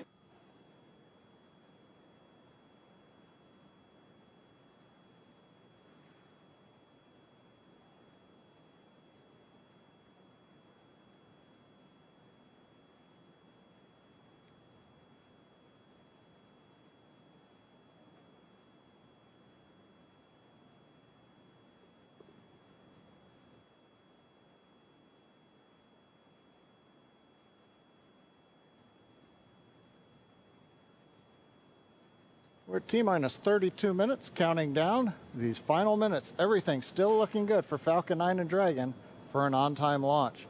Falcon 9 did begin propellant load at T-minus 35 minutes at planned. Now on the Falcon 9, we use a fuel and oxidizer as the propellants that power it. The fuel is commonly known as RP1. That's rocket propellant grade 1 kerosene. The oxidizer is densified liquid oxygen, also called LOX. Densified means it is kept much colder than typical for launch vehicles. This allows for more oxidizer to be loaded into the first and second stages. Now with the fuel and oxidizer on hand, we need an ignition source to complete that fire triangle, as we call it. For this, Falcon 9 uses a fluid called T-Tub.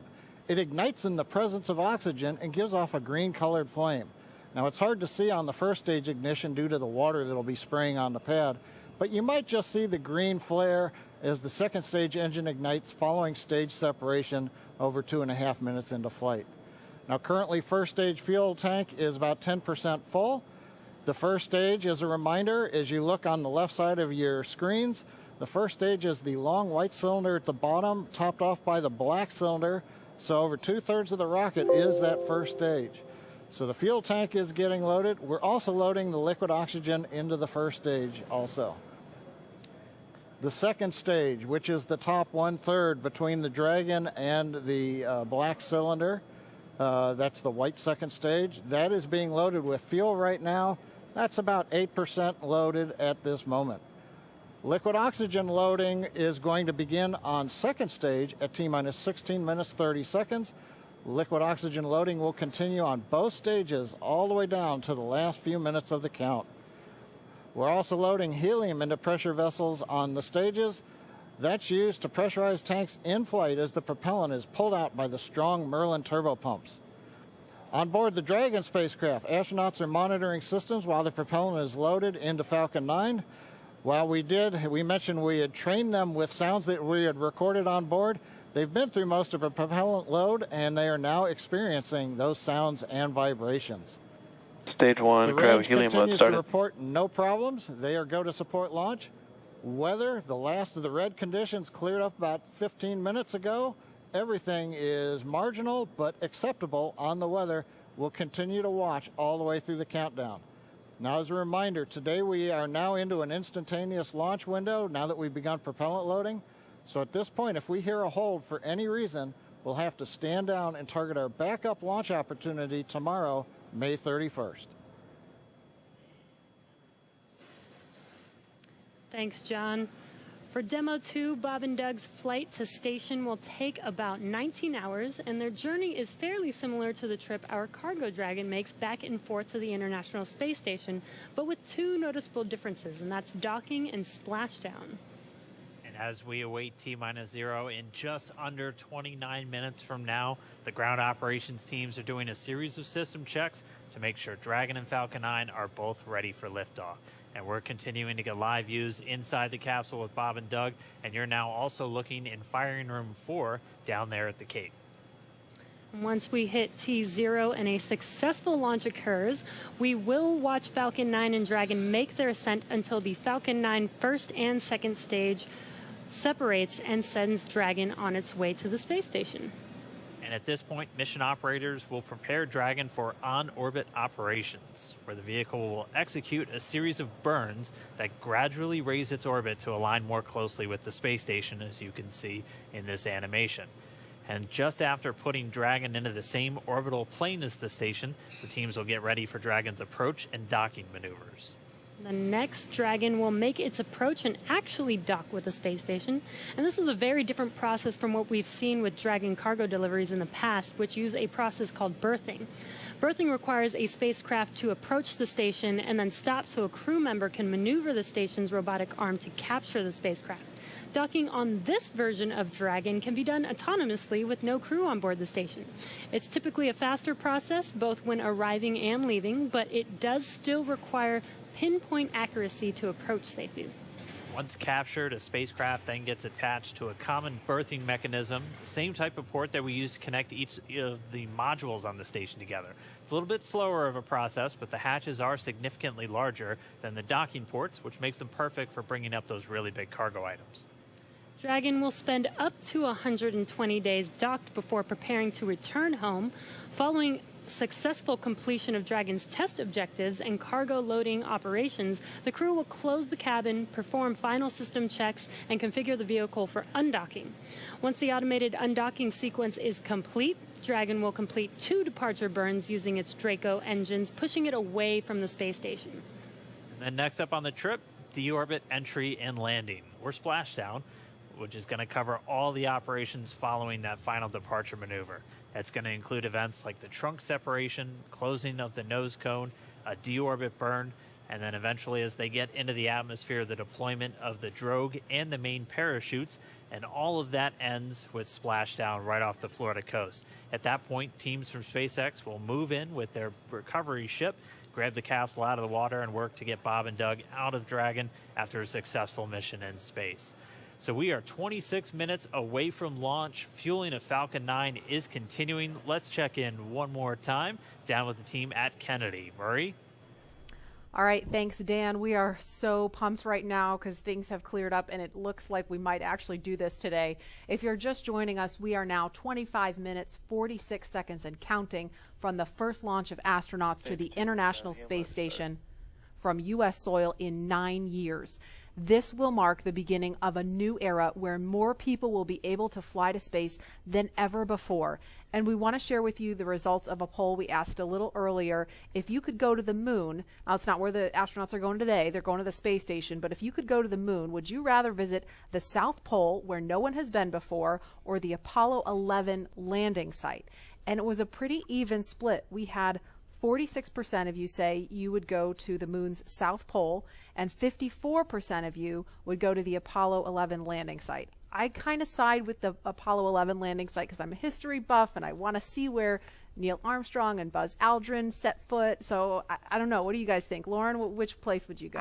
I'm with you on that one. And I would love to go see that flag there and those footsteps, those footprints there. Still be there, right? There's no wind there. Should still be there. Leland, how about you? I think I'm with both of you because it's just like, the meatball, the classic. Yeah. Going to the classic spot, and that's where all of it started. That's where all that inspiration came, even though I was an antenna engineer not seeing it. But besides that, that's history. And hopefully maybe it wouldn't have to be one or the other. That's true. Exactly. Yeah. I mean, we're going to learn more from going where we've never been before. Exactly. And so we need to go to the South Pole too.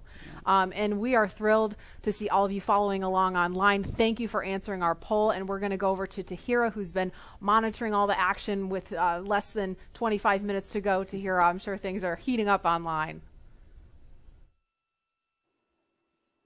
Hey, Marie, I mean, you're completely right. Now that we have that go for launch, people are on the edge of their seat right now waiting on this historic moment to take flight.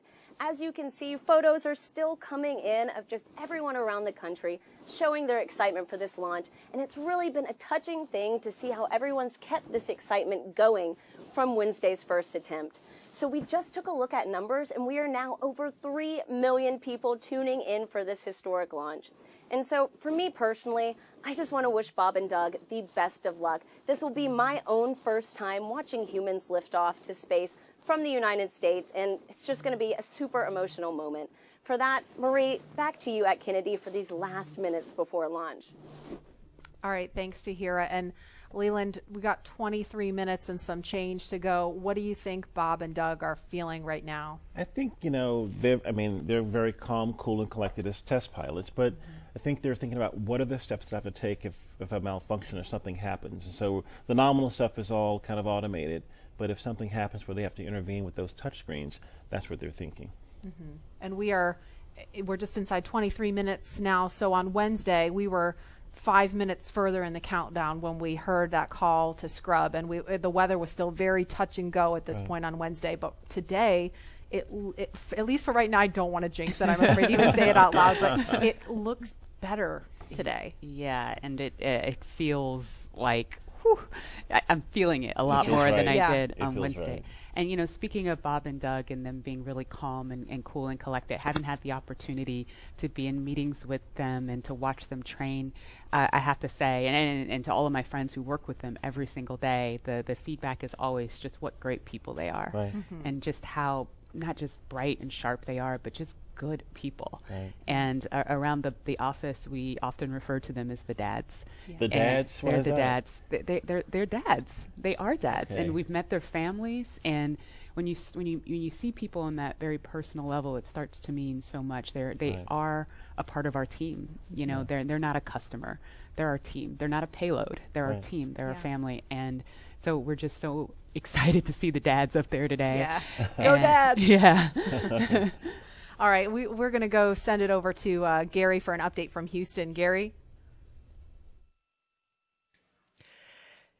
Hey, Marie. The space station team here is focused. All eyes are on the system checks that are happening across the board, and we're listening in as we close in on launch. And I can tell you that things are looking very good.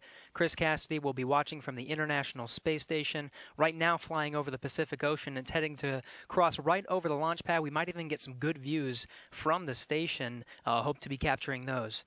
We'll have the launch view on the big screen up front, and everyone's excited to see our two crew members on their way to the International Space Station.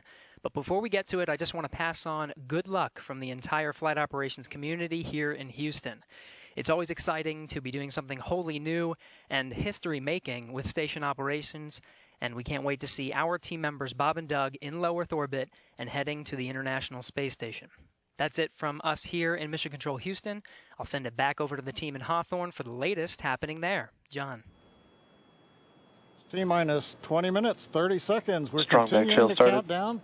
Everything is still looking good for launch of Falcon 9 and Dragon. 22 minutes, 45 seconds after the hour. Stage right 2 now on the RP1 right-hand mode is complete. side, you can see a large white cloud coming off of the strongback. That is normal. As we get ready to load the second stage with liquid oxygen, we have to chill in the plumbing lines going up that strongback. And so as we relieve pressure, the moist, humid Florida air condenses around it, and that gives you the cloud. So that tells us that things are actually on schedule. We did begin propellant load at T-minus 35 minutes. Fuel loading on the second stage, I believe we just heard the call out that it is complete. First stage fuel load is continuing, and right now that's a little more than, that's about 60% of the way full. So things are looking good. Second stage is getting ready to begin the liquid oxygen loading.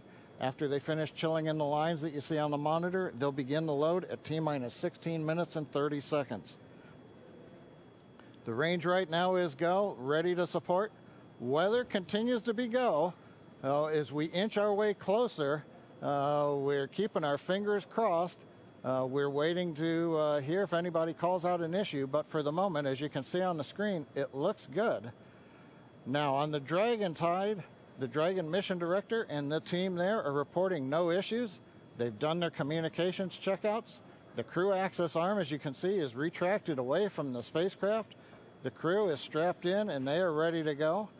Now, final instructions will be going to the crew at T-minus 10 minutes. The crew displays will be configured for launch, and that setup will give astronauts Bob Behnken and Doug Hurley insight into how the launch is proceeding and provides constant updates on vehicle health. We've already heard the crew give their go, close their visors, and get ready for launch. For Dragon, it'll enter terminal count at T-minus 5 minutes. When it transitions to internal power, we'll hear continued callouts on the countdown net as we get close to zero and to liftoff.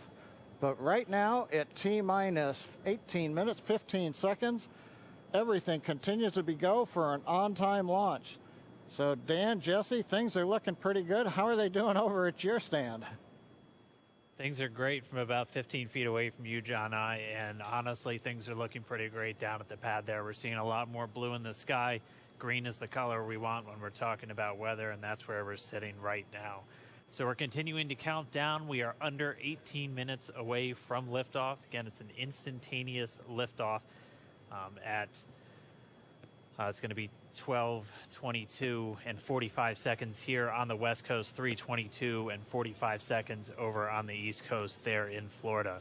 Just a reminder, it's going to be about a 9-minute ride up to orbit for the Falcon 9 and Bob and Doug on board Dragon. It'll be a 2-stage flight, so we'll see the first stage fly until we hear MECO, or main engine cutoff, about 2.5 minutes into flight. After that, the second stage will take over and continue to power them the rest of the way. Second engine cutoff comes in just under 9 minutes at about 8 minutes and 44 seconds. Following that second stage completing its job, it'll continue to coast for about 3 minutes. It'll do a slight attitude adjustment and null out any rates, so make sure it's not in any kind of a spin before they do separation. So that's when the Dragon spacecraft will physically separate from the Falcon 9 vehicle and Bob and Doug will be flying free. It's about a 19-hour ride if we launch today on time. So that means Bob and Doug will get on orbit. They'll have a number of burns, or those firings of those Draco thrusters that they'll do over Stage 2 LOX load started. We hear the LOX, the liquid oxygen load has now started on Stage 2. But again, they're going to be doing a series of burns on the way uphill towards the International Space Station 5, spread out over the first 16 hours or so of their flight until they get much closer and it's time for that approach and docking. And we are expecting that with an on-time launch to happen today. That'll be coming tomorrow in the afternoon. All right, now that we're under 16 minutes away, we have a special guest joining us. I'm going to toss it over to Jesse. We are T-minus 15 minutes and 45 seconds from liftoff of our second demonstration mission today, and we have the honor of having SpaceX's President and COO, Gwen Shotwell, join us. Thanks, Gwen, for coming out and taking a few minutes to chat with us. Thanks, Jesse. We know you've been on console. How's the countdown been going so far in there? Countdown is clean today, just like it was Wednesday. We did clear the weather hurdles sooner than we did on Wednesday. And the only thing we're watching right now is downrange weather and lightning at the staging location. Of course. But we will clear that hurdle at T-minus 7 minutes. Awesome. Great. Very exciting. Now I'm going to throw it back to 2012 because you were on console for Dragon when it was first making its way to the space station. How does that experience compare to today? Stage 2 launches on the DPUs So and I was nervous then. I stopped getting nervous for launches. Today I'm nervous again. Super nervous. Stomach and throat. Understandable. No, it's a fantastic day today. I'm really excited. The team is pulled together. It's such a professional operation. And when I say team, by the way, I mean SpaceX and NASA. These folks have been working incredibly hard and have done a fantastic job. Yes, and we are all so excited. And we know that you have to get back inside of Mission Control, but is there anything that you wanted to say before liftoff to NASA and SpaceX? Well, I want to thank NASA, of course, for their generosity and their help with getting to this place. I want to thank all the SpaceXers who have come together to make this moment in history. And I want to thank Elon for hiring me. We thank Elon for hiring you as well. Thank you so much for joining us. We'll let you get back to Mission Control. And good luck with launch today. Thanks, Jesse. And Godspeed, Bob and Doug. Well, we are so excited. We are just a few minutes away from countdown. So we are going to turn it over to Dan and John for the final minutes in terminal count. Take it away, John. T-minus 13 minutes, 30 seconds, continuing to count down. We're continuing to load fuel onto the first stage. That should finish up in just about 6 minutes. Fuel is completely loaded on the second stage. That's closed out.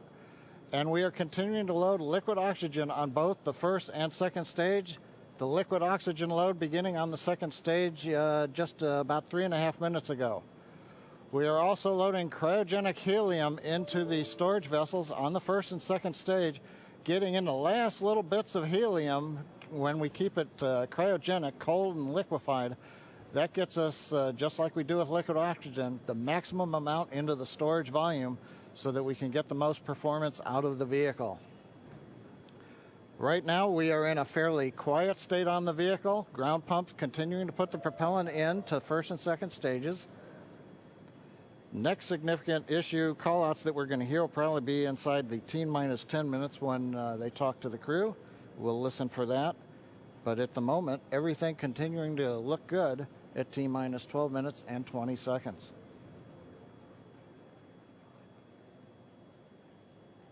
We're getting real close now, John. It's only a little over 12 minutes away. Just a reminder for everybody, it's about a 9-minute ride uphill. We'll have some dueling boxes going on as that first stage is going to be coming home while the second stage is carrying Bob and Doug into orbit. So obviously, we'll be keeping an eye on our astronauts the whole way uphill. Some of the calls that you'll be hearing, as there will be what we call performance calls over the Dragon to ground the entire way uphill. And you'll just hear some of the SpaceX engineers calling out trajectories and booster performance. So we're always looking for that word nominal. I know that's one of John's favorite words. That's one of mine too. We want to hear nominal as much as possible up on the way uphill. You might also hear some number and letter combinations, and those correspond to the different abort zones that Bob and Doug are in during their flight uphill. There's 1A and 1B, which signify that they're on the first stage. Those carry them from there in the Cape all the way up to about the very top of North Carolina. And then we'll have 2A through 2E or 2 Echo, and that will be on the second stage, and that goes from North Carolina all the way up to about the tip of Newfoundland, so in the northern Atlantic. And then there is a zone of the northern Atlantic that we're going to avoid, and so you should hear the call out be something similar to forward to Shannon, and that just refers to Shannon, Ireland, which they'll be going off the coast of Ireland at the later stages of the second stage if they have to abort. So just prepping you now for some of those calls. You're hopefully going to hear that word nominal a whole lot on the way uphill. 10.5 minutes. Things are pretty quiet. As John I said, it'll pick up right at about 10 minutes. We'll wait for the crew just to confirm that their displays are in order. The crew is already strapped in and reported that they are go for launch. And we'll continue to watch the fuel gauges tick up on the Falcon 9 vehicle until fueling cuts off at just about 2 minutes prior to launch. Dragon and SpaceX confirmed displays are configured for launch. SpaceX Dragon displays are configured for launch. Copy. Bob, Doug, on behalf of the entire SpaceX team, it's been a huge honor to help you get ready for today's historic mission. Know that we're with you, have an amazing flight, and enjoy those views of our beautiful planet.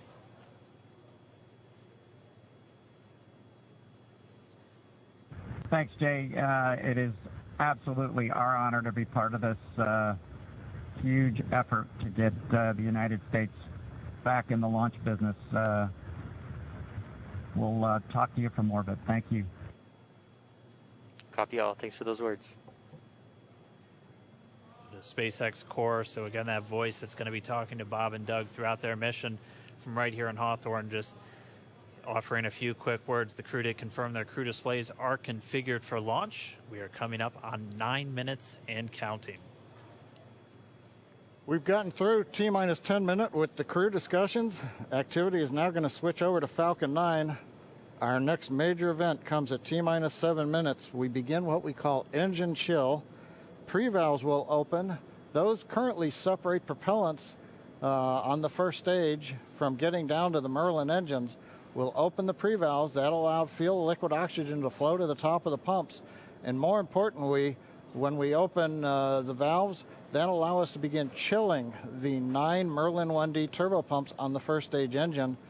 It'll take a few minutes to get them cold enough to where they would then be ready to pass the large amounts of liquid oxygen through the pumps and into the main thrust chambers when we get to engine ignition at T-minus 2 seconds. We don't want to try to run highly chilled liquid oxygen through a warm pump. You would flash that into gas, and running gas through a high-speed pump is not a good thing.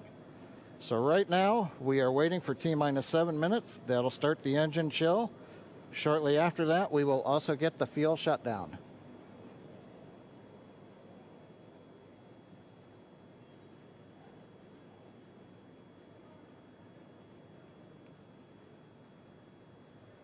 Listening to the SpaceX launch director in the background there. As I mentioned, at T-minus 7 minutes as we start the chill, we will also get into the final topping off of stage 1 fuel, and then the fuel load will complete.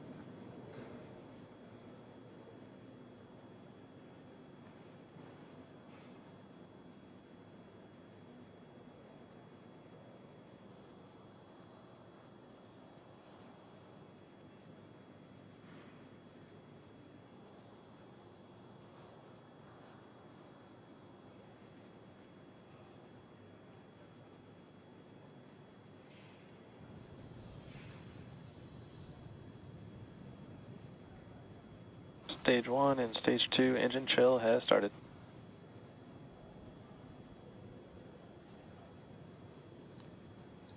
We've heard the call out. Stage 1 engine chill has started. That's gone up to the crew so that they've got situational awareness. As I mentioned, the pre-valves are open. And now we are topping off first stage fuel, getting ready to finish the fuel load. Liquid oxygen load on first and second Engine stage hydraulics at pressure will continue until the last 3 to 2 minutes of the countdown. We should hear that call out RP1 load complete coming up at about 6 minutes. Again, RP1 is just that densified kerosene or that rocket fuel that Falcon 9 is going to be used to power Bob and Doug to orbit today.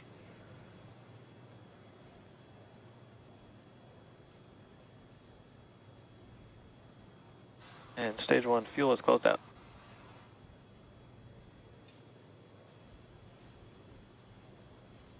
Right on time. That call out indicates that the fuel loading on the first stage is complete. Draining back the lines now, so first stage and second stage fuel are complete. Liquid oxygen loading is continuing on both stages. You can see on the view on the left side of the monitor the condensation, the cold gas wrapped around the stages as the tank skins are chilled by the densified liquid oxygen picking up the humidity Falcon from the Florida air. It looks like at this moment we're a little more than 90% full on the oxidizer on the first stage, ticking up towards that 80% mark on the second stage. We'll be counting down all the way till about 2 or 3 minutes, as John and I just said, until everything is loaded Falcon in 9 Falcon heaters 9. closing out. And then we will be go for launch. Dragon has transitioned to configure for terminal count. Vehicle tanks pressing for strong back retract.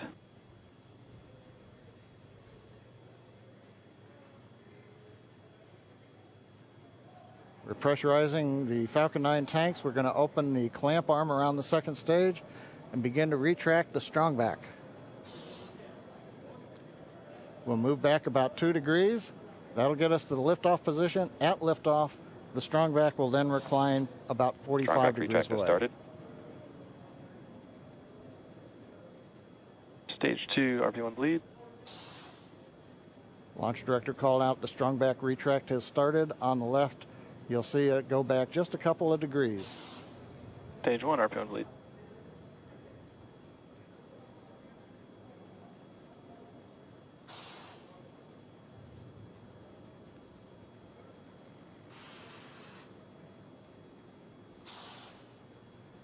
We are just 4 minutes away from liftoff. Again, at this moment, Bob and Doug are really just laser focused on those displays. They have insight directly into Dragon and the Falcon 9. They're able to see where their fuel loading is at, how everything's progressing down with the count. AFTS final setup started.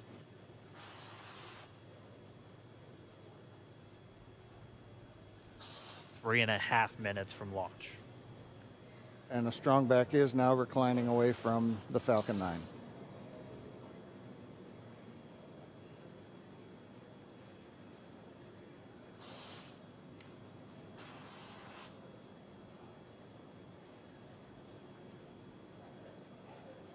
MVAC igniter purges.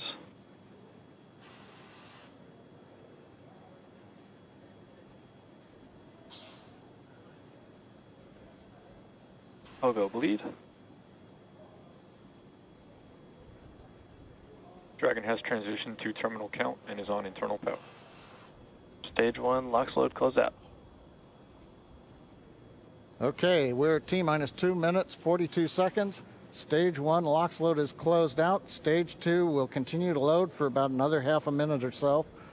Once we get the completion of Stage 2 LOX loading, we have to vent down the line, so you'll see another large white cloud coming off of the strongback. That'll be normal. That'll happen Vehicle around is transitioning to T-minus internal power. 1 minute and 40 seconds. We're going on internal power now. Just a few seconds away from the Stage 2 LOX load being complete. It's been almost 9 years since we've been in this position. A lot of work done by thousands of people to get to this point. All our eyes focused on 2 now.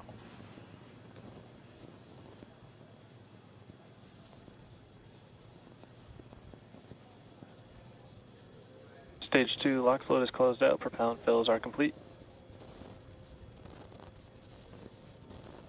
Dragon is in auto idle.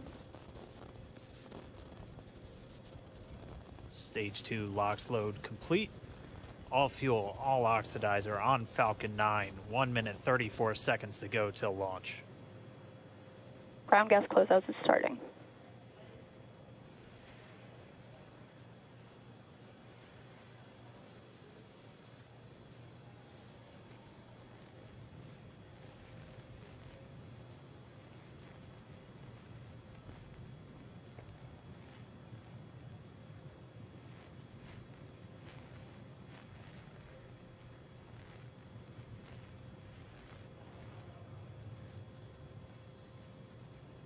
Falcon 9 is in startup.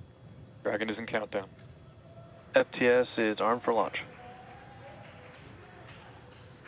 Under a minute now, the FTS, the flight termination system, has been armed. Dragon, SpaceX, go for launch. SpaceX Dragon, we're go for launch. Let's light this candle.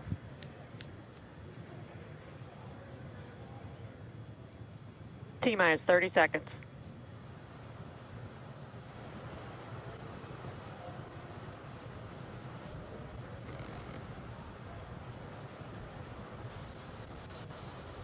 Stage 1 tanks pressing for flight. T-minus 15 seconds.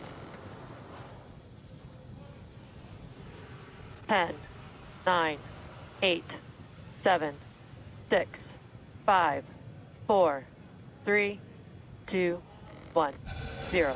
Ignition. Liftoff of the Falcon 9 and Crew Dragon. Go NASA, go SpaceX. Godspeed, Bob and Doug. America has launched. And so rises a new era of American spaceflight, and with it the ambitions of a new generation continuing the dream. 20 seconds into flight, stage 1 propulsion is nominal.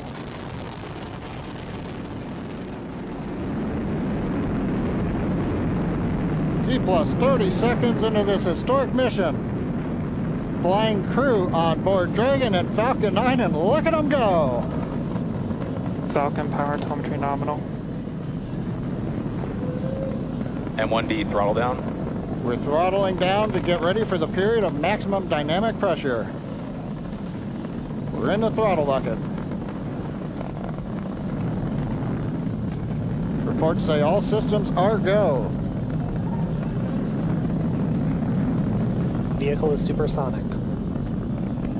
We've exceeded Mach 1 on the Falcon 9. M1D throttle up.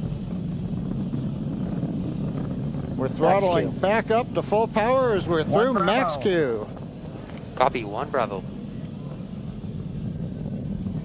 And we heard that 1 Bravo call out. That's just the second abort zone that they're in. They'll continue to be on this until the first stage has done its job and they switch over to the second. At this point, Bob and Doug pulling about 2.3 Gs, 2.3 times the Earth's gravity, already moving at over 1,500 miles per hour.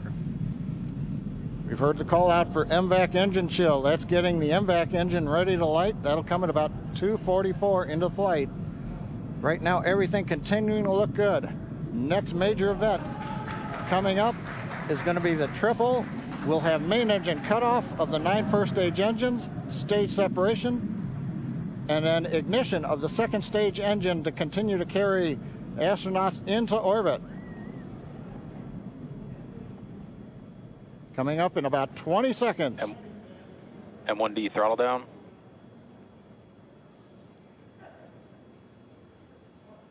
We heard we're throttling down the Merlin engines on the first stage.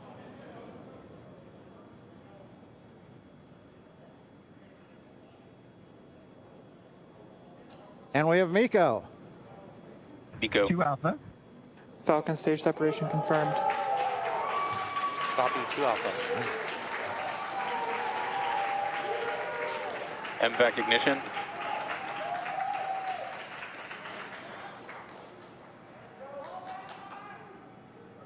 All right, we have stage separation confirmed. The first stage beginning its flight back. The second stage being powered by that single Merlin 1D vacuum engine has ignited and is now carrying Bob and Doug into orbit. So they're going to continue under the power of this second stage. Stage 2 propulsion is nominal. Which will cut off at SECO, or second engine cutoff, at about 8 minutes and 44 seconds into today's flight. So a little over 5 minutes to go still on this second stage. You heard the call out to Alpha, so they're now in the longest abort zone that carries them all the way from about North Carolina up the eastern seaboard almost to Canada. Things looking good, though, getting good call outs, nominal propulsion on that second stage. Bob and Doug continuing to make their way into orbit.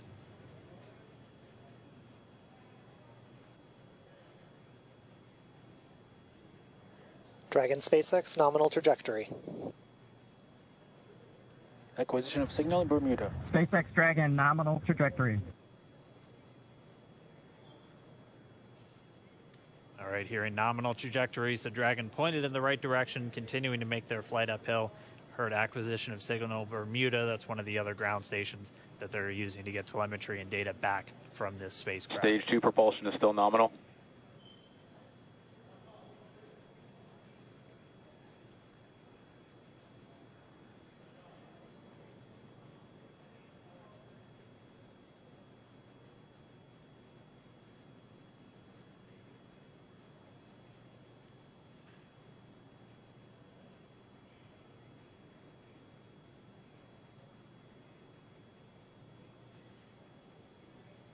Little over 4 minutes, 40 seconds into the flight.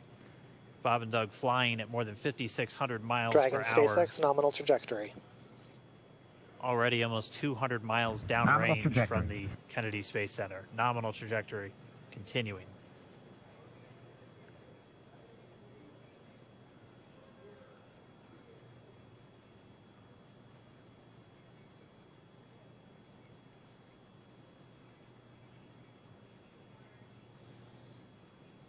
And while they continue uphill, it looks like we are getting a view of the first stage as well.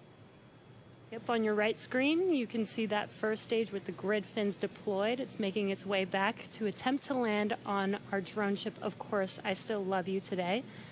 And we're just about a couple minutes away from the entry burn, and that's where 3 of the 9 Merlin engines do ignite to help slow the vehicle down as it re-enters back into the Earth's atmosphere. And then after the entry burn will be the landing burn, which is just a single engine Dragon burn. SpaceX nominal trajectory. And you heard nominal starting chill for entry burn. There's that call out. They are still on a nominal trajectory on Dragon, still on second stage, and that's that MVAC engine on second stage on your left screen.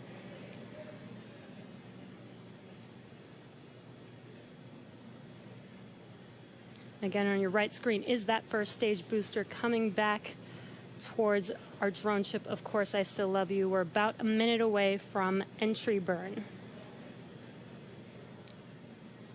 Meanwhile, that second stage continuing to power Dragon into orbit. Again, if you're keeping an eye on that timer, that's going to continue to burn until 8 minutes and 44 seconds into flight. So a little over 2 minutes from now, we'll hear the call out SECO. It'll then be a little Stage 2 propulsion is still good. A little over 3 minutes until Dragon physically separates from the second stage of the Falcon 9 after the upper Dragon stage gets a SpaceX chance. nominal trajectory. Dragon copies, nominal trajectory. Continuing to check in with Bob and Doug as they are on a nominal trajectory. Just about 10 seconds away from that first stage, starting that entry burn on your right screen. We should be able to see that view live. Stage 1 entry burn startup.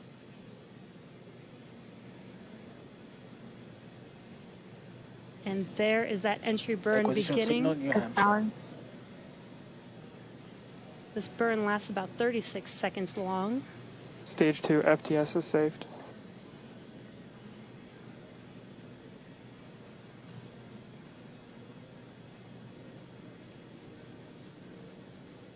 That entry burn continues. We're just about a minute away from SECO. We'll have a number of events all happen in rapid succession. It'll be the second engine cutoff. Stage 1 we'll be looking for shutdown. that stage 1 landing burn shortly after. Yeah, actually, just within a few seconds of each other. It's such a cool view on your left screen, seeing Bob and Doug on Dragon. Right now you can see the displays that they are seeing right now themselves. Terminal guidance. MVAC throttle step. We are coming up 25 seconds or so away from SECO, or second engine cutoff. This is also the point where Bob and Doug are experiencing their highest G-force. We're seeing the counter tick up to right about 1.8. Copy, Shannon. You heard Shannon, so that just means they're in their final abort zones. If they were to abort at this point, it would either be an abort to orbit or to land off the coast of Ireland. Standing by for second Stage 1 landing cutoff startup. confirmation. MVAC throttle step. MVAC shutdown. Stage 1 landing layer. Confirmation of SECO's second engine cutoff. Now we are waiting for our first stage to make its way to our drone ship, Of Course, I Still Love You. Dragon SpaceX nominal orbital insertion. Launch escape confirmation, nominal Dragon orbital copies, insertion. nominal orbital insertion. And what you're seeing on your screen is a live view of our drone ship, where our first stage will be coming down.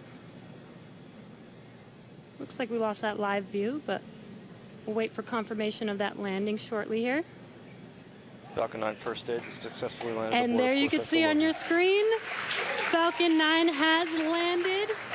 This is the first Falcon 9 to carry humans to orbit, so very exciting for us. And as you can see on your right screen, Bob and Doug are still making their way to their targeted orbit. M1D to recovery 1. So exciting today. M1D. It doesn't stop. It does not stop.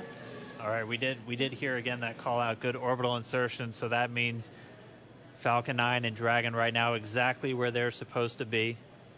M1D to FRC on recovery 1. And it's right at about 12 minutes when Dragon will separate. Looks like we saw a 0G indicator floating around there. I know Bob and Doug owe us a little bit about what exactly that is that they brought up with them.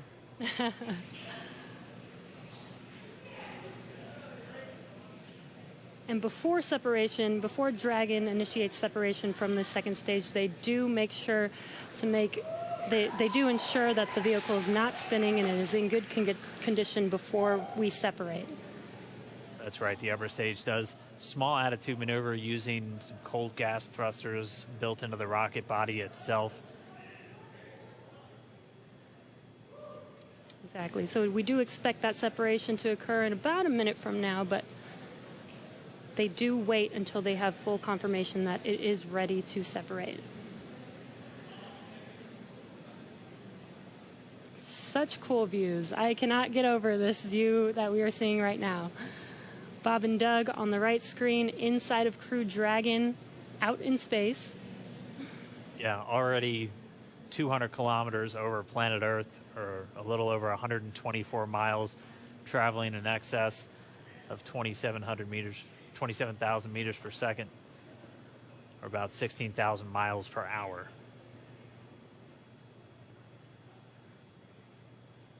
Again, we're just standing by. That separation event should be coming up shortly. Then they'll begin a series of checks on the Draco thrusters that are going to be used to maneuver and then power Dragon on its flight to the International Space Station. Standing by for separation. Expected loss of signal, wallops. It sounds like we had an expected LOS loss of signal with one of the ground stations. Waiting for confirmation now of that. Dragon separation confirmed. Dragon separation confirmed. There is a great view right in front of you of Dragon separating. Separation confirmed.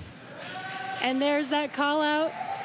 Dragon is now officially making its way to the International Space Station today. Dragon SpaceX with that separation call. We have a few words for you from our Falcon 9 team. Standing by. Dragon, Chief Engineer on Dragon to ground. Bob, Doug, on behalf of the entire launch team, thanks for flying with Falcon 9 today. We hope you enjoyed the ride and wish you a great mission. Thanks, Bala. Congratulations to you and the F9 team for the first human ride for Falcon 9, and it was incredible. Appreciate all the hard work, and thanks for the great ride to space. Copy all. Oh, and Mike, proud of you guys and the rest of the team. Thank you so much for what you've done for us today, putting America back into low Earth orbit from the Florida coast. Copy all. Good luck. Godspeed.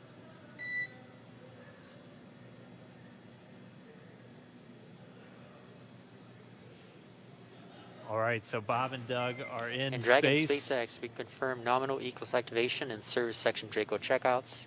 Nose cone deploys in progress. Copy all. We're monitoring.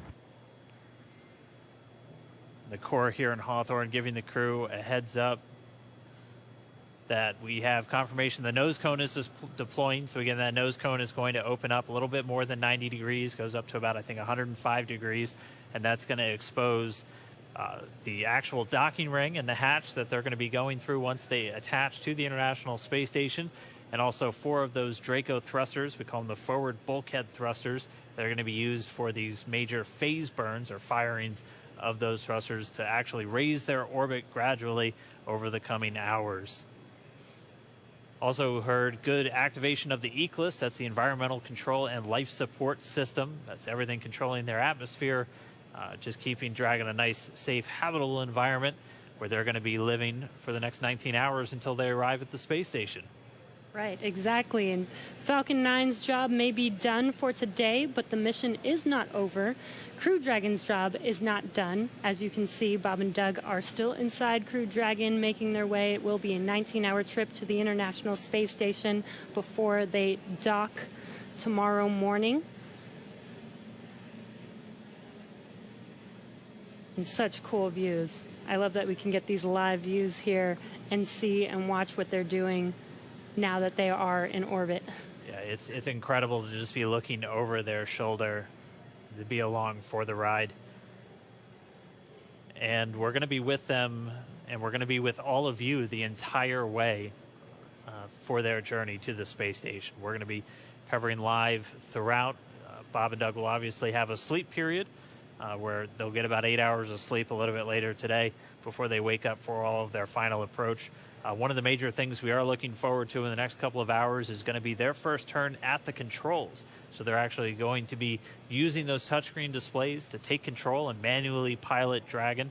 We'll walk you through what that's going to look like, and assuming we have some good ground station coverage, we'll be able to get views from right inside Dragon, looking over their shoulder as they manipulate the controls at the display.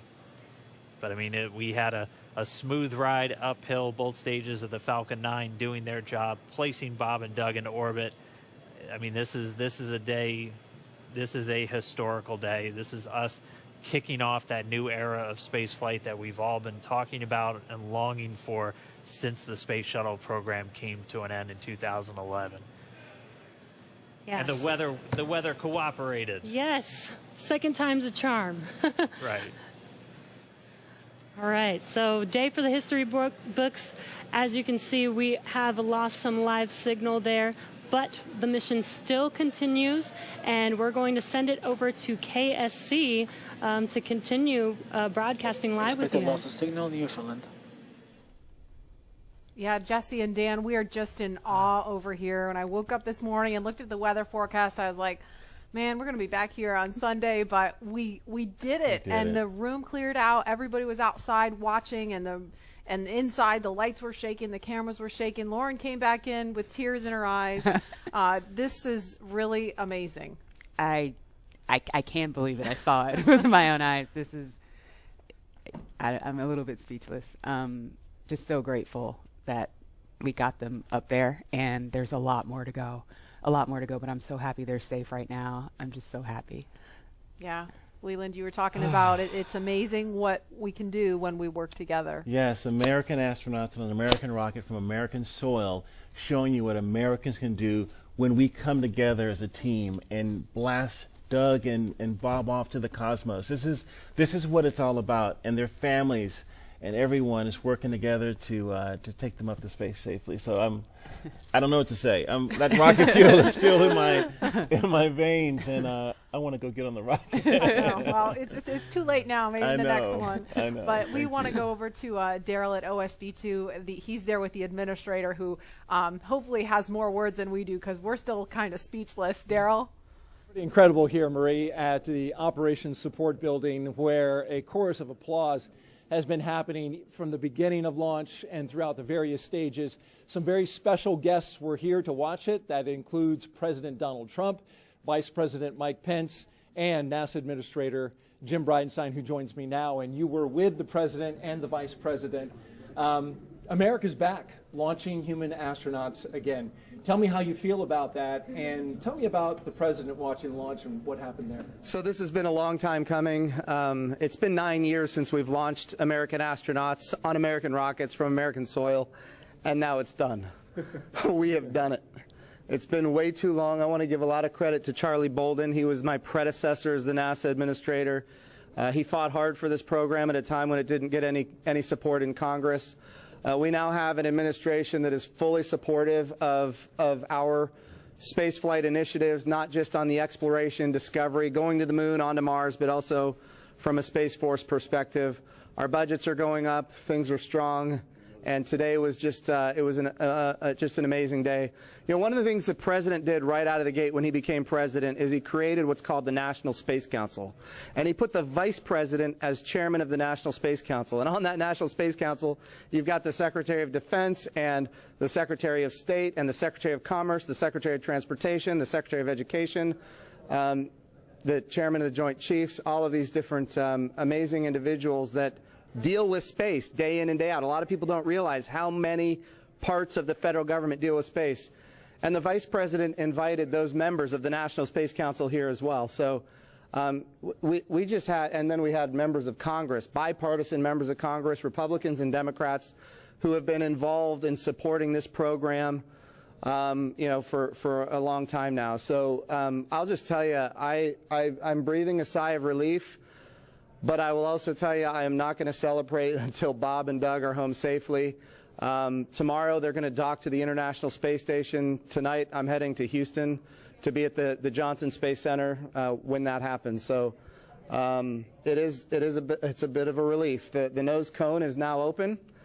It's now deployed, which means that you know, now we're going to go into some burns. We're going to have some phasing burns. We're going to have some you know, boosting burns, and we're going to get as much as we can in alignment with the International Space Station as early as possible here. But also, I know it's hard, but you know, the big thing that we need to do now is we got to get Bob and Doug, who have now gone through this exercise twice. They need to get some rest. But I can guarantee you there will be no rest for a good amount of time while they're up there in orbit. And they are certainly on their way, and a lot of people joining us for this entire celebration and watching it. We just heard 10 million people watching live as this launch happened, and President Donald Trump becoming the third sitting president to watch a launch live from the Kennedy Space Center. The first. To be clear, I think he's the only sitting president to watch American astronauts launch on a brand new rocket that has never launched before, and that's a big risk.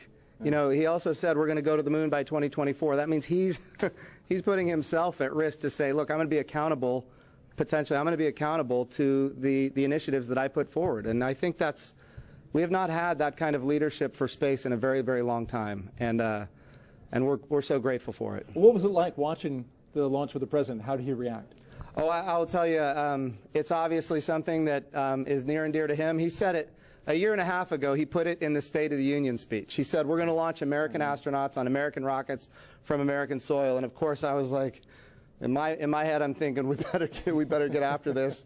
Of course, we've worked overtime to make it happen. We might be a little behind schedule, but we got it done, and we got it done safely. We're knocking on wood, but so far so good. It's looking good. You personally, Jim, as that rocket was lifting off and you felt that rumble? Yeah. What'd you feel? What'd you experience? Well, I was praying. I'm not going to lie to you. I was praying. I was praying for Bob and Doug. I was praying for their families. I was praying for their safe return, even though they're just going. But man, I'll tell you, it was, I've heard that rumble before, but it's a whole different feeling when you've got your own team on that rocket, and they are our team. They are America's team. This is Launch America. This is everything that America has to offer in its purest form. And times are tough right now. There is no doubt. We've got the coronavirus pandemic. We have other challenges as a country. But I hope this moment in time is an opportunity for everybody to reflect on humanity and what we can do when we work together, when we strive, and when we achieve. And if this can inspire a young child to become the next Elon Musk or the next Jeff Bezos or the next Sir Richard Branson, then that's what this is all about. Or the next Jim Bridenstine. Yeah. Well, I wouldn't put me in that category, but. Well, we appreciate your leadership for the space agency at this time, and congratulations on an amazing day in the launch. Thank you. It's been a great ride. All right, very good. Marie, we'll send it back to you in the studio. Doug and Bob are on course to arrive at the International Space Station tomorrow, May 31st at 10:27 a.m. Eastern Time. And we'll be staying on the air for continuous live coverage along the entire ride to the station. So though our coverage here is concluding, we will turn it over to the teams in Hawthorne and Houston to take us through the next phases of the Demo 2 mission all the way through hatch opening and a welcome ceremony on the space station for Bob and Doug tomorrow. That's right. And as you follow along, we invite you to tune into a post-launch news conference that's happening here at 6:30 this evening Eastern Time on NASA TV. We'll have NASA and SpaceX leaders here to take questions live on this unprecedented achievement in human spaceflight. And in addition to NASA TV, you can follow along always on Twitter at @NASA and nasa.gov for mission updates as it progresses. Here now are highlights from the mission so far. May 30th, 2020. Remember this day. You'll have this memory forever. The day America returned astronauts to orbit from U.S. soil.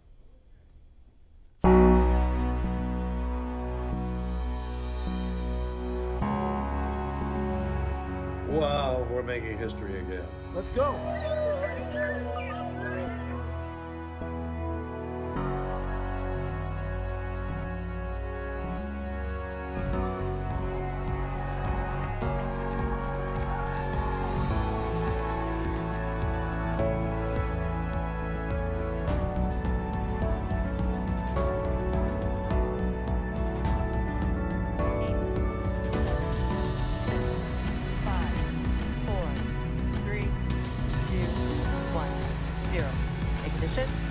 Liftoff of the Falcon 9 and Crew Dragon. Go NASA, go SpaceX, Godspeed, Bob and Doug.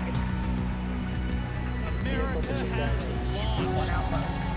So rises a new era of American spaceflight, and with the ambitions of a new generation continuing to dream.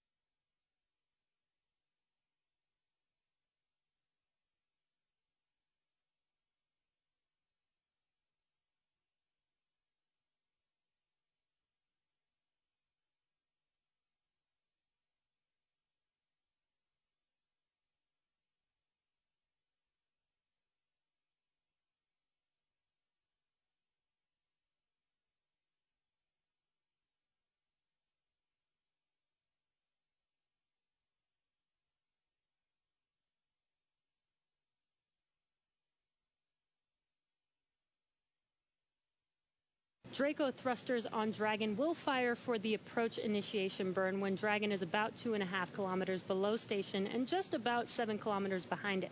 This will swing Dragon up until it is about 400 meters directly below the station, and this maneuver will also move Dragon inside one of those 2 safety zones around the station that requires a set of go-no-go polls with the different control teams. The first zone is called the approach ellipsoid, which is an imaginary shape measuring about 4 kilometers by 2 kilometers by 2 kilometers, which is essentially a large 3-dimensional oval.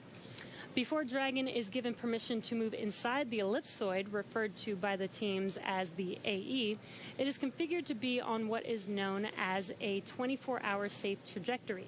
This means that if Dragon lost all control... Dragon, SpaceX for update.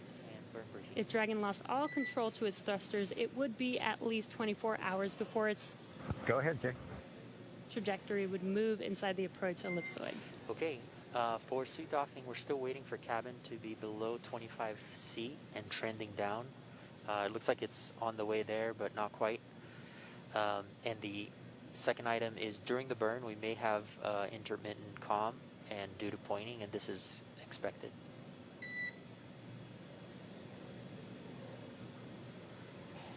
We're just listening. Coach, copy the cabin temp and suit docking and intermittent comm during the burn. Good read back, and we are go for the phase burn. Looks like it's in about 12 minutes. Dragon, go for the phase burn. We're just getting a couple of quick updates. They're still wearing those suits that they've been in since we saw them suit up in the O&C building several hours ago. Once temperature just comes down inside the cabin a little bit, they'll get to go to doff or just take their suits off. And you just heard we're less than 12 minutes now from that first burn called the phase burn. Getting back to where we're going to be tomorrow, though, once Dragon arrives at just 400 meters below the station, it's going to be what's known as waypoint 0. And that's the first checkpoint during our approach. The vehicle can hold at 400 meters or it can continue on if all the systems check out, and then it'll begin the approach to waypoint 1. By this point, the teams will do a go-no-go for Dragon to move inside the keep-out sphere. It's another one of those zones around the station, and it's an imaginary sphere with a radius of about 200 meters. It's just another chance to confirm all the guidance, navigation, and control systems are working correctly on Dragon before we move it in really close to station. And it carries a similar requirement to the AE that Jesse talked about, where if Dragon lost all control of its thrusters, it would not go inside of that sphere for at least 4 orbits or about 6 hours instead of the 24 hours for the approach ellipsoid. Dragon's move from waypoint 0 to waypoint 1 will swing it up and out in front of the station, pausing at a distance of approximately 220 meters. At this point, it will be on what we call the docking axis, which essentially means it is directly in front of the docking port. Bob and Doug are headed to the forwardmost port of the International Space Station, the Node 2 forward port. That is where Dragon docked last year on the Demo 1 mission and where one of the 2 international docking adapters is located. These were installed for new commercial spacecraft flights and any other future spacecraft that also use the international docking standard. Before moving into the final waypoint, the crew will execute their second manual flight test, except this time they'll be in what we call the near field. That just means they're close to the station. The crew will actually command a hold when they're 220 meters away from the station and conduct a series of maneuvers. So it'll be Doug and Bob at the controls. First, they'll fly Dragon to the center line of the docking approach, just precisely lining it up with that docking port. Then they'll do a number of translational maneuvers, so using the Draco thrusters on Dragon to move it around the different axes. And then they'll always be checking in with the ground on how much propellant is used. Again, translational is just you're moving back, forward, side to side. When we refer to attitude maneuvers, it's where you're pointing. But once they're complete with that, they'll transition control back over to the Dragon flight computer to resume that automated docking. And once Dragon is only 20 meters away from waypoint 2, that the spacecraft focuses on aligning its docking system with the docking adapter. Dragon will then fly in and make contact with the IDA, giving us what we call a soft capture. The soft capture ring then retracts until sensors indicate it's time for hooks to drive in place to give us a hard capture and firmly secure Dragon to the station. Then it's time for leak checks and hatch opening, which is currently timelined to come about 2 hours following docking. We're going to be here with you the entire way. And again, it's going to be a two-team effort once Dragon gets really close. So why don't we jump over to Gary, International Space Houston. It's got to be exciting seeing that launch and knowing that they're on the way to you. How's the team doing, Gary?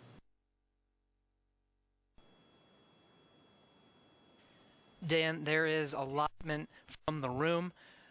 We are closely monitoring Dragon's few burns that are coming up here. You both did a great job of describing some of those. From the International Space Station side of things, we're really in a monitor mode for much of the flight. Once it gets closer to some of the docking portion of the flight that you were going through, that's when we'll start really kicking into gear for joint operations.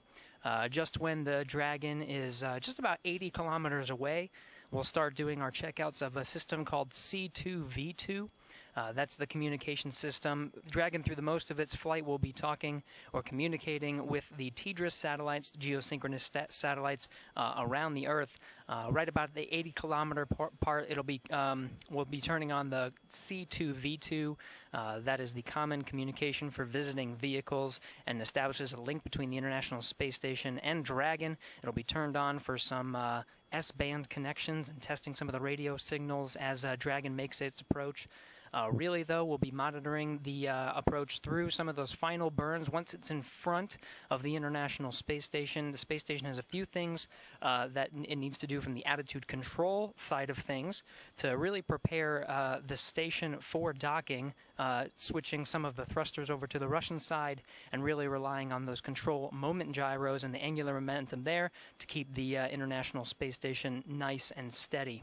Once it makes its approach, it'll really be up to Bob and Doug to perform those final maneuvers and into docking. Chris Cassidy, though, will be monitoring from the inside. He's got a tool called the RPOP, and he'll be monitoring the approach from the inside of the International Space Station.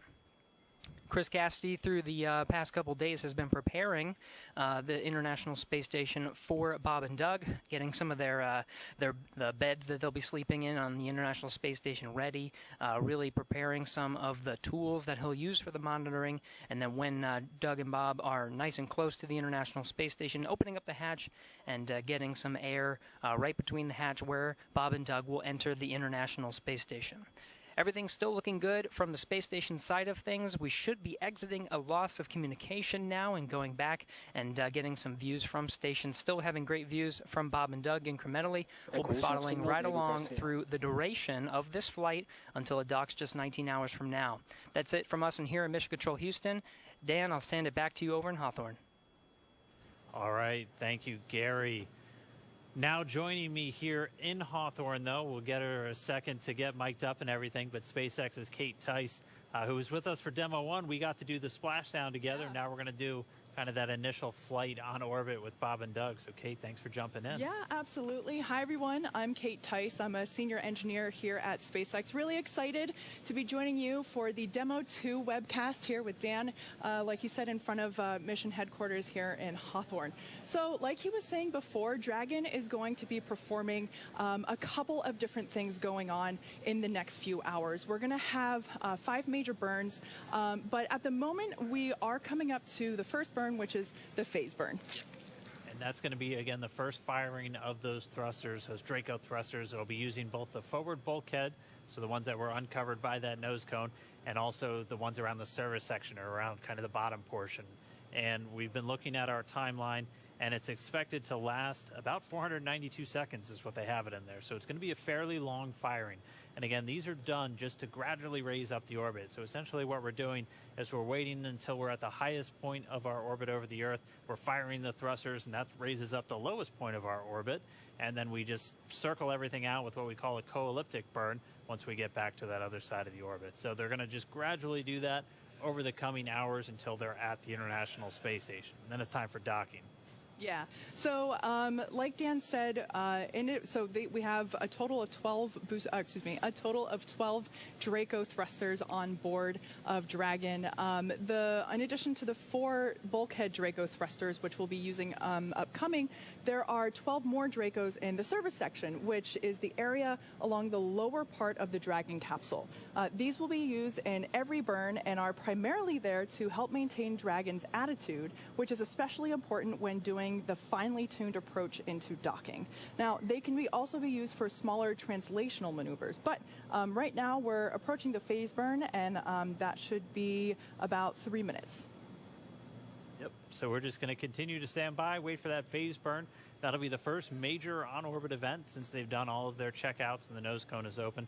And then we'll be standing by. We should be having the first manual flight test coming up in just about 50 minutes from now if everything goes well. So that'll be our first chance to watch Bob and Doug actually fly Dragon.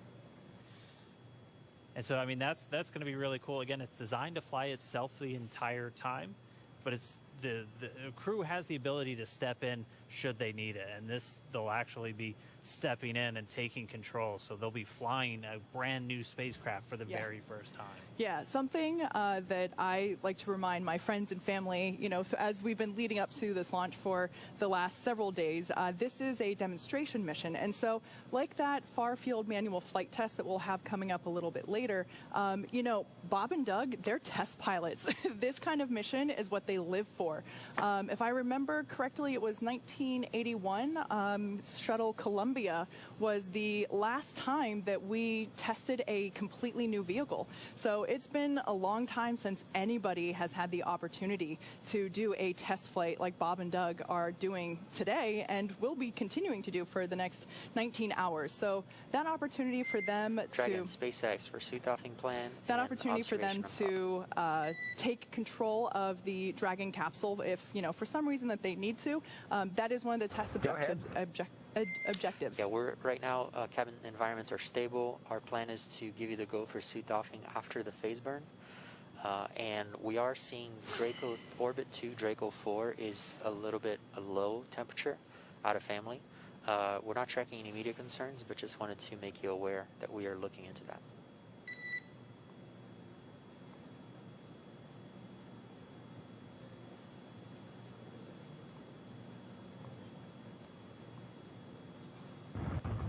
Okay, copy that, SpaceX. We'll plan on suit docking after the burn, and then the Orbit 2 Drake 4's low temp. Good readback. All right, so the crew is going to stay in their suits until after this phase burn, which we should be hearing start in just about a minute from now.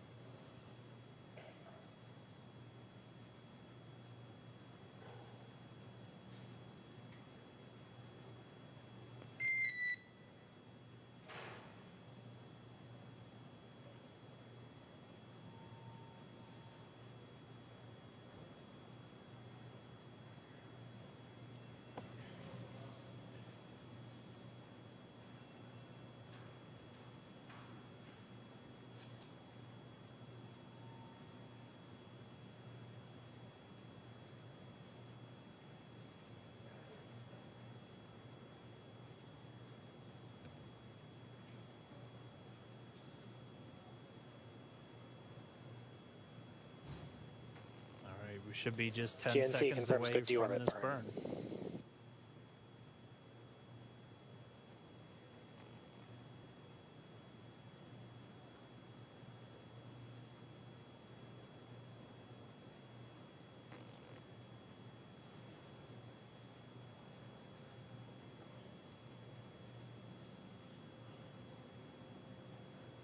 And we have confirmation the first burn is in progress. Again, this is the first of the 5 major maneuvers. This one's called the phase burn, using those forward bulkhead thrusters. So just those 4 Dracos at the very top underneath the nose cone to do these what we call delta V maneuvers. So just big changes in velocity that we're going to do to gradually raise this orbit up over the coming hours. Mm-hmm. So we're watching some of the screens. We're able to see the burn is in progress. It's expected to last for several minutes. So we'll just keep an ear out, make sure that everything goes well, and then we'll get a report pretty much the same time the crew does on how the burn goes. So we're really just looking for those words, good burn, after it's complete. Like we said, this is the first of 5 major burns that we will be performing over the coming hours. So this is basically the first major step in the free flight of Demo 2. Expected loss of signal, Diego Garcia.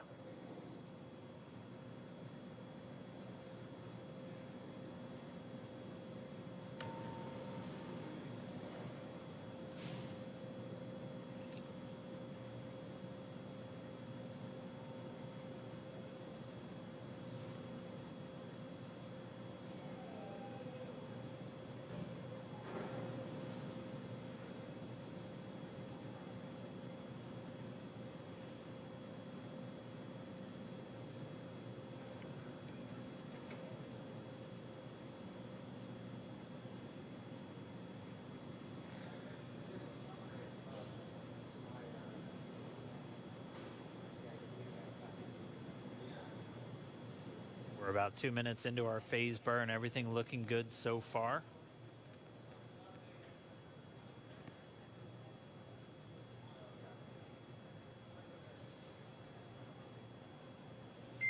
And Dragon SpaceX for awareness, burn is nominal so far. All right, we have confirmation that burn is nominal thus far. We concur. Thank you. Again, Bob and Doug have insight into how this is going the whole way, just through those touchscreen control panel that they have right in front of them, those 3 screens. And when we get video inside the cabin back, hopefully as we're doing that manual flight test, you'll be able to get a really good close-up look at how they kind of have their window into Dragon itself.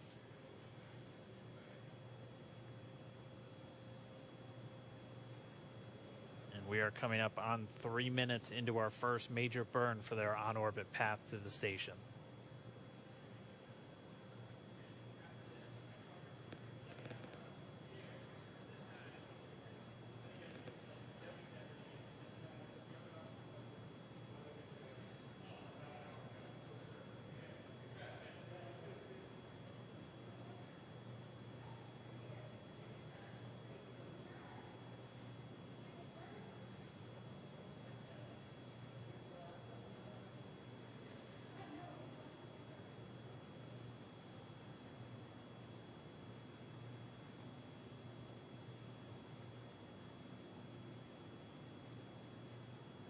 If you're just now joining, we are 3 minutes 45 seconds into the phase burn. This is the first major burn.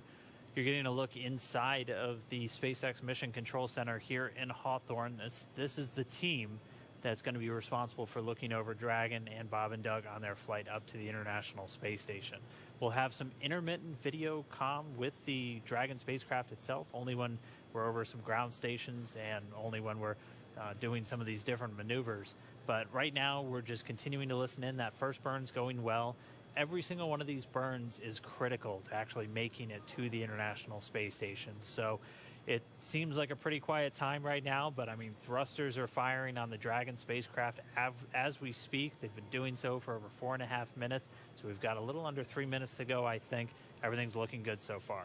Dan, I remember during the Demo 1 splashdown or deorbit, basically leaving the International Space Station webcast, you know, we were going back and forth saying that it feels like it takes forever to do anything, and it's the same deal going up to the ISS.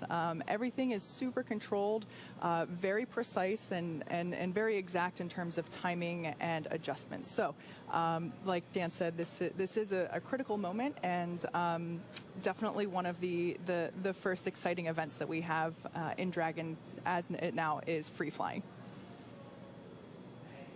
Just to let you know, anytime we have video with the crew during the flight, we'll do our best to bring it to you. So we're just getting a quick check-in on the teams in Mission Control in Hawthorne. I mean, these are the people behind the scenes who have done so much just to get us to this day, taking part in simulations and mission planning with the crew themselves. Mm-hmm. I mean, you're talking countless hours just to really rehearse everything for this flight before we get here, and we're here. Yeah. We had that successful launch, which still haven't come down from. That was incredible. and everything has gone smoothly so far. Good initial orbit. The burn started right on time, and it sounds like it's going well so far. We are just almost 6 minutes into the burn, so should be just about a minute or so left. Like you've heard us say many times on today's webcast, prior to launch and after launch, Bob and Doug have rehearsed every single procedure with the SpaceX team for this mission. So everything that they're doing now and have done all day, despite the unfortunate scrub that we had earlier in the week, was just an extra practice test, which was awesome. But it was nothing new for them. They had rehearsed everything, and same goes with this. All of the procedures that we are running through now and will continue to run through all through the duration of the mission. Bob and Doug have, they are super familiar with what's going to happen and what they're expected to do. And we should be coming up near the end of the phase burn. Again, this is the first in 5. The next major one's going to be the boost burn. That's going to raise their orbit up to just about 10 kilometers below the station itself. And so they're just going to get closer and closer in these incremental steps. And you'll see in this graphic that when they do these burns, it looks like they're kind of doing a little bit of a loop-de-loop. This graph is in relation to the space station itself. So on one axis, the Y, you have how far below you are, and on the X, how far behind the station you still are. It's not perfectly to scale. Dragon, SpaceX, nominal burn.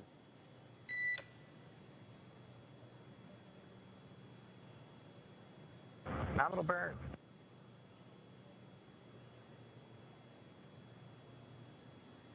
And we just heard the 2 words we were hoping for, nominal burn. So 1 burn out of 5 checked. And so that was the first one. The next one coming up is going to be the boost burn in about an hour and 24 minutes.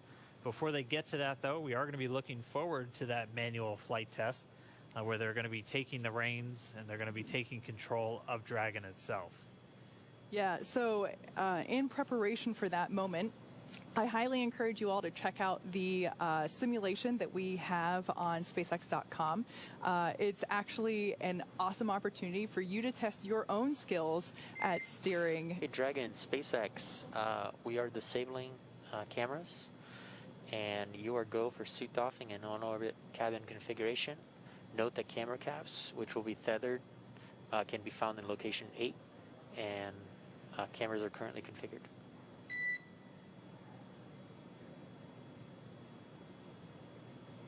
Yeah, so as I was... Okay, Dragon copy, suit doffing in work.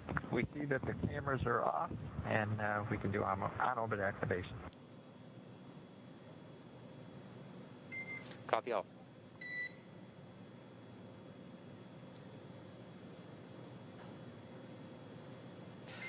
And Dragon, also at your convenience, if you can confirm the gas detectors are off, location 14.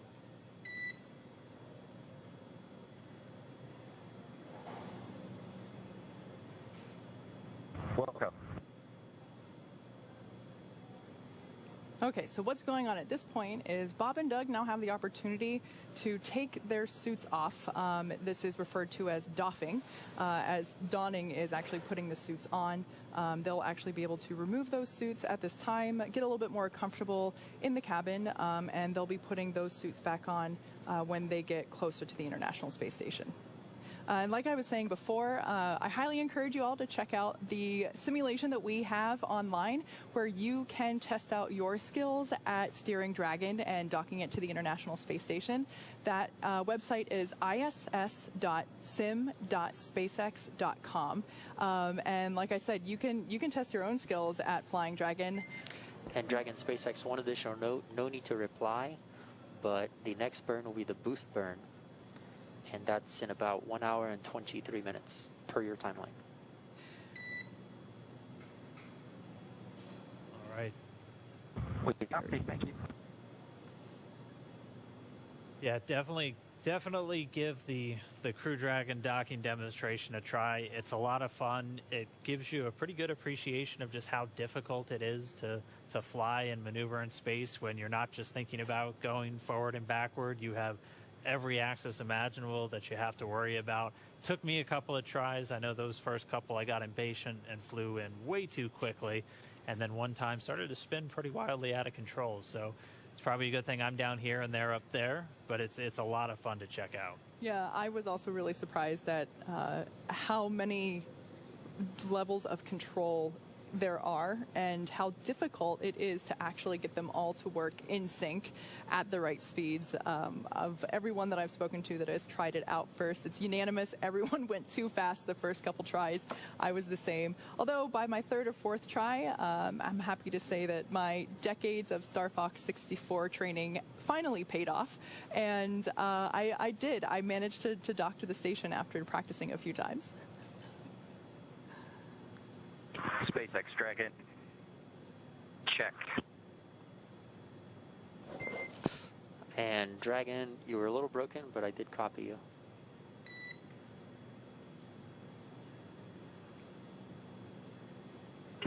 How about this time? How do you hear on the cabin mic? Loud and clear on the cabin mic. Copy that. Cool. We have you the same.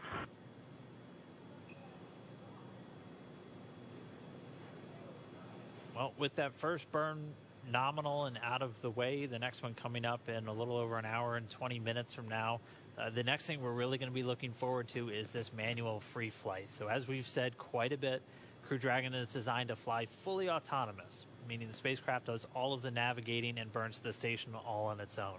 There are manual override controls, though, on the spacecraft that enables the astronauts to step in, take control should any issues arise. And to test out those controls, Bob and Doug are about to do the first of 2 planned manual maneuvers inside Dragon. So they'll be using the touchscreen controls that we've seen at various points in the webcast, the crew display panel, and they'll practice putting Dragon in what's known as LVLH attitude. LVLH, or local vertical, local horizontal configuration, means that they'll use Earth itself as a guide and reorient Dragon with the nose cone pointing forward, and the bottom of Dragon, and at the bottom of Dragon, at least from where Bob and Doug are sitting, the Earth will be directly below them. So think of it as they'll basically be putting Dragon in the same orientation as an airplane flying over Earth. And they'll be taking this manual control, but they'll stop one step before actually sending the command of their attitude adjustments to Dragon's flight computer. So the flight computer itself is still going to continue flying Dragon, and as soon as they're done, they'll hand control back over. The flight computer will reorient Dragon, and it will continue on its way. It's going to fly in a whole bunch of different attitudes on the way up to station. Unlike the space station pretty much only flies in that LVLH. It's pretty much always going the same direction, but that's because it's got very big joints for the solar arrays to rotate around. For Dragon, they'll have to maneuver the trunk to charge the batteries, maneuver to sometimes communicate with the different satellites, depending on which antennas they're using. And so this LVLH will just be a test for this manual flight test. Exactly. And like we said before, there is that simulation online where you can check it out for yourself. Yeah, definitely get a chance to go pilot Dragon. We're going to be seeing that tomorrow morning. It was surreal when we got to see it on Demo 1 with Dragon coming in. We've got some great cameras right on that docking port where Dragon's going to be pointed. It's going to be really exciting to see them come in for that final approach. Dragon SpaceX, no response required, but we are going to be enabling branch 2 of the helium system.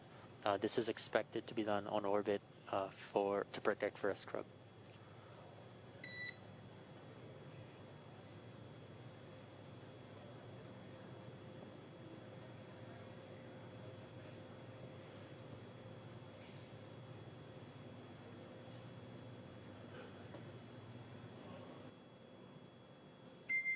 And Dragon SpaceX, this is just clarification. This will get us back into the expected on-orbit config.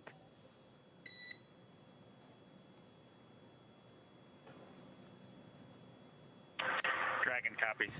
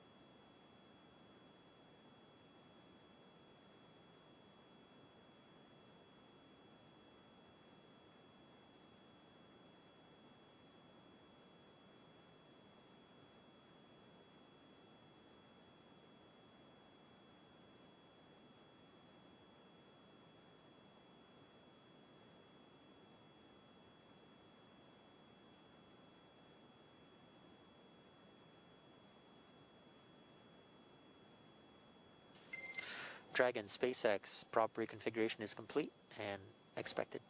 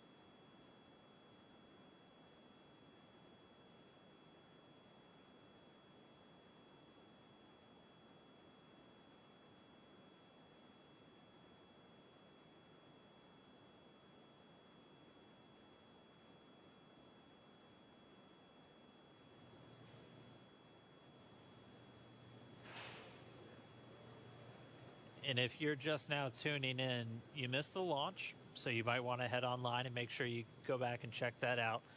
But Bob Behnken and Doug Hurley, our two NASA astronauts, are flying through outer space right now after that successful launch just a little while ago. We're going to be bringing you this ground track that you're looking at. You're going to be able to see exactly where Dragon is over planet Earth, and you're going to see a number of different lines, so usually 3 at a time. And so what that is showing is each of those orbits around planet Earth for the Dragon spacecraft. And it looks like it's wavy, but that's because like you're taking a globe and then stretching it out flat. And so that's why it looks like, so it is a straight line if you were actually looking at it around the globe. So with that on-time launch, they've already traveled well away from the Kennedy Space Center.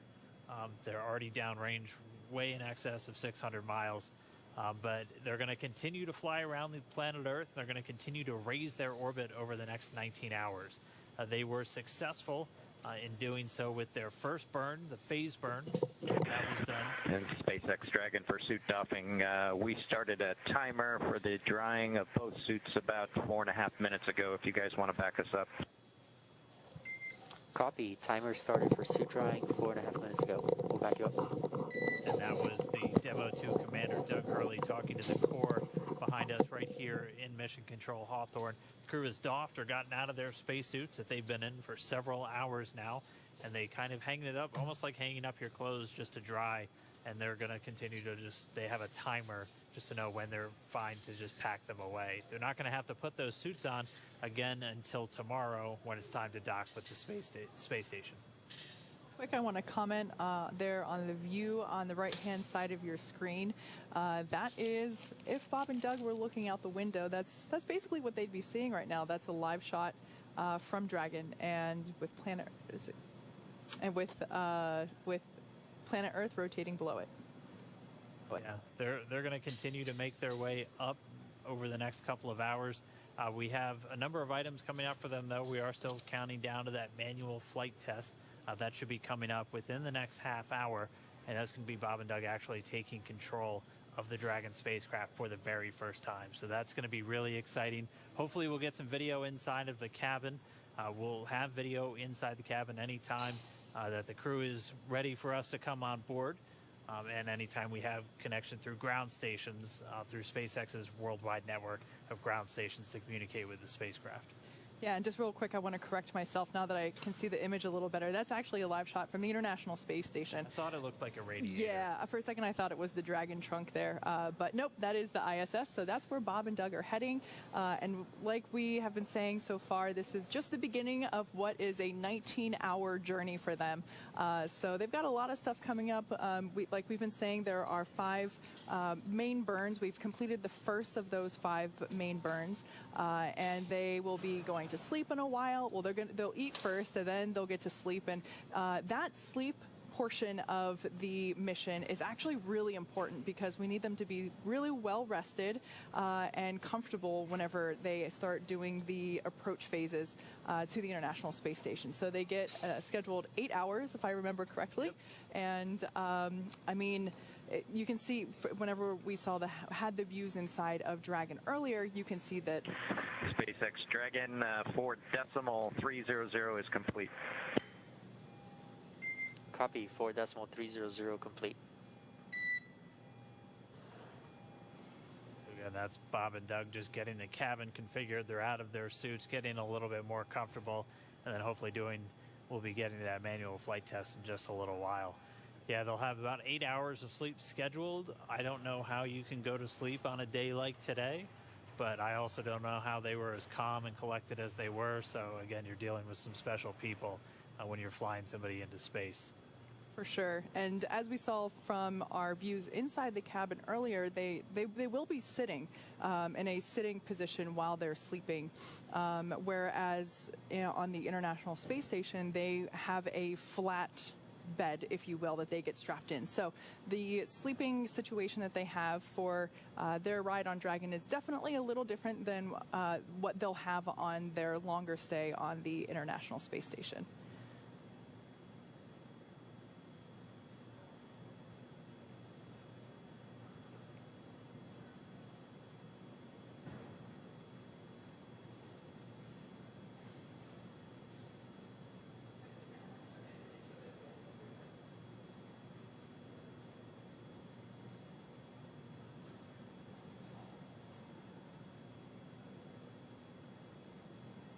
Just to walk you through quickly, we're looking live right now from Bob and Doug's destination, the International Space Station. They are scheduled to dock tomorrow, with that initial docking coming at 7:29 a.m. Pacific time, so over here on the West Coast. It'll be 10:29 a.m. over on the East Coast. It's about a 19-hour ride. It'll be 19 hours and 7 minutes if they dock directly on time from launch all the way to that docking. It'll take 5 successful burns to get them in close proximity to the International Space Station, followed by a number of smaller maneuvers during that rendezvous and that final approach sequence. But it's going to be a pretty lengthy trip for them to get there. And again, starting off from Kennedy Space Center just a few less than an hour ago, I think at this point. Time is starting to all flow together, but already moving in excess of 17,000 miles an hour as they continue to raise their orbit and chase down the space station.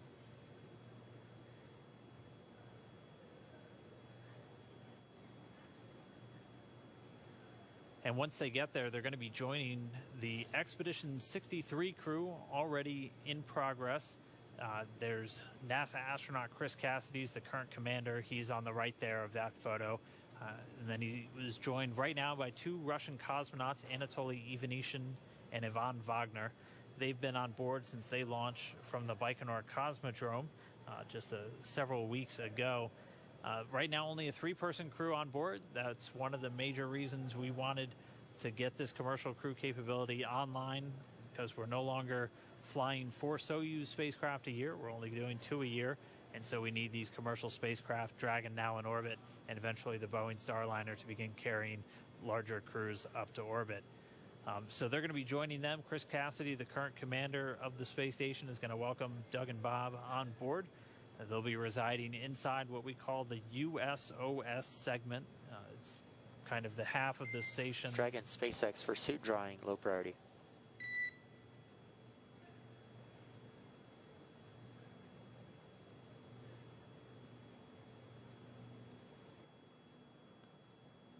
Go ahead.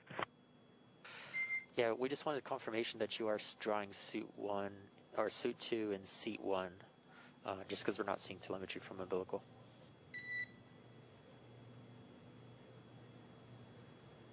Yeah, that's affirmative. Suit, my suit from seat 2 is in seat 1, and it's hooked up, and we've verified airflow. Copy. Thanks. And at this point, the crew is out of their suits and they're drying them, so they're actually reconnecting them to the umbilicals of the seats that they're not using.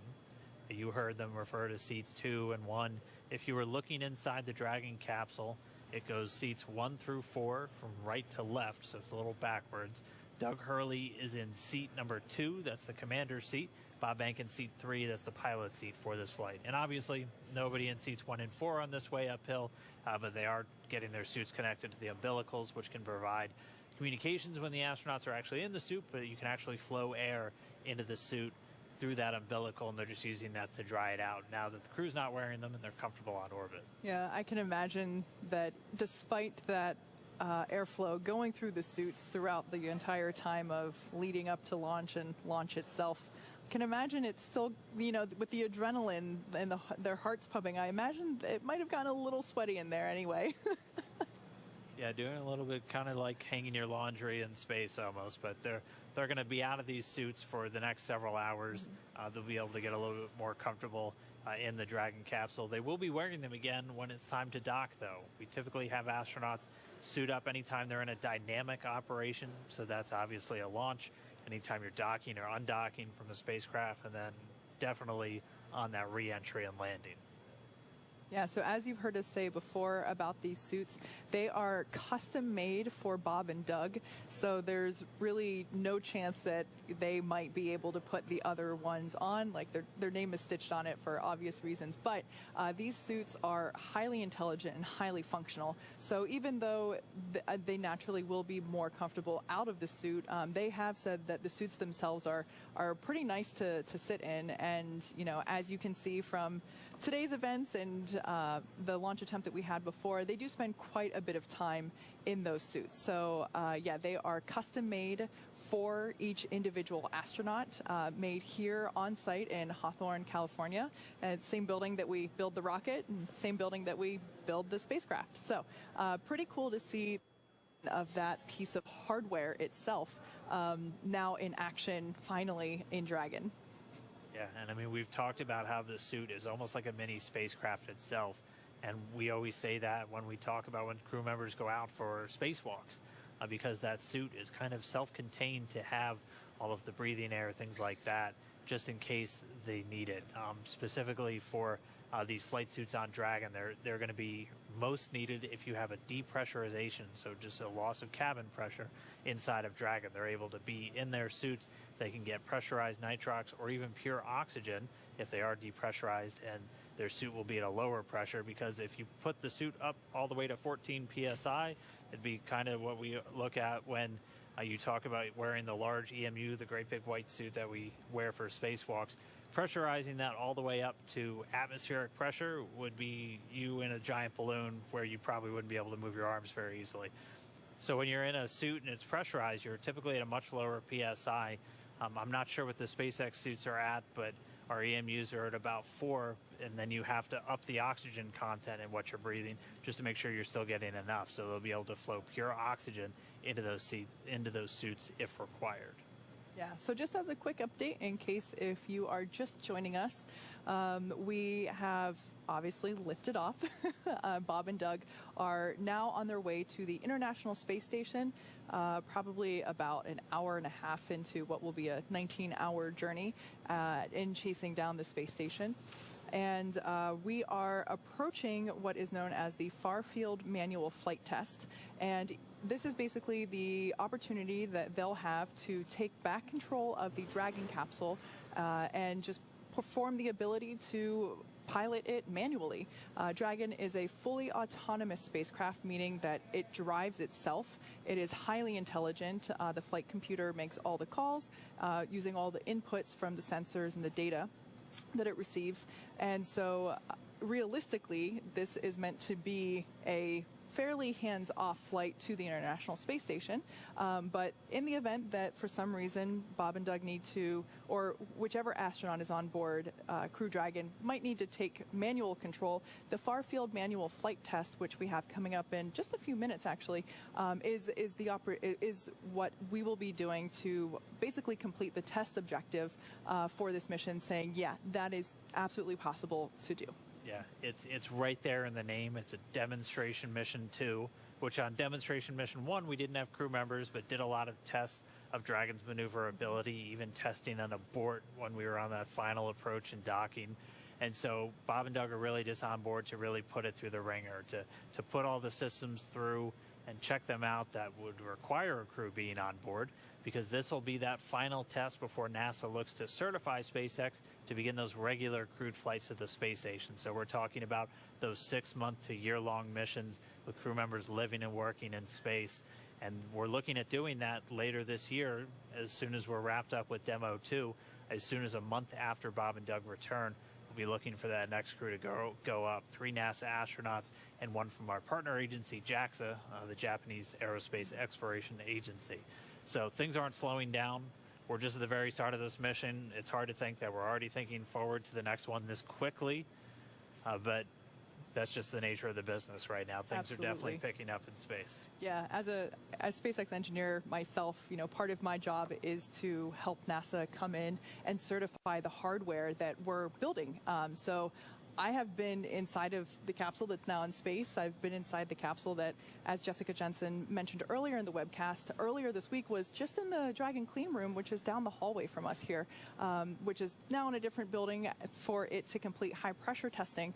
But as someone that has spent the last 5 years working for this mission that we're executing today, it is so surreal to now be performing the parts of testing, of demonstrating with the astronauts. I still remember hearing the comms check on Wednesday of, just pre-flight, making sure that all different the key players in the mission were able to communicate back and forth, as well as to Bob and Doug.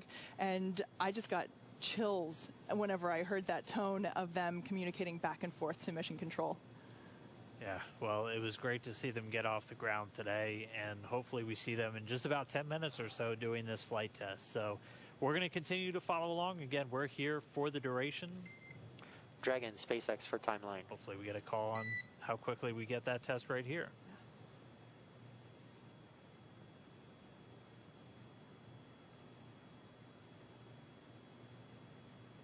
Go ahead. Okay, just for awareness, we have the manual flight demonstration here in about 10 minutes. As soon as that is complete, you have your go to step into your meal 3, and just to be aware that the boost burn is at 2142. So those 3 events are going to be pretty close in succession.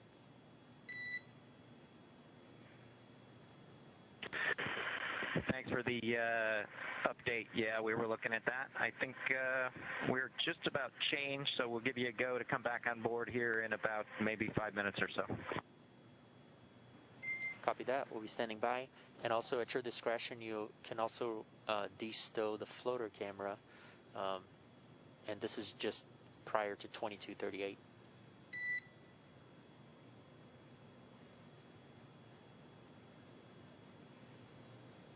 All right, so there you heard it. Copy that. Should be joining Bob and Doug back inside the Dragon capsule in about 5 minutes or so. And then we should be seeing that manual flight test in a little less than 10 minutes from now. The International Space Station right now is flying. Let's get a quick look at the ground track. It's flying over the Pacific Ocean just to the southwest of Mexico, about to swing out over the central part of the United States. At the time of launch, though, it was right over North Carolina and actually passed right over the Cape minutes before flight. And we were able to get a couple of images down from the current Expedition 63 commander, Chris Cassidy. This picture is of that pad, 39A, at the Kennedy Space Center with Bob and Doug still on the launch pad, the rocket still there, taken 2 minutes before the launch. That is and incredible. He was able to send a couple of them down. So eagle eye for Chris Cassidy to snap these. We literally just got these down, so we wanted to share them with everybody. But the space station was flying directly over at the time of launch. We're almost at an hour and a half since launch, and it's already almost gone around the entire planet. Again, it's about to cross over the United States in the next couple of minutes. So that's what they're chasing down, and that's where you can kind of start to appreciate why this might take so long. When something is moving that quickly around planet Earth, it's not as easy as just kind of getting in your car and going a couple miles. It takes a lot of energy, which means a lot of fuel, which can mean a lot of time to catch up to another spacecraft already in orbit. Absolutely. And the fact that it is in orbit, the International Space Station in orbit around Earth, is really critical to understand there, because in reality, Bob and Doug are only going 250 miles up. So that's basically the distance from Los Angeles to San Francisco. So when you think about, even though it does take them a long time to catch up to the International Space Station, it's because it's going so fast, and they have to go around planet Earth a number of times in order to chase it down. But in reality, they are not. They are above Earth only about 250 miles, which I believe is a pretty relatable distance for everyone in terms of understanding just how far up they go. All right, well, we are just about 6 minutes away from the start of that manual flight test. We'll hang out for a couple of minutes. Hopefully we see inside the capsule again shortly, and then we'll be joining Bob and Doug as they take the reins of Dragon for the very first time. Yeah, and that timer for the suit drying, we should be getting confirmation of that. SpaceX Dragon for suit drying. There we go. Dragon, go ahead. Jay, our timer shows about 23 minutes for suit drying, and we're holding in 5 Bravo decimal 7 if you're happy with us shutting off the suit fan. Yeah, we concur on the timer, and we are go for you to shut off the suit fan.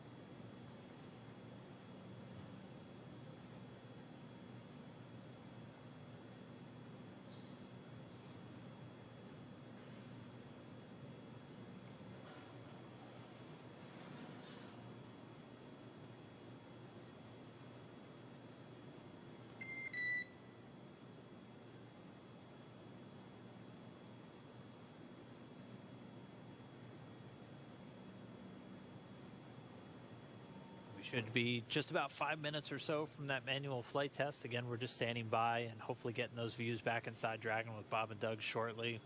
If you are just now joining us, we did launch successfully 3:22 p.m. Eastern Time. So it was a flawless ride uphill. We got them right into their initial orbit. We've already done the first of our 5 major burns to get to the International Space Station, that phase burn being done successfully on time. We're standing by for the manual flight test coming up in the next couple of minutes. SpaceX Dragon, you guys are welcome back on board anytime. Copy all. Yeah, we'll be setting up for the manual piloting demo shortly. Okay, so that was Bob and Doug giving the okay for us to turn the cameras back on inside of Crew Dragon. And I did hear in one of the previous commands earlier that... and Jay, just a quick tag up, the detectors are all confirmed off OFF. Copy, confirmed off. I did hear earlier that they got the okay to unstow the floater cams. So maybe if we're lucky, we might get a little bit of a hello from Bob and Doug. Fingers crossed. It's going to be incredible to see this flight test, though, because, I mean, imagine if you were sitting in the cockpit of like an F-18 the first time somebody flew it or something. I mean, these are test pilots test piloting a spacecraft, and we're going to be looking right over their shoulder, and that's an incredible feel. Like, I'm really excited to see this and to just really be with them their whole flight up to space. They'll have this, and then we'll have another burn coming up in a little less than 50 minutes from now. That'll be the second one. Will be a boost burn to really raise up that orbit as they begin to chase down the International Space Station. Then for the rest of the day, the crew doesn't have a whole lot. They'll have their evening meal, which we'll go through in a little while, and then it'll be time for bed. They'll have about 8 hours scheduled for sleep, and then they'll be able to wake up tomorrow and do that final approach and docking to the International Space Station. So it's already been a long day for them. They've only got a few more things, and then they'll be able to kind of kick back and enjoy outer space for a little bit. Yeah. And like we said before, this far-field manual flight test that's coming up is the opportunity for them to is the opportunity for Bob and Doug to take manual control of the Dragon spacecraft, just to demonstrate that it is possible to do so in the event that they need to steer it themselves. This is a demonstration mission, so this far-field manual flight test is actually one of our big test objectives for this mission. So that'll be really exciting to see. The point that Dan said, which, by the way, that test should be coming up in a... And Dragon SpaceX, for awareness, we're back on board. Dragon copies. Welcome aboard. All right, so that was the confirmation that we should be getting camera views inside the cabin once again, and there we got them. So we can see they're looking at their touch screens, preparing for this manual test that will be coming up in about 30 seconds.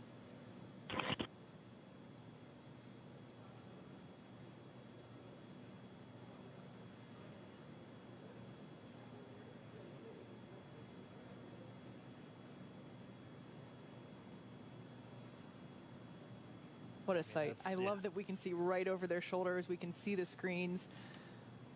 Yeah, it's just incredible. If you keep your eye on the displays, the one on the far left will look very familiar to you if you've done that automated, or not, if you've done the manual docking demo that we were talking about a little bit earlier on the SpaceX website.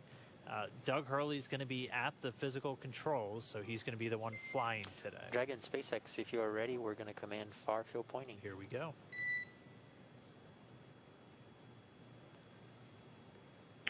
We are ready. Copy. I'll give you the go after the transition is verified. So again, they're going to put Dragon into a far field pointing. Copy. So they're going to put it into a special configuration just to let the flight computer know that, hey, this manual flight test is happening, and then the flight computer won't be trying to fight it or adjust the attitude at any point during this. And again, all of the inputs that Doug is going to make as he's doing the manual flying, they're not going to send those final commands to the flight computer. So when they're done, flight computer takes back control of the spacecraft, continues flying on its way to the station. Yeah, so I would imagine that right now they must be really excited to conduct this test. Bob and Doug are test pilots. This is what they live for. And for them to have the opportunity to test out a completely new vehicle, this upcoming test is certainly something that I'm sure they've been looking forward to. So we're just going to continue to stand by. We'll get this test started. We'll be hopefully over their shoulder the whole time, and we'll bring you the results after it's concluded.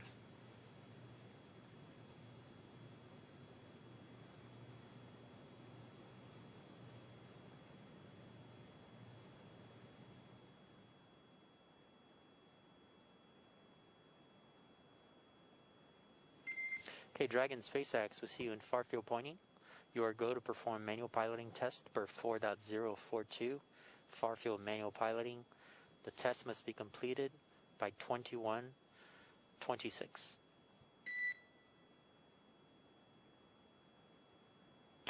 Okay, we copy. We've got to go for 4.042. We'll put that in work and understand the test needs to be completed by 21:26 Zulu. Good read back.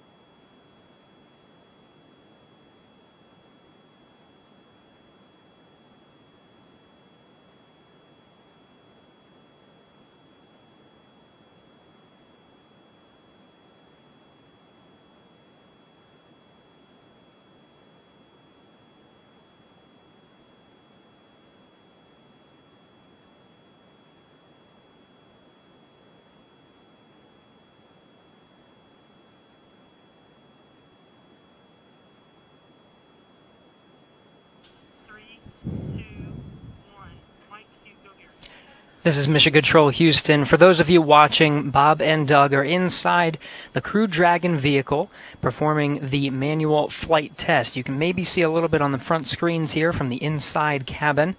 Bob and Doug manually piloting the Crew Dragon. They're in something called local vertical, local horizontal. If you were to orbit around the Earth and not be in LVLH, you'd pretty much be staying at the same attitude as you orbit the Earth. The LVLH attitude pretty much points you towards the horizon, so you can follow the horizon as you orbit the Earth. This is a demonstration that Bob and Doug are conducting now. In the event that they were to take manual control, they can regain their attitude, point it towards the horizon of the Earth. Everything seems to be going according to plan. You can hear some of the Dragon teams saying they might be smiling a little bit as everything's going towards the manual flight test, and right according to plan. They had trained for this a lot on the ground in various simulations. Doing this manual test in orbit will give a nice relative perspective on how the Dragon performs in simulations versus the real thing. This is the first of 2 manual flight tests, the first one being a far-field demonstration pointing toward the horizon of the Earth. It's called far field because it's far from the International Space Station. There's one more called the near field, and it's, you guessed it, close to the International Space Station. Dragon will point its way towards the International Space Station and perform a manual flight test, essentially changing its orientation in various axes, X, Y, and Z, and making sure that control is as expected. That coming up a little bit closer to docking. Right now, everything's looking good for this manual far-field flight test. From here in Mission Control Houston, we're watching very closely. Back over to you over in Hawthorne. Hey, thanks, Gary.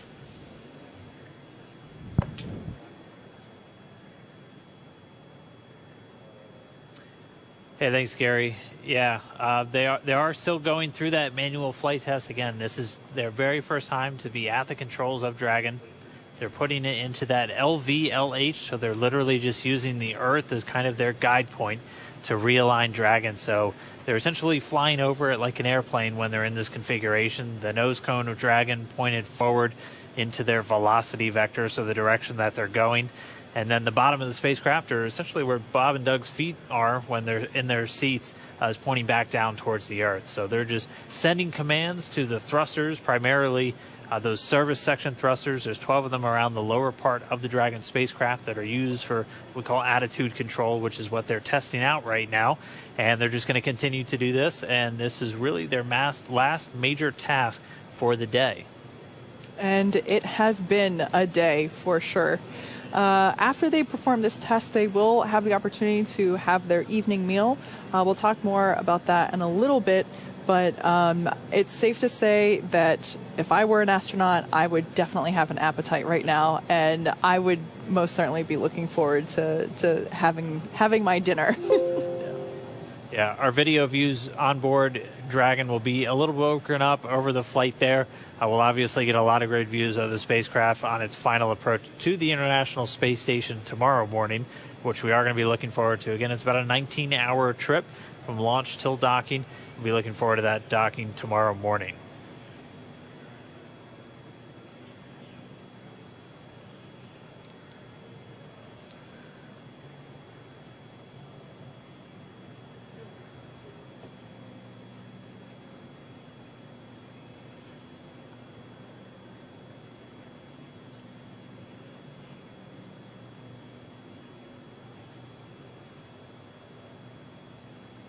Something to note, we will be staying on air for the entire time until Bob and Doug hop on the International Space Station. So I know that this will certainly be setting a personal record in terms of longest webcast that I've participated in. I think second place was the Demo 2 Splashdown, or excuse me, the Demo 1 Splashdown webcast. But yeah, we will certainly be live this whole time, bringing you updates from Bob and Doug as they approach the International Space Station and eventually climb on board. And we'll be live even overnight as they go through their sleep period. Be bringing you just some highlights from throughout the day, including what we're seeing right now. And then we just really want to stay with them the whole way just to make sure everything is going well with their flight as they make this historic first trip on a commercial spacecraft to the International Space Station. But right now, we're back inside the cabin. Doug Hurley on the left there, Bob Behnken on the right. Doug Hurley sending inputs to the Dragon spacecraft through that touchscreen and then manually adjusting. You can see right in the center of his crosshair, it looks like the screen is kind of split in half between light and dark. The light part of the screen in the bottom, that's planet Earth. And SpaceX Dragon for 4.042, we see ourselves down through step 2.6. We'll have some comments on the thermal camera blanking out during the maneuver, which was different from training. But other than that, we think we're ready to move on to Section 3. Copy. Yeah, we saw those flickers as well, and we are ready to copy your words and copy you're moving into Section 3. Okay, we're going to go ahead and pick up in Section 3. Here comes far field coast. Copy.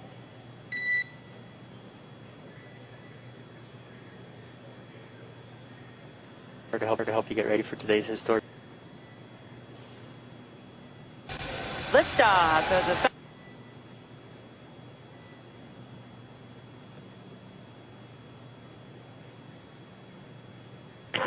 And we're down to 3.4, SpaceX. We're ready for you to command back to far wait.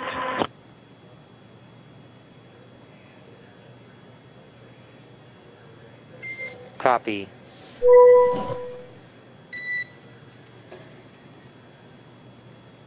Falcon 9 and crew.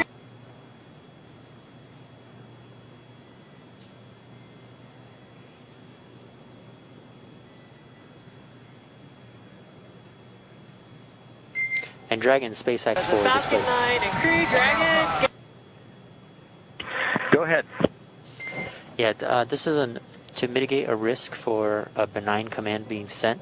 We'd like you to go to audio settings from the display you use for manual piloting and adjust the gain setting for seat 1 or 4.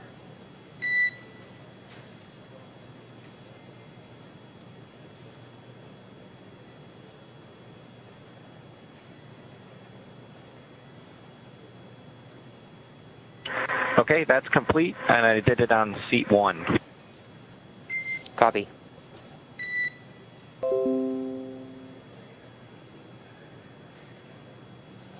And expect the transition to far wait momentarily. Okay, copy that.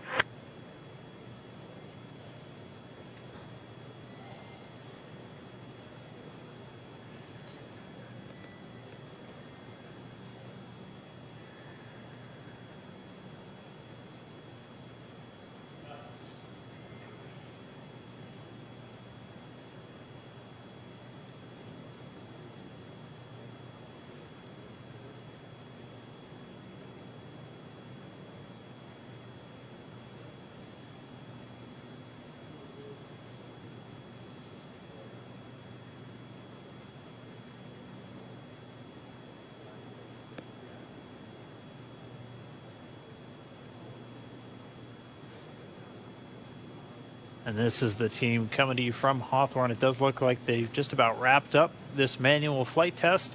So again, we were able to watch Doug Hurley, the commander of Demo 2, take control of the Dragon spacecraft using those touchscreen displays.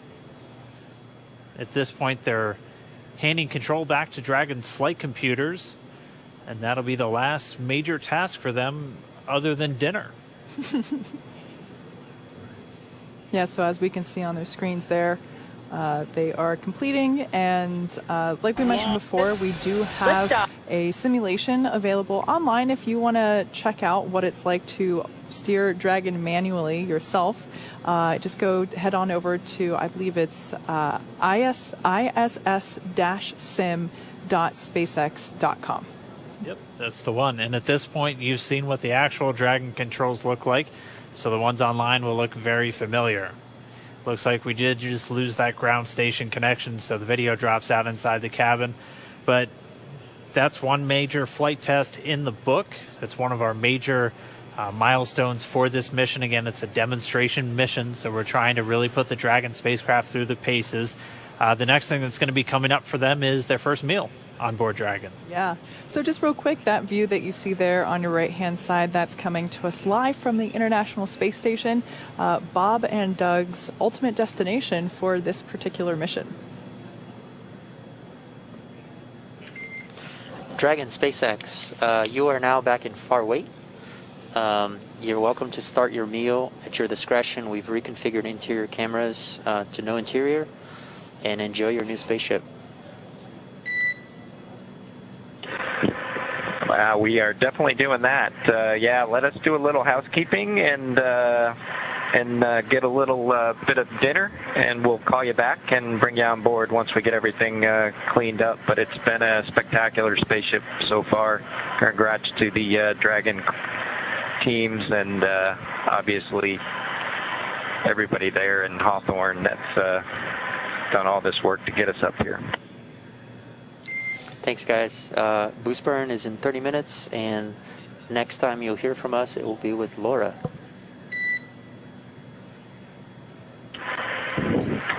Just like to say thanks to you, Jay, and Jason, and the whole Ascent team. It was quite a ride. We'll certainly tell you about it when we have a little debrief on board station. And yeah, everybody go home and. One thing, just kind of remember this moment. It's been pretty incredible, and you guys have a great night. Thanks. You too, and we'll be following along.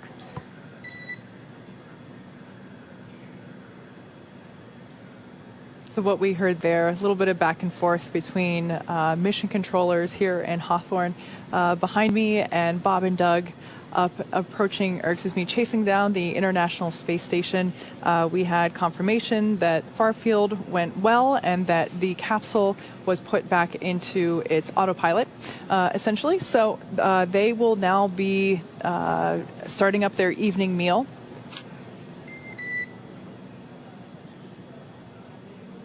Okay, I guess there was no comms there.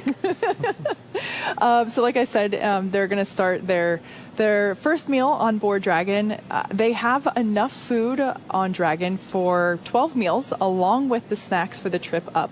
As we heard Bob and Doug describe before launching, the food is similar to MREs, or meals ready to eat, which that's what they consume during their time in the service with the military. So their MREs are essentially prepackaged meals that are ready for consumption without any heating or addition of any ingredients. They, of course, also have about 30 liters or 8 gallons of water up there with them. Yeah, it's just the food to kind of get them to the space station. Once they arrive on board, all of their food is waiting for them, and they'll be enjoying the same menu that long-duration crew members have on board. It has quite a bit of variety, and it's a lot of thermostabilized or dehydrated foods or irradiated foods, so really just made to be shelf-stable, so have a really long shelf life. A lot of the food that flies to station is good for at least 2 years, and they're able to extract a lot of the water from the food before they fly it, which saves on weight. And we all know that weight means more fuel, which means more money when we're launching things into space. Weight is everything. And once they're on board, they can just add water back into the food through special water dispensers on board the station and just heat it up. And they have everything from shrimp cocktail to they get pretty cool holiday meals. I know they always get turkey and stuffing and things like that on Thanksgiving. So they'll just have that once they get on board. Yeah, it's really interesting to hear what kind of food is available on the International Space Station. And depending on your mission as an astronaut, you could be up there for a few weeks or a few months. So it's safe to say that I can certainly appreciate the excitement we see on their faces when they open up a cargo Dragon mission that has fresh oranges, because that isn't really a standard option available to them. So it's pretty awesome that we're able to send them treats like that, that puts it into perspective in terms of what is available and what space food actually entails. It's not all just dehydrated ice cream, although I am a sucker for dehydrated ice cream. Yeah, coincidentally, the biggest thing that they usually look forward to is ice cream flying up in some of the cold packs on spacecraft like the Cargo Dragon. So always a treat for them. We haven't heard if they're bringing up any special treats for Chris and their Russian crew members, but I'm sure, again, we'll follow along the crew members on their social media, and we absolutely encourage you to do so. Both Bob and Doug are on Twitter, and you can go check them out and follow their entire mission throughout and just see what they're doing in space every single day. Yeah, they're also both on Instagram. And I have found that their posts have been really interesting over the last few days. I got a chuckle when I saw Doug post the breakfast, steak and eggs. I always wondered what they would be eating the day of, and what really fascinated me was that NASA has plates I was not expecting there to be a NASA plate being served to them, and I just thought that was a nice little insight into their life as preparing for Demo 2. Yeah, the meatball's everywhere right now. It's everywhere. I personally, I'm a big fan of the Worm. I'm certainly with my co-host Lauren Lyons on Team Worm there from the earlier webcast. Just real quick, we have a tweet that we would like to share with you all.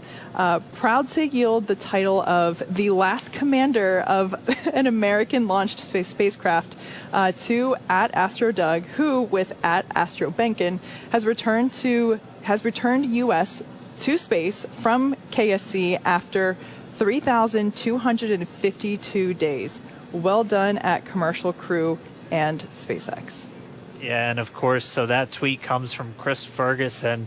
He was the commander of the very last shuttle mission, STS-135, which Doug Hurley was his crewmate and his pilot for. Mm-hmm. Chris Ferguson works with our other commercial crew provider, Boeing, and he's been instrumental in the development of their Starliner and will be on the first Starliner mission to carry people along with NASA astronauts Mike Fink and Nicole Mann. So really cool. It's really just kind of a big spaceflight family. We all like it when each other succeed, and so it's really great to see those words from him. Yeah, absolutely. So, like we said, the crew will be coming up to their evening meal. Like we mentioned before, they are MREs, or meals ready to eat, which is what Bob and Doug both would have consumed while they were serving in the military. So they would be pretty familiar with this. I associate MREs with kind of like camping food, your granola bars, the things that you can just pull out of your backpack and eat on the way. No water added, no temperature changing, just straight out of the package. So yeah, that's about what they should be doing now. As we are, let's get a quick check. We're approaching the T+2 hour mark here in a few minutes. So, gosh, I can't believe that we lifted off 2 hours ago practically. Time has flown and stayed still all at the same time. Yeah, it definitely doesn't feel like it. In addition to that meal, though, the other major milestone we're going to be looking for is the second of our 5 burns to get to the International Space Station. It's going to be the boost burn. That's coming up at about 2:42 p.m. Pacific time, or in about 22 minutes or a little bit more. So we're going to be looking out for that. We're going to be following each of these burns as they happen, as those are really the critical mile markers essentially on the flight to the International Space Station. After a calculated amount of time based off of our orbital data, they're going to do this boost burn, and that's going to raise Dragon's orbit to just about 10 kilometers lower than the station itself. A little while after that, they're going to do what's called the close co-elliptic burn, and that's going to place Dragon on an orbit roughly co-elliptic with the station. That just means we're maintaining constant altitude, or an orbit roughly 10 kilometers below the station itself. Exactly. The boost burn is targeted to start at 12:43 a.m. Pacific, and will last a little more than 7.5 minutes. After this burn, Bob and Doug will be in an orbit that at Dragon's apogee, or the highest point, will be just 10 kilometers beneath the station. We'll have just 3 major burns after that left to complete, before we get to the integrated operations and Dragon's final approach to the International Space Station. Yeah, so really exciting, things going really smoothly so far. We were spoiled with a really beautiful launch and a ride uphill, Dragon being carried into orbit by that Falcon 9 rocket. We've already completed our first successful burn, and that was the phase burn, which was just about an hour ago. It was completed successfully at 1:16 p.m. over here on the West Coast.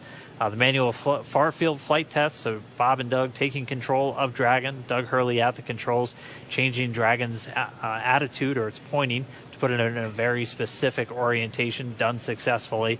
And right now the crew is stepping into that evening meal, and we're just going to continue to count down until we get that next boon, the boost burn. I've been talking for way too long. You must be very tired at this point. Very amped up still. We've got Americans in space on an American spacecraft. They'll launch on an American rocket from American soil. So, it's a great day so far. And we've got a long flight ahead of us still. and a lot of things that we need to do in order to make it to the International Space Station on time, but everything going really smoothly. It actually looks like they're getting ready to do a handover inside the flight control room here in Hawthorne, and I know the teams over in Houston also getting ready to do that handover.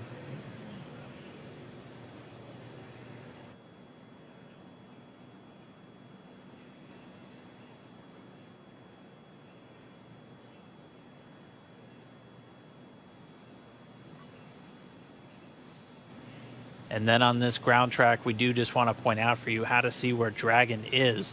You can see it pretty much right in the center of your screen over the very northern part of Africa, the small circle with the Dragon capsule in it. So we'll continue to have this up throughout the flight just so you can help track where Bob and Doug are over planet Earth at any given time. And pretty soon they'll be lining up pretty closely with the space station itself, which right now is a couple hundred miles ahead of them. It's actually already over the northern part of Africa, crossing just over the eastern part of Libya, about to swing over the corner of Egypt, and then out over the Sudan. Yeah, depending on where you are as you're following along with our journey this afternoon or this evening, depending on your location tonight, if you spot that it might be in your area, take a walk outside and see if you can glimpse it. The International Space Station is, surprising to most people, it's actually really quite visible to the naked eye, if you're in the right place at the right time. And the sunlight is reflecting off of these solar arrays. If you're super lucky, you might even be able to catch a glimpse of Dragon following it. Like we said, Dragon is chasing down the International Space Station. And on previous instances for Dragon cargo missions, I have been able to see Dragon chasing the International Space Station, and it's pretty darn cool. Yeah, it's always a surreal feeling to look up and know that there are people. Mm-hmm. That's one of the magical things about when you see the space station flying overhead. There are people on that thing, and now you might be able to look up. It'll probably be hard with the Crew Dragon because they don't have the large solar arrays able to reflect light, but we'll be getting some really spectacular views of Dragon as they make that final approach tomorrow morning.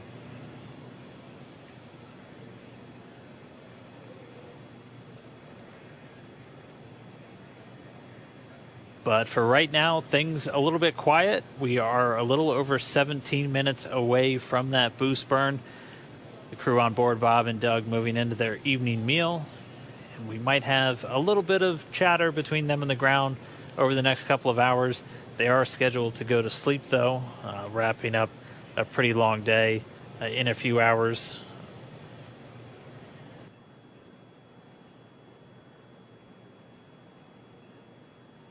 That boost burn that we were talking about, we're looking for that to start at 2:42 p.m. Pacific, so in almost exactly 20 minutes.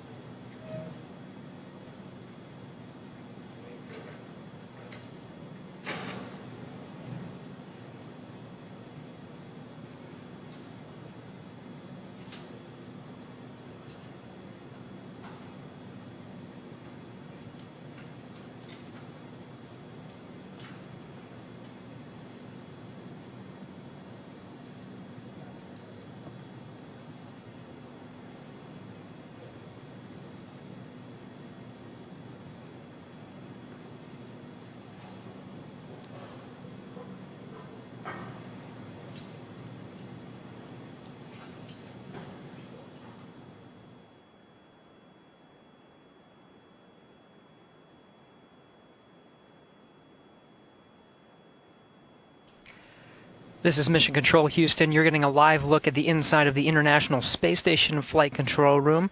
You were just hearing over from Hawthorne that the teams there are about to enter into a handover. We're going to do the same here in Houston from the International Space Station Flight Control Room. That is one of 3 operational rooms that we're going to be using throughout the flight of the Dragon. Now, because of COVID-19, we actually opened up all 3 operational rooms to control the flight of the International Space Station with the ultimate goal of ending up right back here in Ficker 1 for docking. Very shortly, we'll be handing over to the blue flight control room.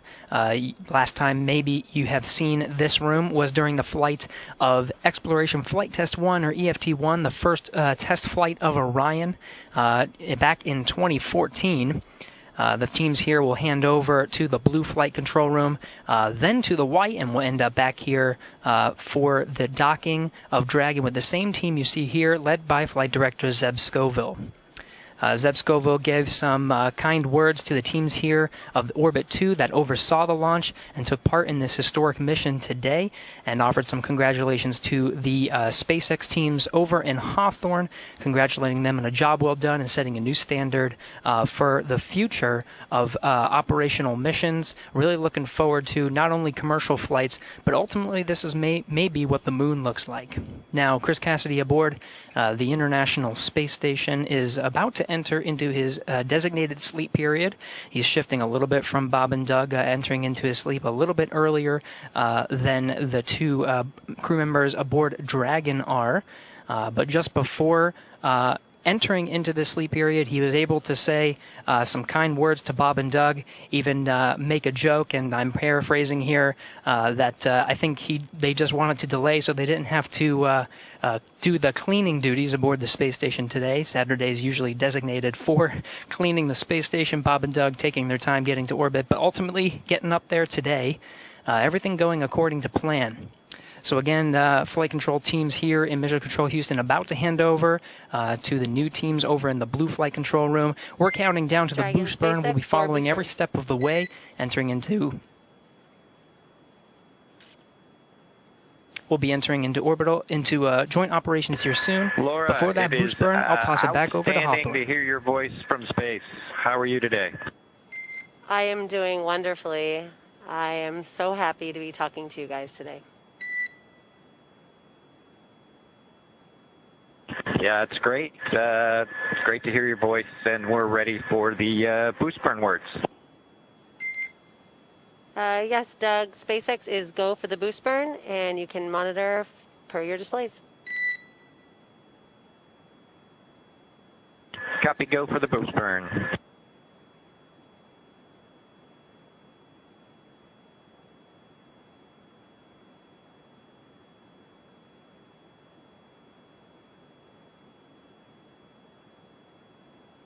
And Laura from Dragon, it's great to be...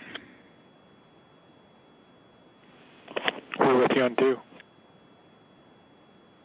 Josh, any expectation of changes to the timeline tomorrow, or what's on board we think is pretty solid? Doug, from SpaceX, are you still with us?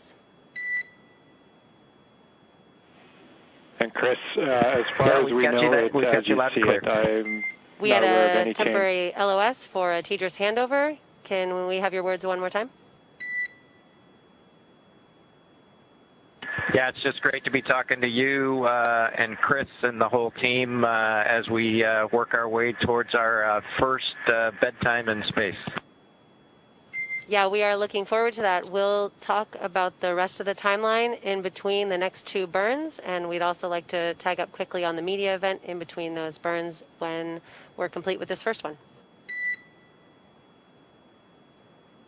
That sounds good.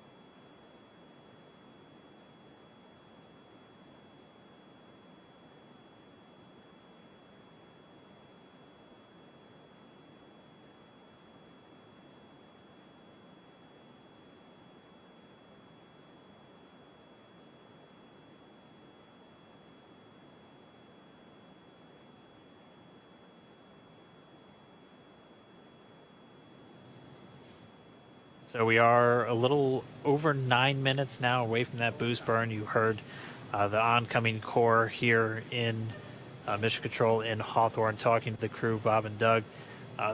They're about 9 minutes away from that boost burn. In 2 minutes, we're going to hear them do what's known as a slew or a maneuver to the burn attitude. So the Dragon spacecraft will reorient itself to be in the proper attitude to fire the Draco thrusters in the correct direction for this upcoming burn. The boost burn is going to last about 2.5 minutes is the planned timeline for it, and that's going to just raise Dragon's orbit up until it's about 10 kilometers lower than the station itself. It won't be 10 kilometers directly below, but its overall orbit will be at an altitude of about 10 less than the International Space Station. Yeah, like I said before, that burn is targeted to start here in exactly 10 minutes, and it'll last a little more than 7.5 minutes. But yeah, after this upcoming burn, we'll have just 3 more burns left before we get to the integrated ops operations for Dragon's mission to the International Space Station. Right, so we'll have this burn, and you heard them refer to a media event. We might be having Bob and Doug bring us inside Dragon just to offer a couple of words, so we'll be keeping an eye on that. It all depends on just kind of how they're feeling for the rest of the day. But they are just wrapping up their first meal. We'll have this burn, and then pretty soon it'll be time for them to actually go into their sleep schedule. They try to not do any of these burns as much as possible while the crew is asleep because you can hear those thrusters firing. They're loud. We actually were able to hear what it sounds like when those thrusters fire when we were up in the crew training room. They have this really cool setup where they just have a speaker where they've recorded what those Draco thrusters firing sound like. So the crew already knows what to expect, what they're supposed to be hearing when this vehicle is firing off those engines. So they're going to be just kind of monitoring. They're getting all of their insight into the burns, how it's going, when it's happening, through those displays right in front of them. They don't have to do anything. Everything is automated with these burns. It's just Dragon charting the course to station all on its own. Exactly, and as we've said before, everything about approaching the International Space Station is a highly choreographed dance, essentially. Nope, no comms there, false alarm. And these burns that we have, it would be easy to assume that the only thing that you're planning for is the hardware. And now we are taking into account in this choreography is the sleep schedule and the eating schedule of Bob and Doug, which, like I said before, we really want them to be as well rested as possible and happy whenever it is time to begin the approach to the International Space Station. So the fact that, as Dan just said, that we try to coordinate the scheduled sleep. Like I said, they're scheduled for 8 hours. Once the fact that there's a strict 8 hours in the choreography based on a little bit around where these burns take place, because we want them to be rested, and that would very likely be something that wakes you up. Yeah, but for now, we're just going to continue to stand by for a few more minutes. Should be just about 5.5 minutes per the timer from that boost burn beginning. And again, it's going to be a couple of minutes of those thrusters on the Dragon spacecraft firing. This is what we consider a delta velocity burn, so a change in Dragon's velocity, which you do in order to change its orbit. You need to change your velocity anytime you're going higher or lower in orbit over planet Earth. And so it's going to be using those forward bulkhead thrusters. And so those are the 4 thrusters in the very top of Dragon, which were covered up by the nose cone prior to that being opened right after we got on orbit. And then it'll use those service section Dracos just to maintain a good attitude, make sure it's pointing in the correct direction while this burn's underway. So we should be under 5 minutes away. We'll be standing by. Hopefully we get our second of 5 burns in the book in just a couple of minutes. And then it'll be just kind of the last few items for the crew to do before they head into their sleep period.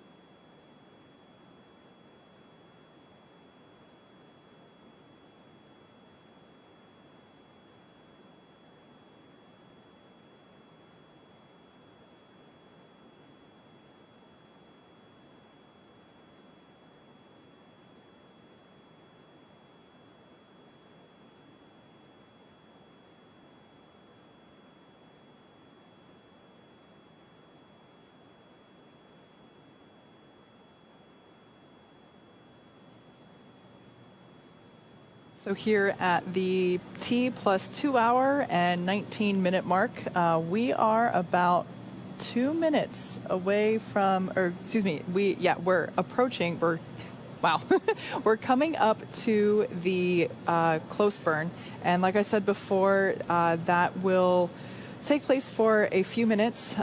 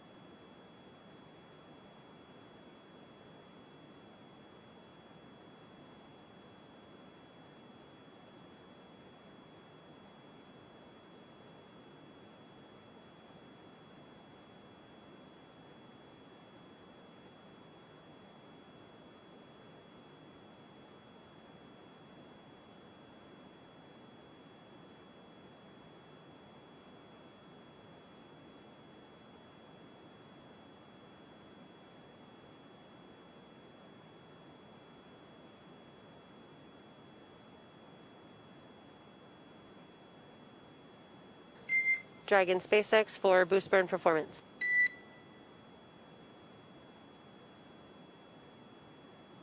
Go ahead.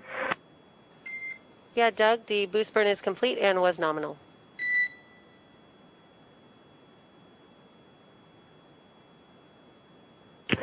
Dragon copies, nominal boost burn.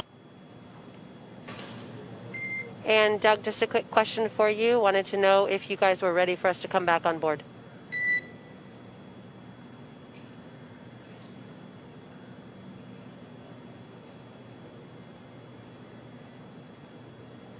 Yeah, we're enjoying some dinner, but you are welcome on board. Copy. We'll enable the video.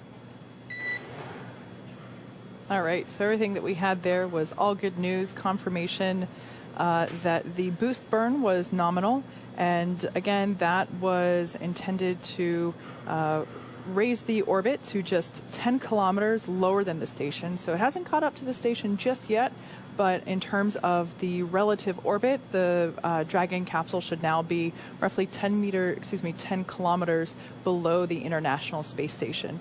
So that's in contrast to only being 10 kilometers below the station during Dragon's apogee, or,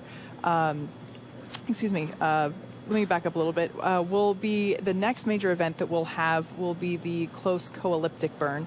So good news that the second of the 5 major burns that we have was nominal. We also heard there that Bob and Doug are in progress with their evening meal, and maybe we'll be able to get some cabin shots of them enjoying their MREs.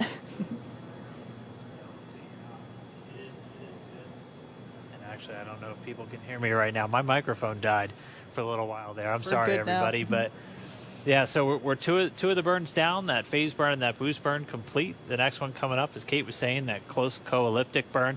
And that's really just going to round out our orbit. So right now we have a pretty significant disparity between the apogee and the perigee, so the highest point, the lowest point of our orbit. That close co-elliptic burn is just going to round it out. So we're pretty much on a constant altitude below the International Space Station. That'll be 10 kilometers. So 2 out of 5 down, everything continuing to go really smoothly. Bob and Doug sound like they're enjoying their new spacecraft quite a bit. They're in their meal.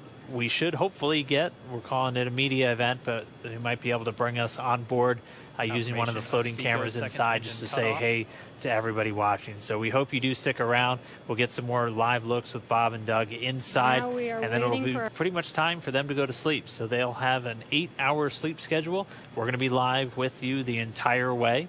We'll be showing you some highlights throughout the day of everything that's unfolded up until this point, and then just giving a look ahead of what to expect when they wake up tomorrow morning and it's time to dock to the International Space Station. Yeah, as Dan mentioned, the close burn will be the next major event that we have coming up after the crew finishes their evening meal. That's going to be happening around 3:25 p.m. Pacific, and we're hoping that just a couple minutes after that burn completes that we might be able to get some views with Bob and Doug. Maybe get a little tour of their new spaceship up there as it is chasing down the International Space Station.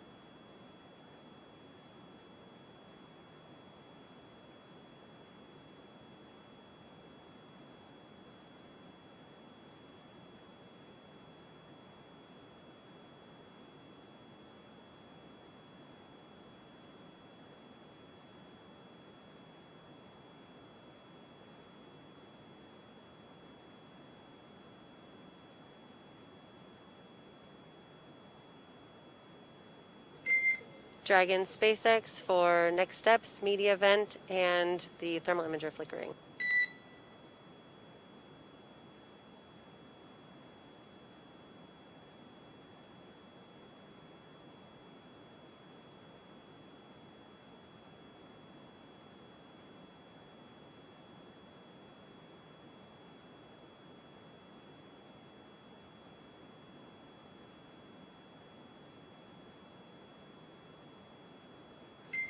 Dragon SpaceX for next steps.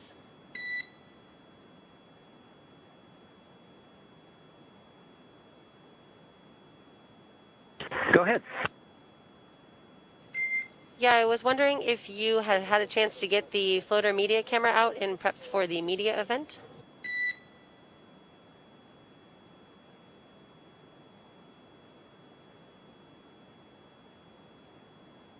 No, we haven't yet, but we can certainly put that in work if you guys want us to. Yeah, Doug, if you could grab that and put it somewhere that is on a non-interference basis, we'd like to do a checkout of it possibly over the next ground station pass.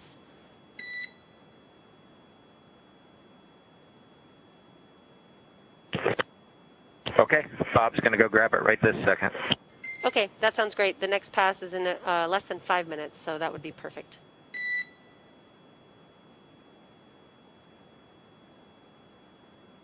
And Doug, in addition, I've got some words for you on the thermal imager flickering that you saw during the manual piloting, if you are ready for that.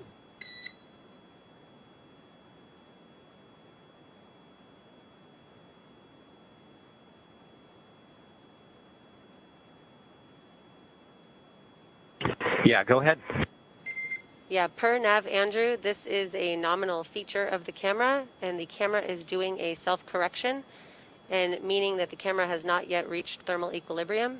And after power on, it takes about an hour after the cameras turn on to reach that thermal equilibrium. So from power on, you can expect that thermal imager to flicker every once in a while for the thermal equilibrium.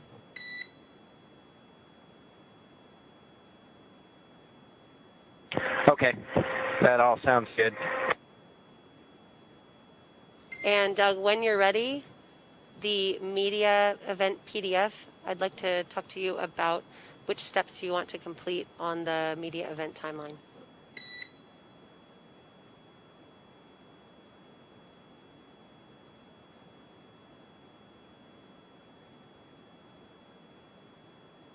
Okay, let us pull it up.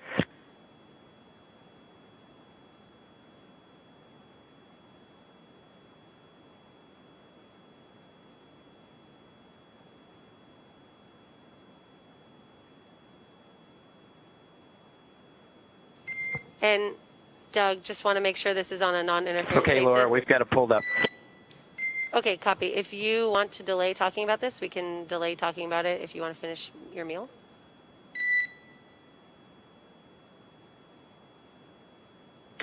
Yeah, give us a couple minutes and we'll call you back. That sounds great. Thanks.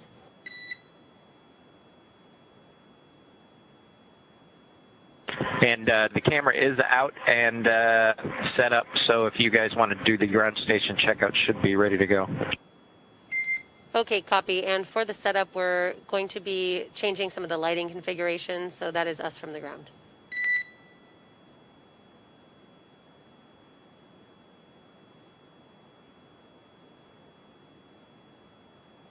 Copy.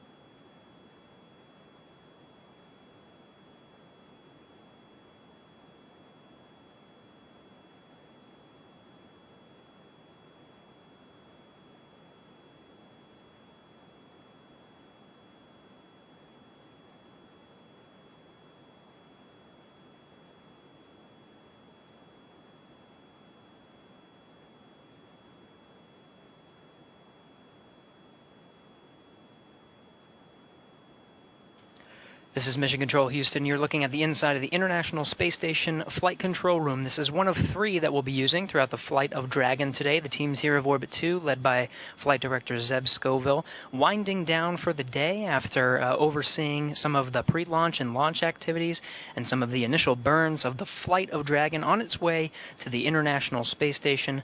We'll be conducting a handover here shortly with the teams over in the blue Flight Control Room. That's one of the 3 that we'll be using. The other one's the white Flight Control Room.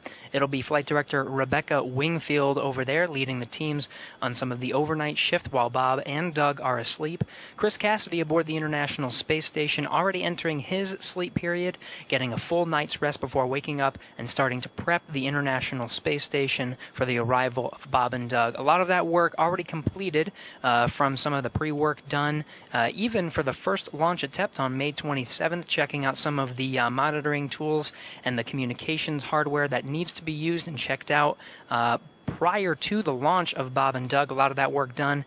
Today, Saturday, the main task of Chris Cassidy was cleaning the space station, and of course, he's got the rooms prepped for Bob and Doug upon their arrival. We're now entering into a media event. We'll be able to see some views from inside the Dragon. Bob and Doug aboard the Dragon vehicle just finishing up their meal. They're shifting a little bit from what Chris Cassidy has experienced in terms of their sleep schedule aboard the International Space Station, but they'll be all synced up when they arrive at just about 9:30 a.m. Central Time tomorrow. Again, teams here winding down. Flight Director Zeb Scoville's Orbit 2 team will be handing over shortly to Rebecca Wingfield over in the blue Flight Control Room. Until then, we'll toss it back over to Hawthorne to take us through the media event coming up here shortly.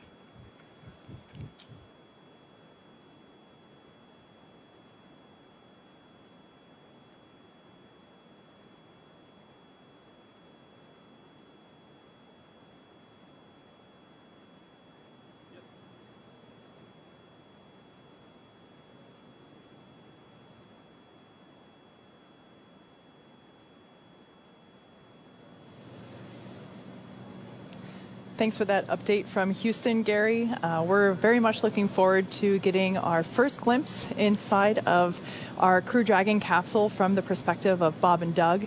In case you're just joining us, we've had a spectacular day, an on-time liftoff, given the fact that we were once again iffy on the weather. Just seeing the blue sky come out in force upon liftoff was quite a sight. And just real quick, I'll check the clock here. Yeah, we've just passed the T+.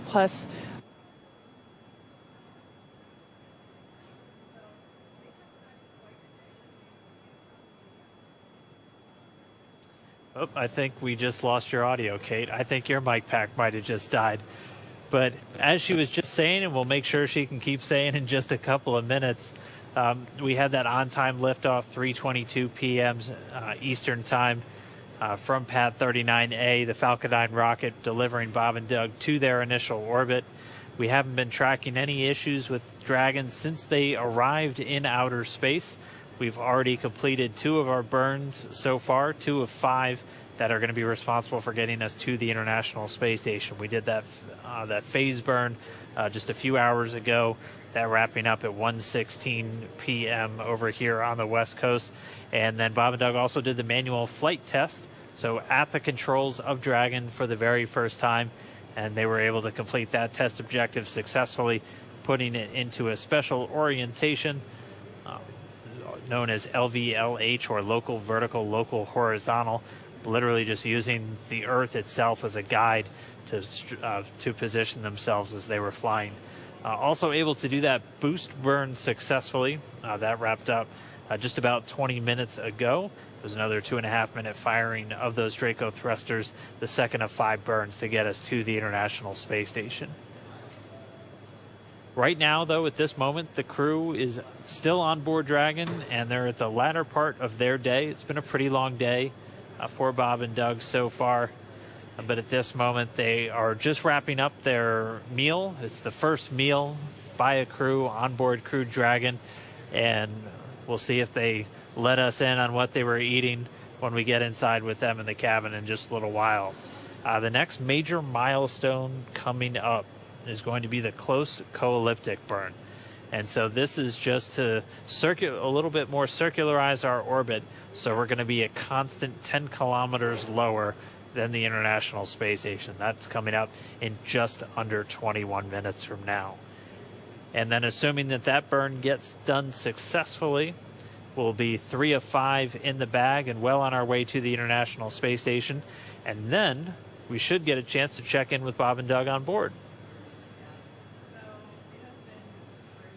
And just really, really pleased with the mission progress thus far.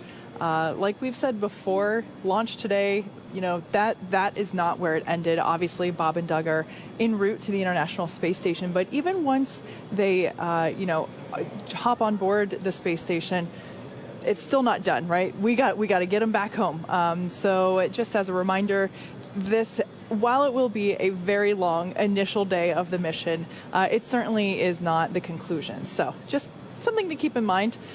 We will be staying live here with you on air, bringing you updates throughout Bob and Doug's journey to the International Space Station over the next, we've probably got another 15 hours left at this point, 15 and a half hours or so.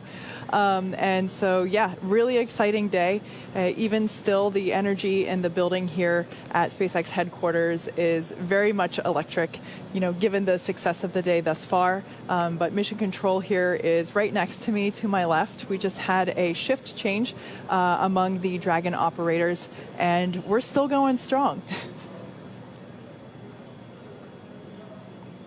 I know Gary walked us through. They're also doing a shift change over at Mission Control Houston. But, you have teams working around the clock there in Houston and around the clock now for this flight uphill for Dragon. Just some of the voices that you're going to be hearing throughout the launch. Jay Aranja was the core, so essentially the Capcom here in Hawthorne that was talking to Bob and Doug. He's since handed over to Laura Crabtree, who's now on console there, right behind us in the Mission Control Center here in Hawthorne. Going to be talking Bob and Doug through the last couple of hours of their day before they get ready to go to sleep. Again, they have about 8 hours timeline for them, and then they'll wake up tomorrow morning, and by that point we'll be wrapping up those fifth and final burn before we get into what we call the approach initiation. So really, the really close maneuvers in towards station. By that point, they'll only be a few kilometers below, and about 7 kilometers behind, and then they'll execute a burn that's going to bring them in really close to the space station. And by that point, we'll also be getting some views from the station, which we're always going to be looking forward to. Yeah, absolutely. So there, the view on your screen on your right-hand side, that is Mission Control here in Hawthorne, California. And I believe on the left there that is our core, Laura Crabtree. And like Dan just mentioned, she would be the person that is communicating back and forth with Bob and Doug, walking them and confirming procedure, walking them on upcoming events and confirming procedure points. And so it has been a wonderful day.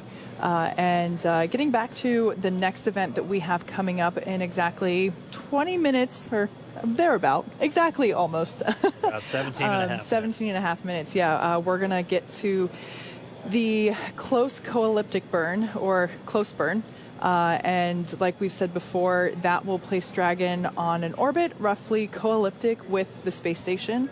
Now, as a reminder, there are 16 different thrusters available for Dragon to use for these on-orbit maneuvers.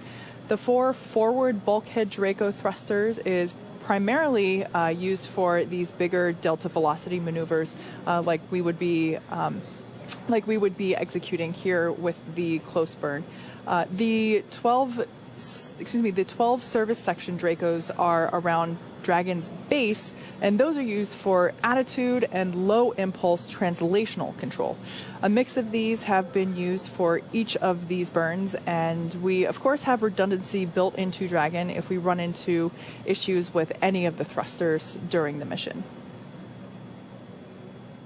So we should be coming up to that burn in about 16 minutes.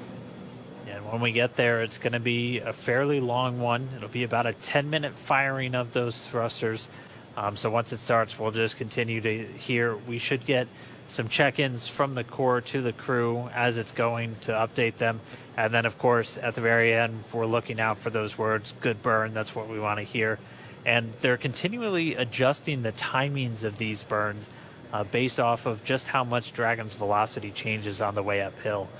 We have some pretty specific times down to the second where they're initially planned, even days or even weeks out sometimes before they launch.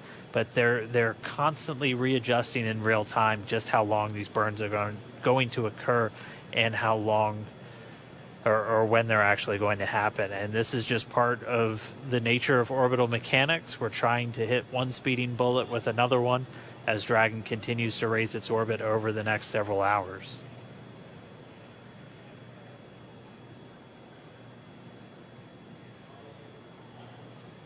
Dragon SpaceX for close burn.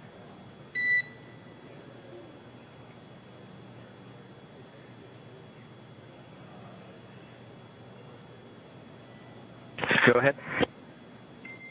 Yes, we are just about 15 minutes out from the close burn. You can expect a tank transition approximately 4 minutes into the burn from land tank to orbit tanks. Additionally, there will be a cabin fan swap during the burn or just after the burn, and SpaceX is go for the close burn.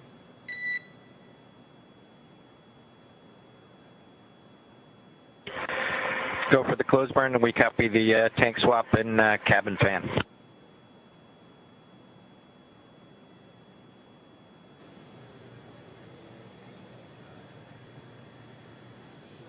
All right, that back and forth that we just heard there between Crew Dragon and Core here in Hawthorne was basically just saying that we are go to begin the closed co-elliptic burn, which, like we said, is going to be raising Dragon's orbit.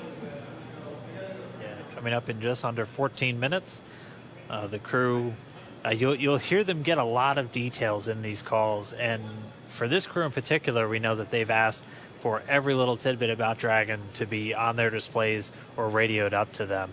And literally what they were being told is just some of the different tanks that are feeding these Draco thrusters they're going to be transitioning between, and they told them they're going to have a cabin fan changeover. That's something that would be pretty audible, as just like on board the space station inside Crew Dragon, there's a lot of kind of ambient noise for these crew members, so they're able to hear things like the cabin fan, which is constantly just moving the atmosphere inside because you don't have natural convection in microgravity, so hot air doesn't rise unless so you have to actively be moving that atmosphere the entire time. And so these crew members are trained to expect to hear different sounds, different sights when they're going through these different maneuvers, and so they like to get those kind of updates from the core and the teams down here on the ground, just so they're not caught off guard for anything. Yeah, exactly. So like we said, this will be the third of 5 major burns that Dragon will be performing, and it is the last burn that will be occurring before Bob and Doug go to sleep. They've already had their meal. They will hopefully be giving us a little tour of Crew Dragon here in the next several minutes. And then they'll have a quick medical evaluation with their flight surgeons, and then they get the okay to take an 8-hour-long nap. And again, we want to make sure that we're allowing them, to the best of their ability, get those full 8 hours. So that is why, we have this close burn, and then we'll do the last couple. SpaceX Dragon. Go ahead. Hey, Laura, would you mind taking the cameras down for a couple minutes, if it's convenient? Sure, we can disable the interior cameras for you. I did have one additional question on the breathing masks when you have a minute. Go ahead. Yes, we were wondering if you had pulled them out and stowed them yet. Yes, we have. They're right next to each of our seats. Okay, copy. Thank you very much. And Doug, just want to confirm we do have no interior cameras configured. Thank you.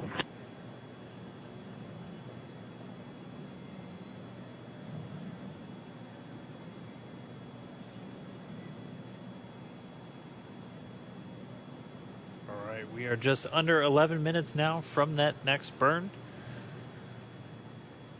Haven't been tracking any issues with Dragon so far throughout today's flight. Hopefully we keep that up over the next couple of hours until they make their way all the way up to the International Space Station.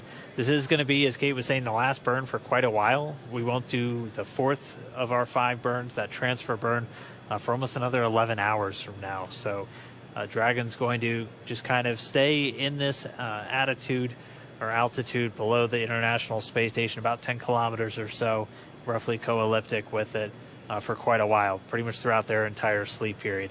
And then once we get to right after their wake-up time, we'll be looking to do these final burns, and then they'll be in much closer, just about 2.5 kilometers below the station's orbit, and that'll set them up perfectly for that final approach and docking. Yeah, we're now at this point 2 hours and 50 minutes into the mission, and it's safe to say that everything has been going extremely well, and to this point, very nominal.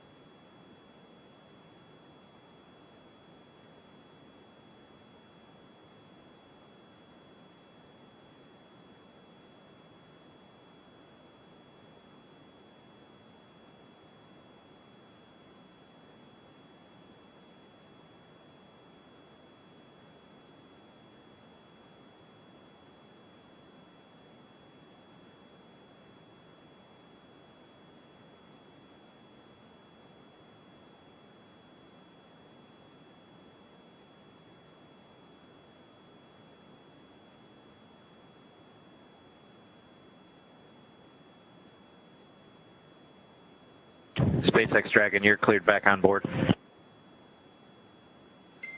Copy all. Thanks a lot.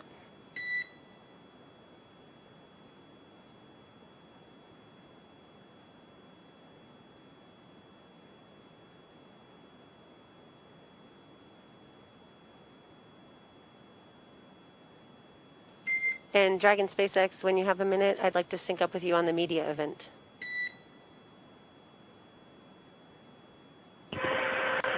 We are available. Let's talk about it. Okay, so if you have the PDF open, I've got a couple of sections of talking points. I was thinking that you could get through a couple of those sections if you have a preference. We are open to what you'd like to do.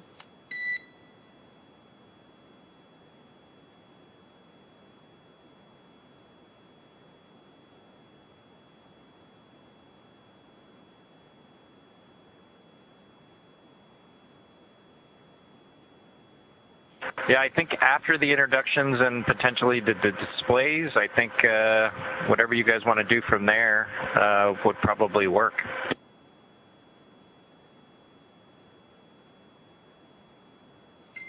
Yeah, Doug, if you want to show some good views out the windows, that might be really cool for everyone.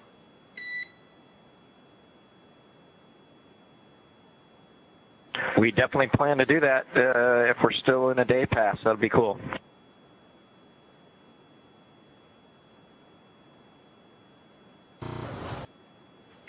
we should have some good views for you during that ground pass. Excellent.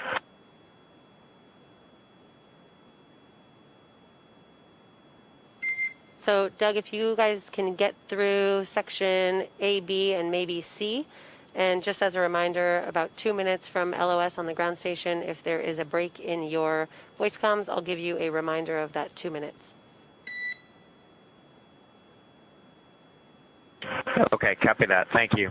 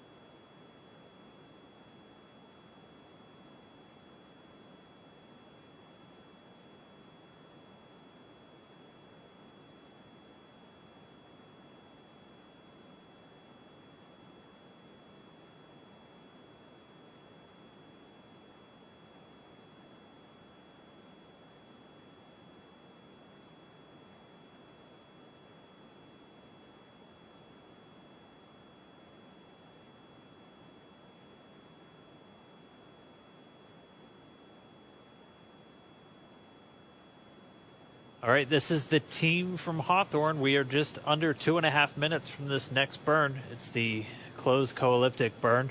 This will be the third out of the 5 that we're looking to do on our flight up to the International Space Station. We've done 2 of them successfully so far, and this will be the third. This is going to raise the apogee, or the highest point of our orbit, to about 10 kilometers below the International Space Station.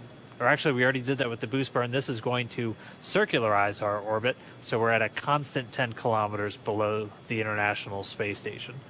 And so this will be a pretty long burn. It will be just under 10 minutes. And so we'll check it out.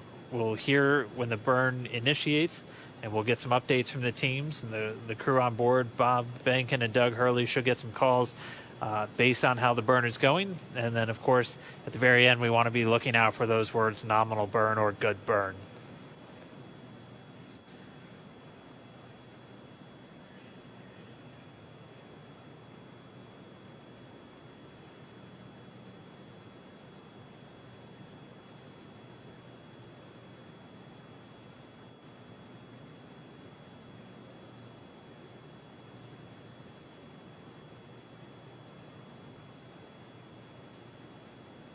And counting down, we should be 1 minute away from this burn.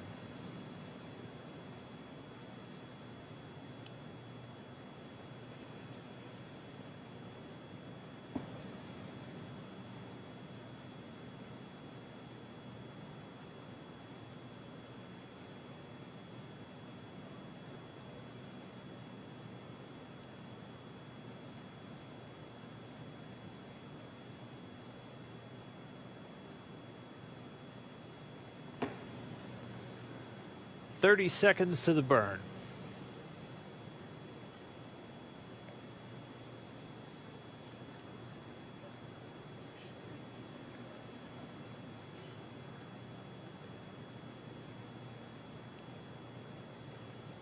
Less than 10 seconds standing by for confirmation that the burn has started.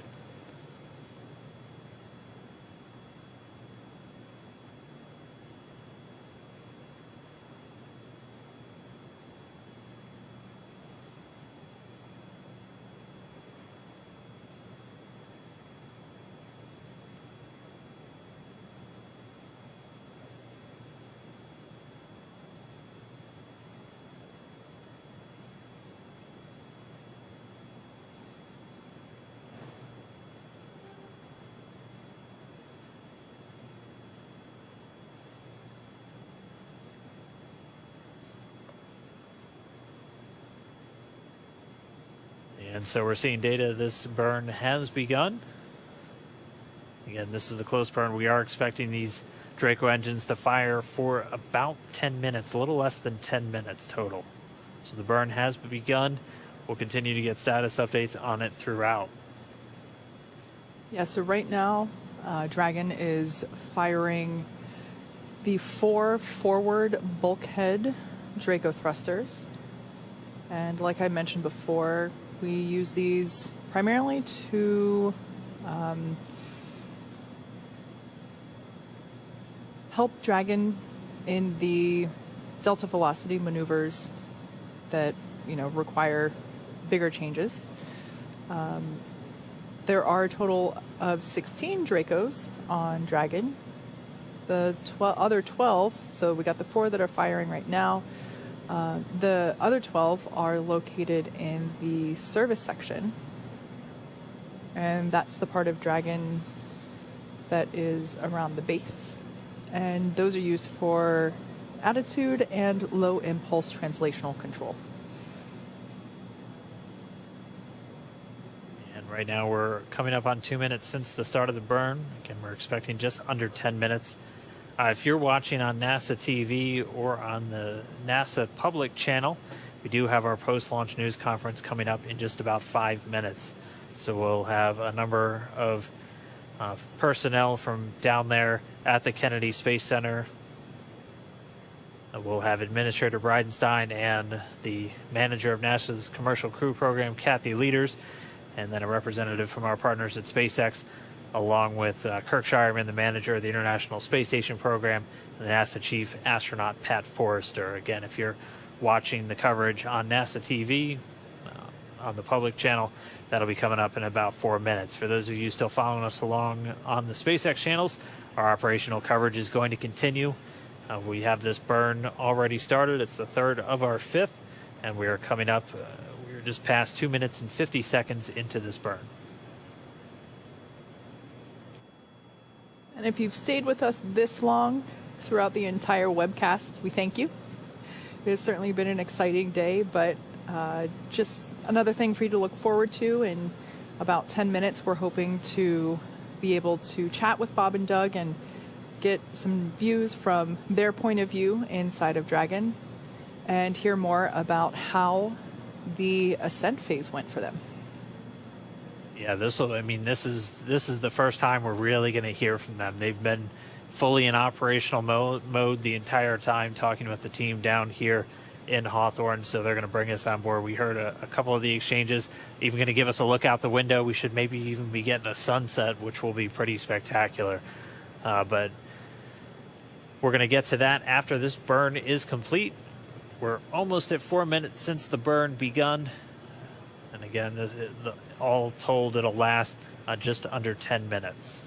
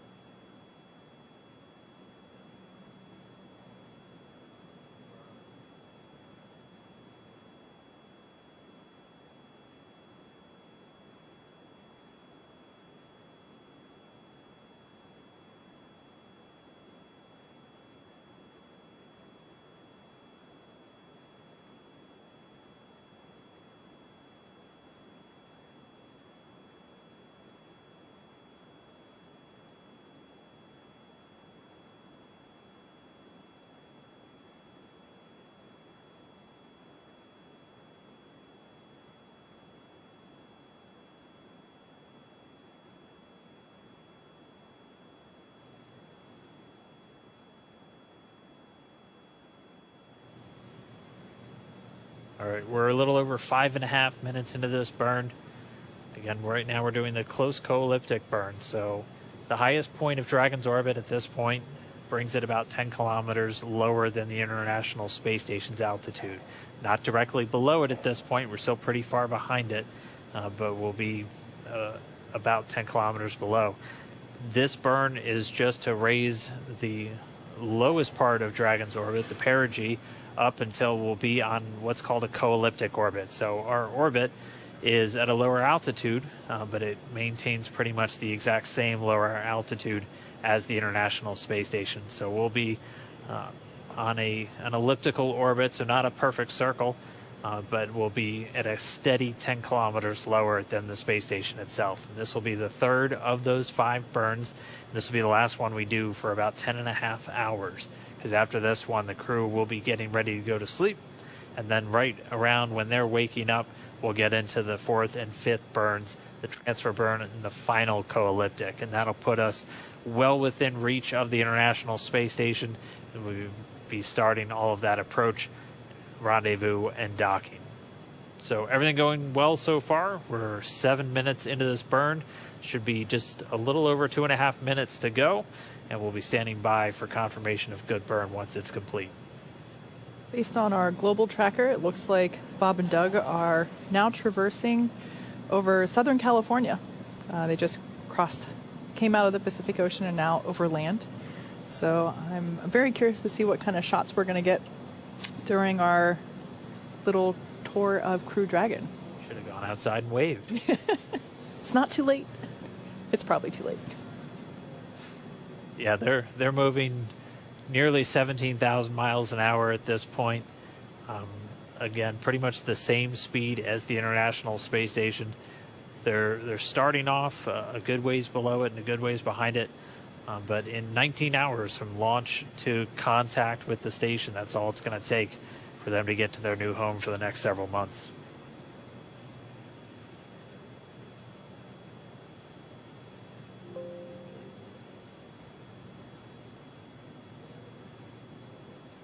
And we just crossed 8 minutes into the burn. Again, this all told will be just a shade under 10 minutes.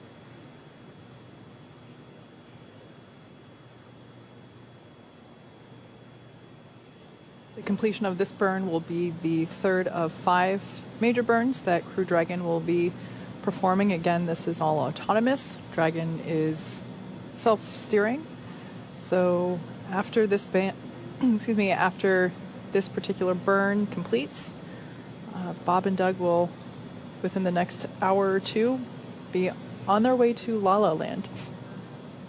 Yeah, on their way to their first sleep inside Dragon. They'll first have about an hour of what's known as pre-sleep, and anyone familiar with schedules on the International Space Station, you'll know they have pre-sleep and post-sleep, and it's really just free time for the crew members themselves. A lot of them in their pre-sleep, it could be eating your dinner, just kind of getting ready for bed, brushing your teeth, all of those kind of normal household things you do. They're also doing them in space, and it's really just an hour for them to get ready, and then they'll have a hard scheduled 8 hours. They won't probably fall asleep right at the start of that sleep period, but they get 8 hours until they wake up, and we should hopefully be getting, I don't want to spoil it now, but we might be getting some wake-up music hearkening back to our space shuttle days, so you'll have to make sure you tune in when they wake up. The crew wake up right now is targeted for 1:45 a.m. Pacific. And we're standing by for the finish of that burn. Dragon SpaceX for closed burn performance. Go ahead, and you're a little bit weak. Copy, how now? Much better, thank you. Okay, so the closed burn is complete and was nominal, and I have a couple more words for you on the media event.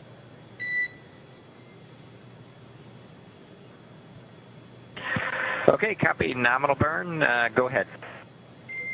The request is for the 2 task lights in 2 and 3, so your task lights for your seats, to be turned off prior to the media event. And additionally, we have a request to to talk about the zero-G indicator that you guys took on board with you. We already had that in the script. And the task lights are off. Thanks. Copy, thanks.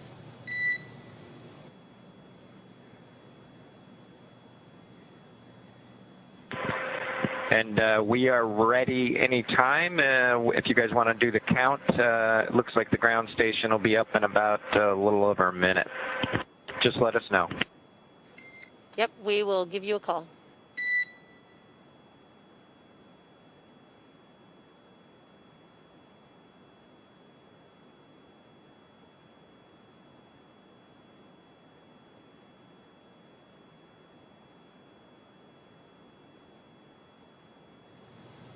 All right, we had a successful close burn, so that's 3 down, 2 more to go, but we won't get to those until tomorrow when it's time for the crew to wake up. That's going to do it for me for now. I'm going to hand off to my colleague Leah Cheshire, who's going to be hanging out with Kate and everybody else following along as we get ready for the crew to go to sleep. First, we're going to have that really cool media event. I just heard they plan to tell us what that zero-G indicator, some of you might have seen a very sparkly dragon floating around inside the capsule. We're finally going to figure out what that is. So I'm signing off, but I'm going to stick around just to watch that because I still don't know and I really need to know. But it's been an amazing day. It was an amazing launch. I'm going to be back when it's time to dock. Thanks, everybody, for sticking with us. You're in great hands with Kate and Leah for the next couple of hours. I'll see you soon. All right. See you in the morning, Dan. So like you said, we're going to be stepping into a little media event. This will be the first opportunity that we've had to hear from Bob and Doug in non-procedural communications, basically meaning that everything we've heard from them have been pretty to the T in terms of, hey, this is what we're doing, this is how we're feeling. This little event that we have coming up, we'll be able to see the Dragon crew capsule from their perspective and get a little bit more info about how they felt on the way up.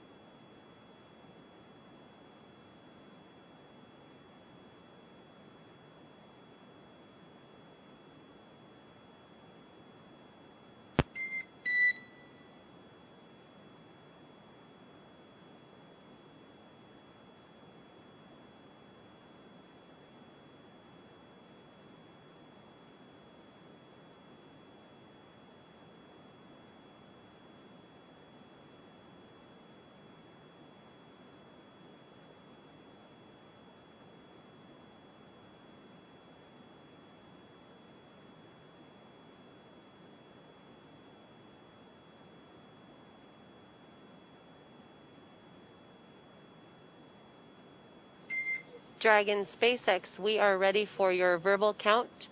Hold the cabin mic in front of your face with your mouth visible to the camera and count verbally to 15.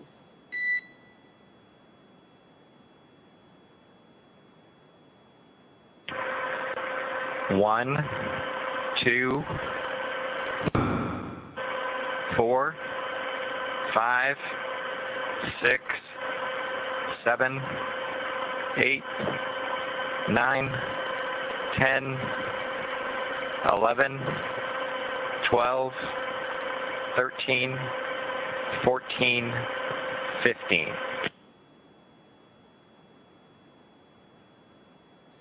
And Dragon SpaceX, we will give you a call when we're ready.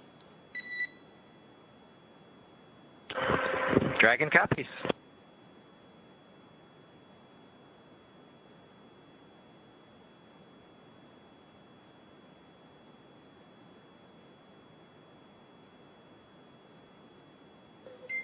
Dragon SpaceX, you are go to begin the media event.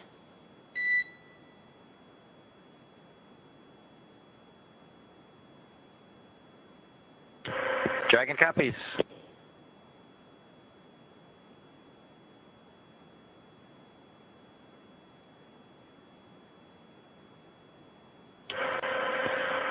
Well, everyone, welcome aboard Dragon. My name is Doug. Next to me is Bob. You probably know him. We're so glad to be with you this evening and welcome you on board Dragon. Got a couple things we want to talk about first before we kind of show you around. The first is kind of a tradition we've had over the years with spacecraft going way back to the Mercury era. And then a tradition that's been carried on ever since with all our space vehicles, including the Soyuz. We're given the honor to name this capsule. I know most of you at SpaceX especially know it as Capsule 206, but I think all of us thought that we could maybe do a little bit better than that. So without further ado, we would like to welcome you aboard Capsule Endeavour.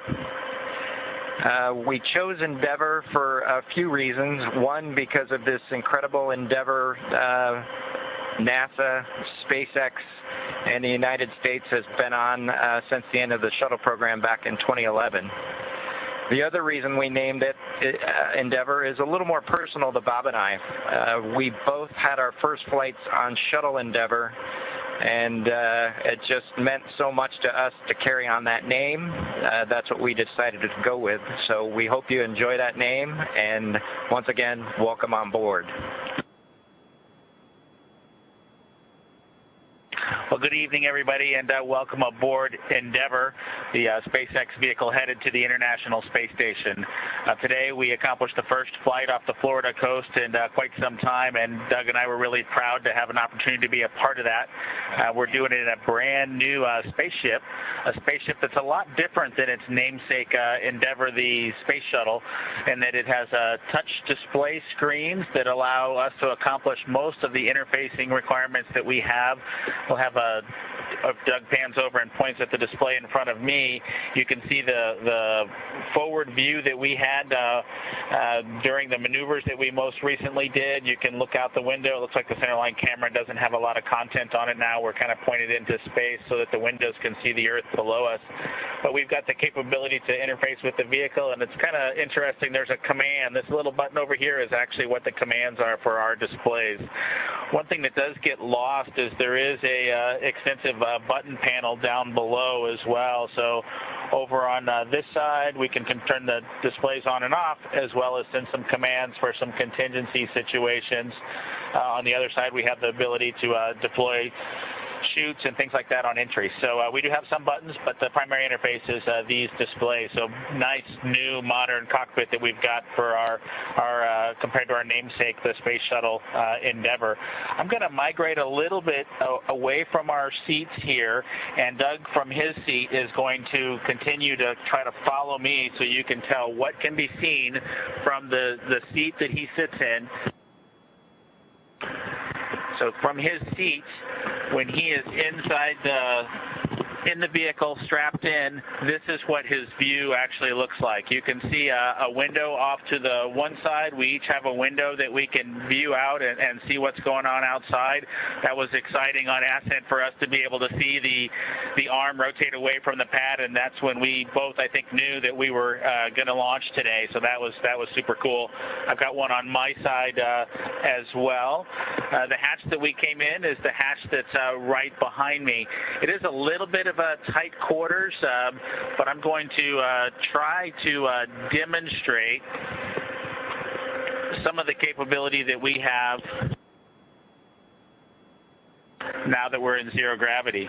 So I think I was requested to do a backflip. I'm going to kind of do a side spin, which is a little bit of a permutation on that request. So hopefully you can see what it's like to actually float in zero gravity. And Doug and I are super excited that we got the opportunity to do this again today, even before the end of May. So that was super cool.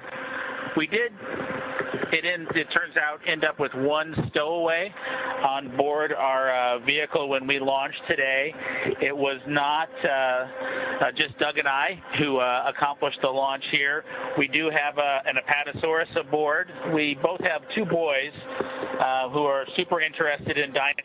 And we collected up all the dinosaurs between the two houses, and Trimmer, the Apatosaurus, got the vote from the boys to make the trip into space today with us. And so that was a super cool thing for us to get a chance to do for both of our sons, who I hope are super excited to see their toys floating around with us on board. I'm sure they would rather be here given the opportunity, but hopefully they're proud of this as well.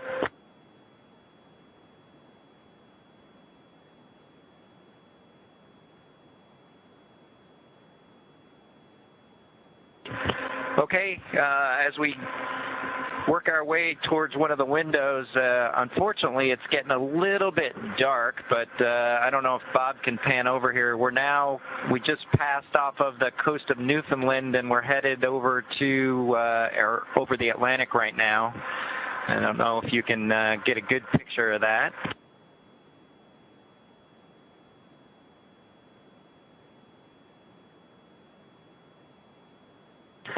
Anyway, hopefully you enjoy that view as we pass over the Atlantic. And I think with that, we will work ourselves back into the seats and wrap things up for this evening.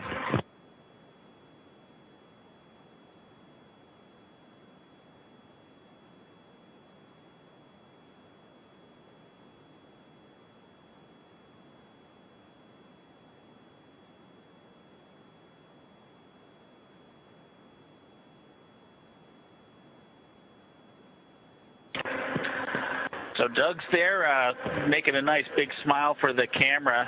I hope you enjoyed the trip today with us on board the Dragon capsule Endeavour with our friend Trimmer, the Apatosaurus, and Doug and I. We just would like to thank SpaceX, we'd like to thank NASA, and we'd like to thank the American people for the opportunity today. And we're really proud of the entire team that was able to accomplish human spaceflight again from the Florida coast. Just a wonderful experience. Doug and I are just so proud to be a part of it, and just want to thank everybody who gave us this opportunity and worked so hard to make this happen today. So with that, I think it'll be good night from Capsule Endeavour. Good night to everyone at NASA, at SpaceX, and the United States, and congratulations to the teams that got us into orbit. And we're looking forward to seeing Chris Cassidy and his Russian colleagues on board the International Space Station tomorrow morning. Good night, Megan and Theo. And Karen and Jack.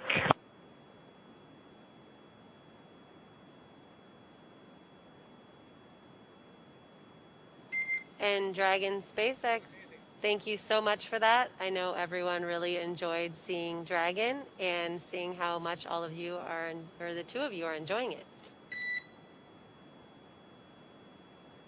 It was our pleasure, Laura.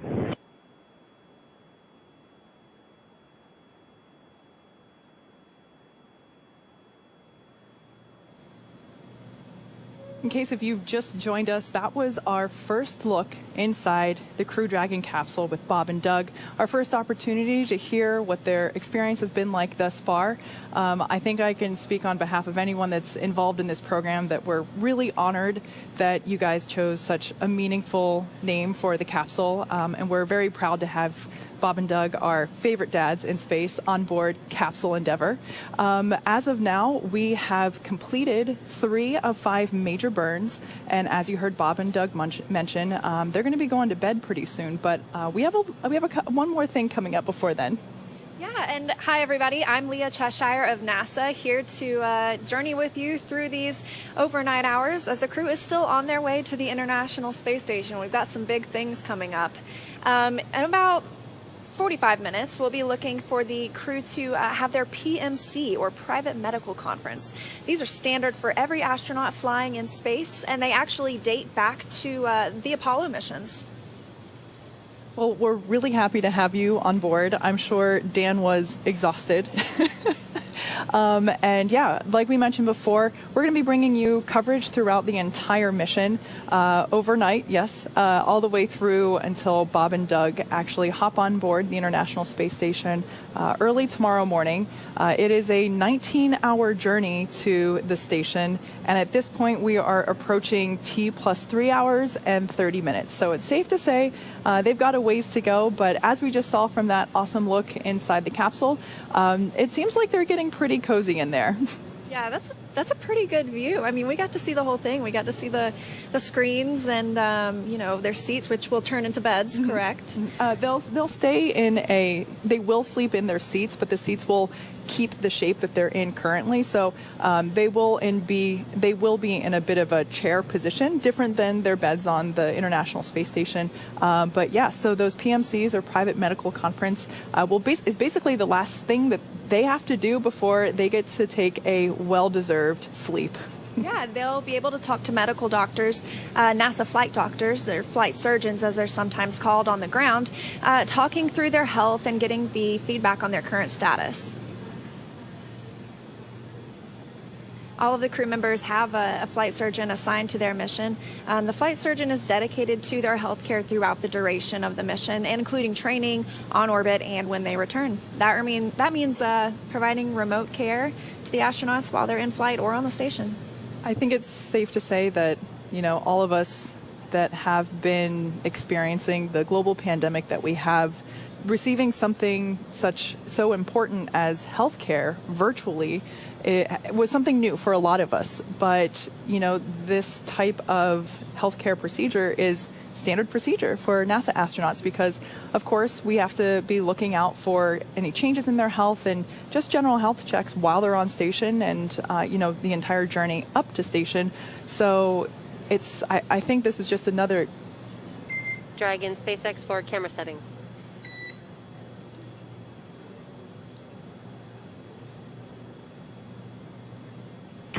Go ahead, Laura.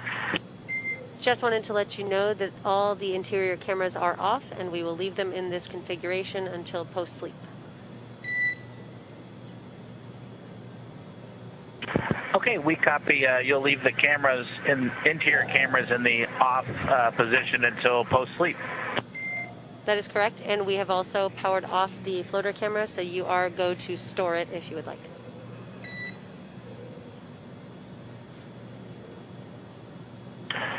Thanks, Laura. We'll put that in work and get the floater camera stowed away and have it ready for tomorrow.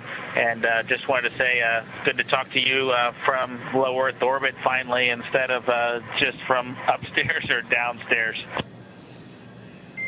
Yeah, I agree, Bob. It's nice to hear your voice in orbit rather than upstairs.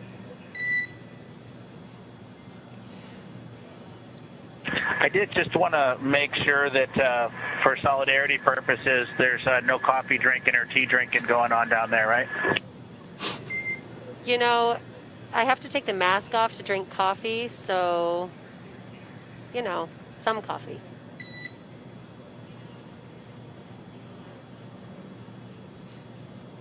So that back and forth that we just heard there between Crew Dragon and Mission Control here in Hawthorne, just letting them know that all the cameras are now turned off, and they'll stay turned off until after the post-sleep, or basically until Bob and Doug are wide awake tomorrow morning. And that's just for privacy purposes, obviously, while they're doing their health check and sleeping.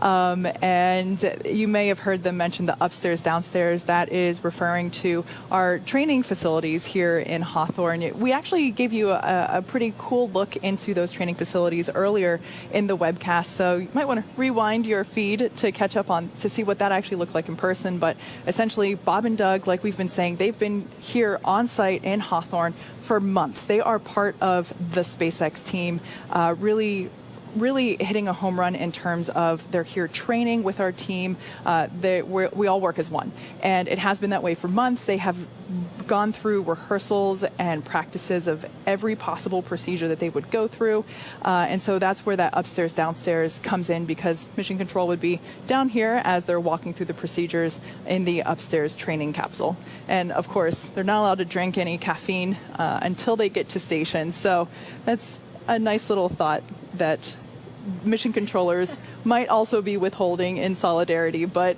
a difficult task, I'm sure. Yeah, it's been a long day for everybody, so I can understand where, I don't know, they might have to sneak one in and not tell the crew. Yeah. Who knows? We'll see. So like we said before, we're going to the Bob and Doug, our dads in space, will be beginning their private medical conferences. Again, those are just standard for every astronaut flying in space. It happens regularly, and it's just an indication that their opportunity to connect with their flight surgeon. Keep in mind that the flight surgeon is assigned to their mission specifically. That flight surgeon is dedicated to their health care throughout the duration of the entire mission, including training while they're still on Earth, while they're on orbit, and throughout their entire return. So that basically means that not only do they get remote medical care while they are in space, but it also means that the flight surgeon will actually be on board the recovery vessel when they splash down in the ocean.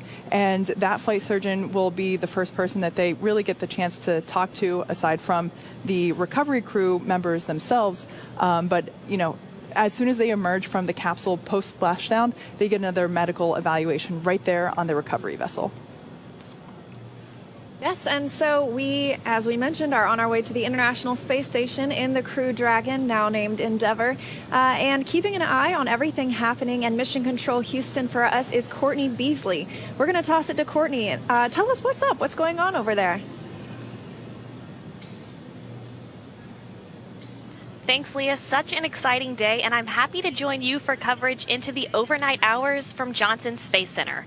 Here in Mission Control Houston, the Orbit 3 team of flight controllers is on console, led by Flight Director Rebecca Wingfield. Flight controllers here in Houston are continuing to alternate the flight control rooms they are using from shift to shift to prevent contact between the members of one shift to the next. At this hour, the International Space Station crew is asleep.